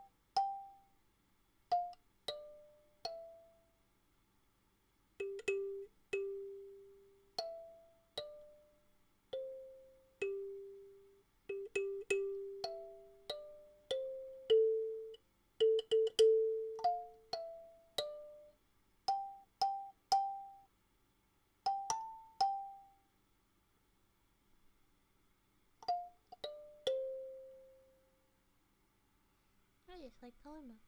Bad brainworms are taking over, so I'm gonna head to bed, everyone. Yes, sounds good. Go get sleep. You probably should have gone to sleep sooner because we know you were supposed to do that last night. You're probably very tired, so go sleep, Cage. Go bed. Go to bed. Go to bed. As I yelled at you on Blue Sky, go to bed. Sleep well. Take care. I will see you in the new year, or I'll maybe have time to lurk in sometime soon, but I don't know. But take care. Have a good eat. Have a great night. Okay.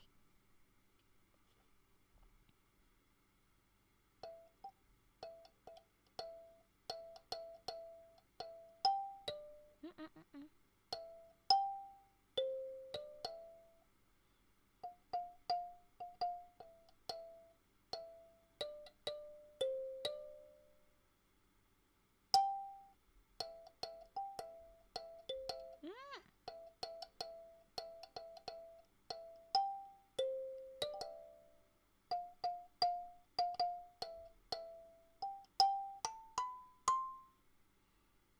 Oops, I didn't see it.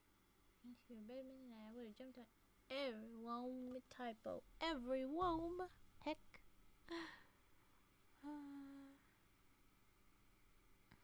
It's a very good typo. That's cute. Are you typoing?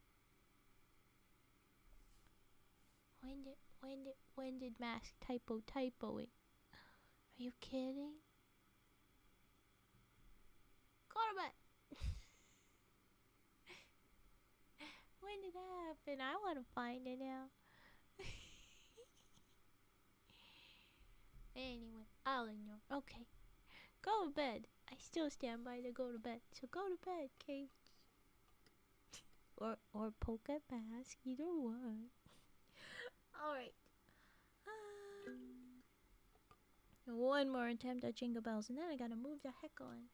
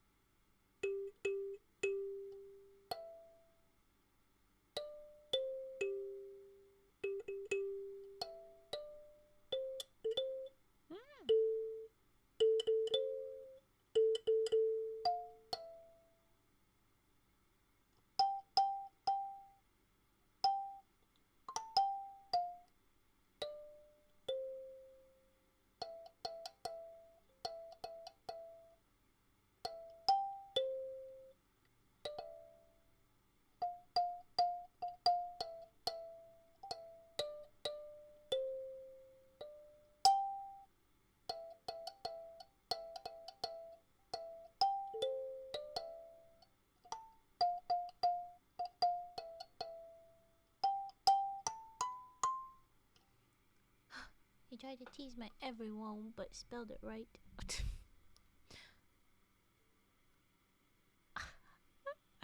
I just see that now. I didn't understand that that's how that was. I should have known. I should have known. You're going. Okay. And Mask is Scrumpton. I see now. Okay, Mask. We'll put him to bed. We'll say. Hmm.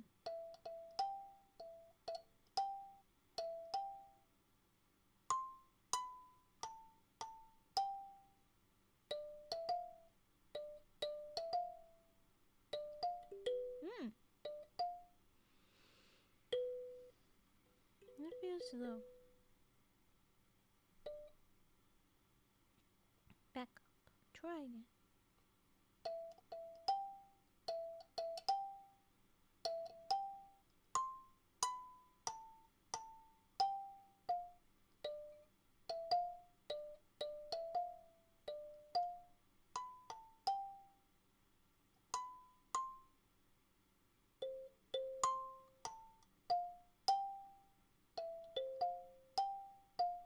Hmm.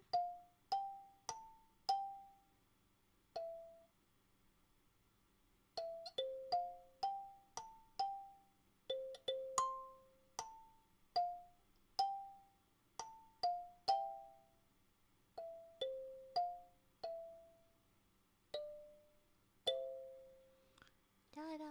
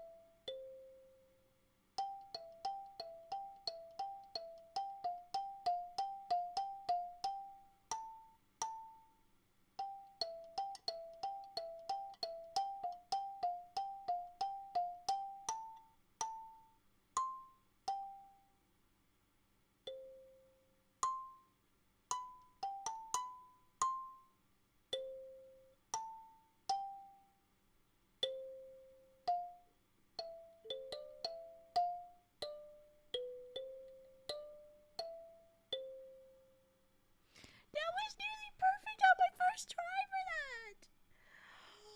How did I do that? That was so good. Good job, Raven. Good job, Raven. I actually did it. Actually did it.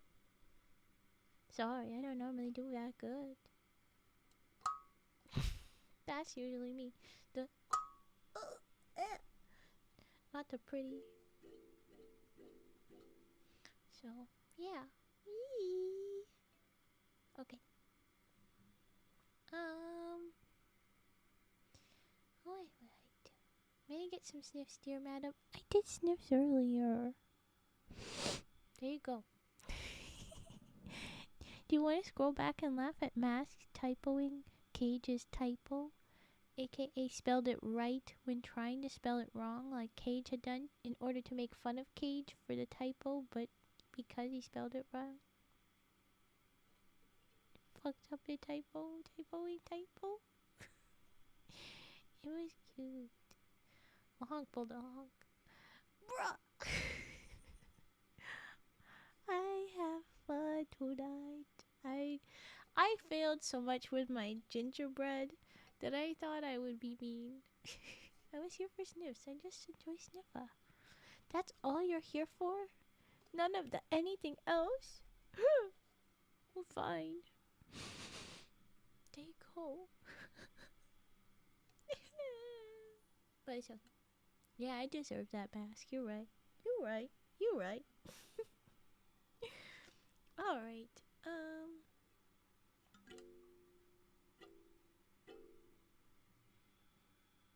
No, but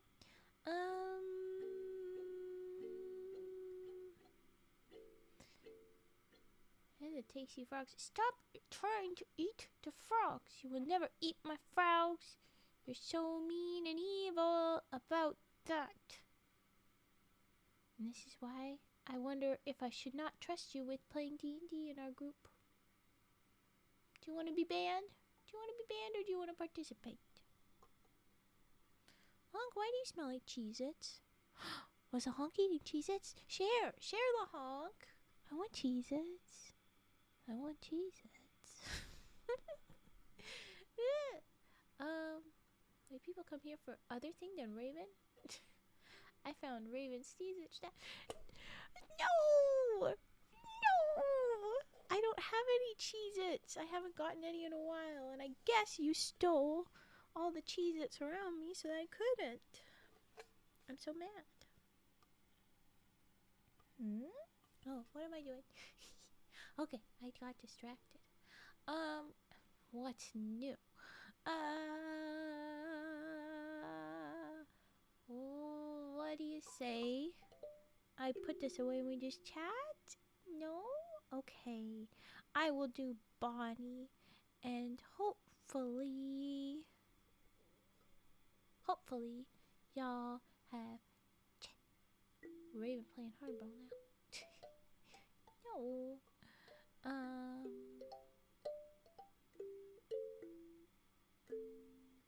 What? I want to do all the things I'm supposed to do that I have to do. But I'm here, and I like being here. But my brain is like, okay, we're almost done, and that means that we have to do here. Wait, so that why Jimmy was here? Jimmy Longlegs? Or Jimmy the Rat? We don't talk about Jimmy. Oh, I guess it's Jimmy the Rat. Oh no. Oh no. Fortunately, I may not be able to do D&D if I was chosen. What? No, why? None needs to say anything in group. It's okay. If I want to chat, I'm about to talk to mods about who join, who we reach out to and such, but if you want to tell us, hey, don't reach out to me, go ahead and do that. If it's only I might not be able to, hey, you never know. If it's about time, we have not chosen any times. And I might need more time to prepare than less. But, yeah. Nah, Jimmy Milano. Oh, well, I don't know that, Jimmy.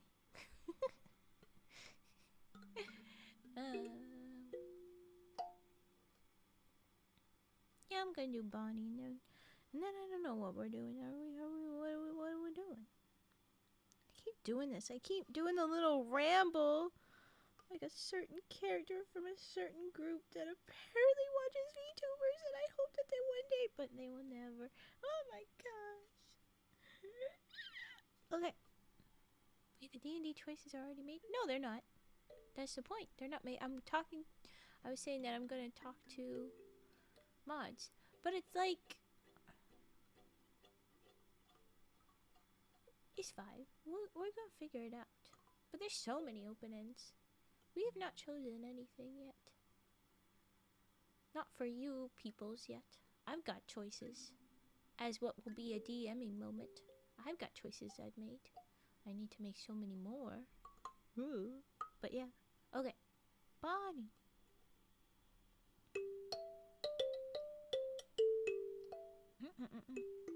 Yeah, there you go. Oh. Whoa! Apparently I don't know how to play this song that I played a bunch.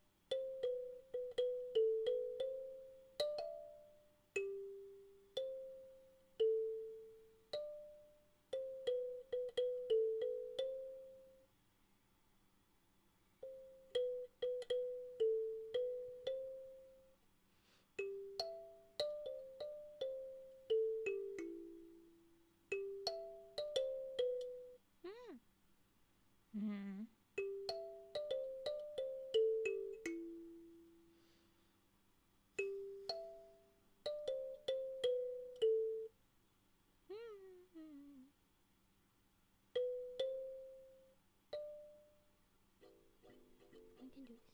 It's time for Goose to say to lay to rest. Ah, my Bonnie is over the sea. Bring back my Bonnie to me, to me. It's time for Goose to lay to rest. Okay, go bed, la honk. Get tucked in. Get cozy, little comfy frog. Look at that bed. Eat well. It's just about time for Raven to go to bed, too. What say we wrap up early after I finish one more Bonnie? I think that's what we'll do. What? Brace yourself for the rating. Okay.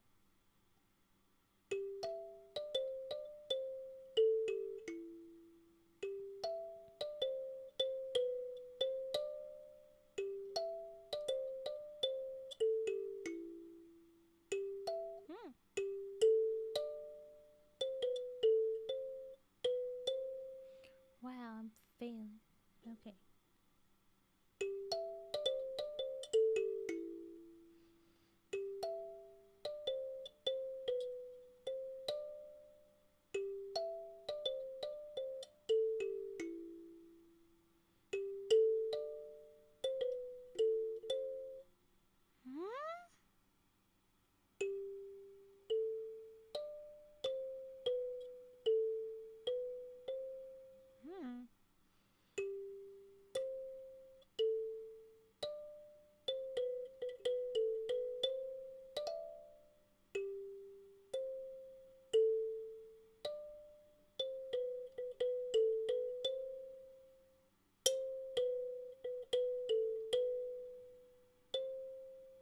The end. Ta-da. Aw, Dunda says, nah, don't do it. I'm not sleepy at all. Yeah, 'cause it's morning for you. But Raven is kind of eepy and has like 5 more things to get done before actually is allowed to bed. I have so many things to do before the like week of holidays is here. And the week of holidays is nearly here.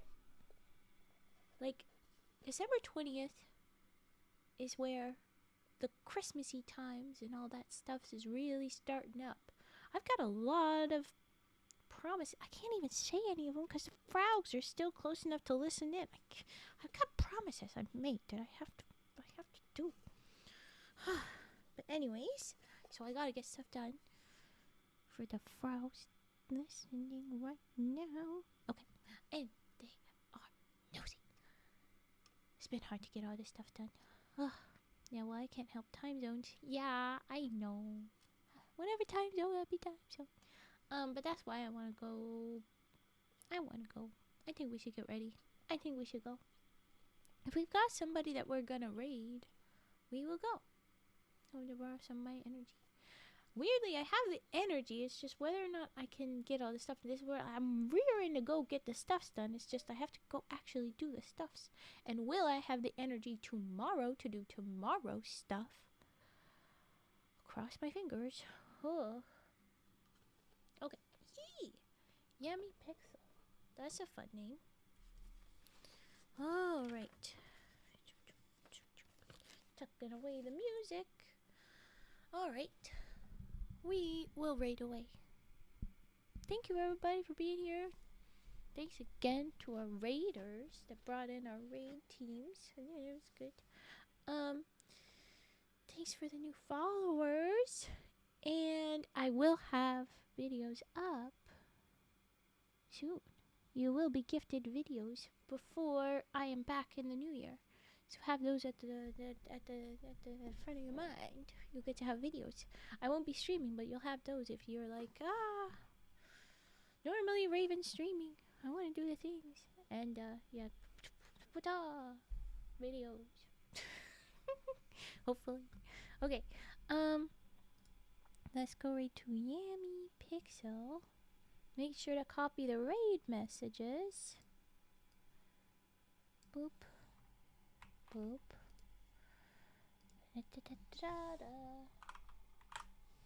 Yummy Pixel. Woo! Got lots of people over here. Woo! Alright. Well then, I hope you all eat well or have a great day, whatever time zone. Happy time zone.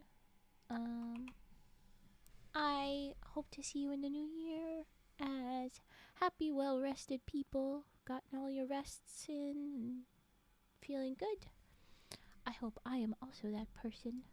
But have a great holiday break, everybody. Because this is my holiday break from all you guys. I know it's awful to take a break from you guys. I don't need a break from you. I just need a break generally. So okay, eat well or have a great day. Happy time zone, whatever time zone. Thank you, Miss. Good night.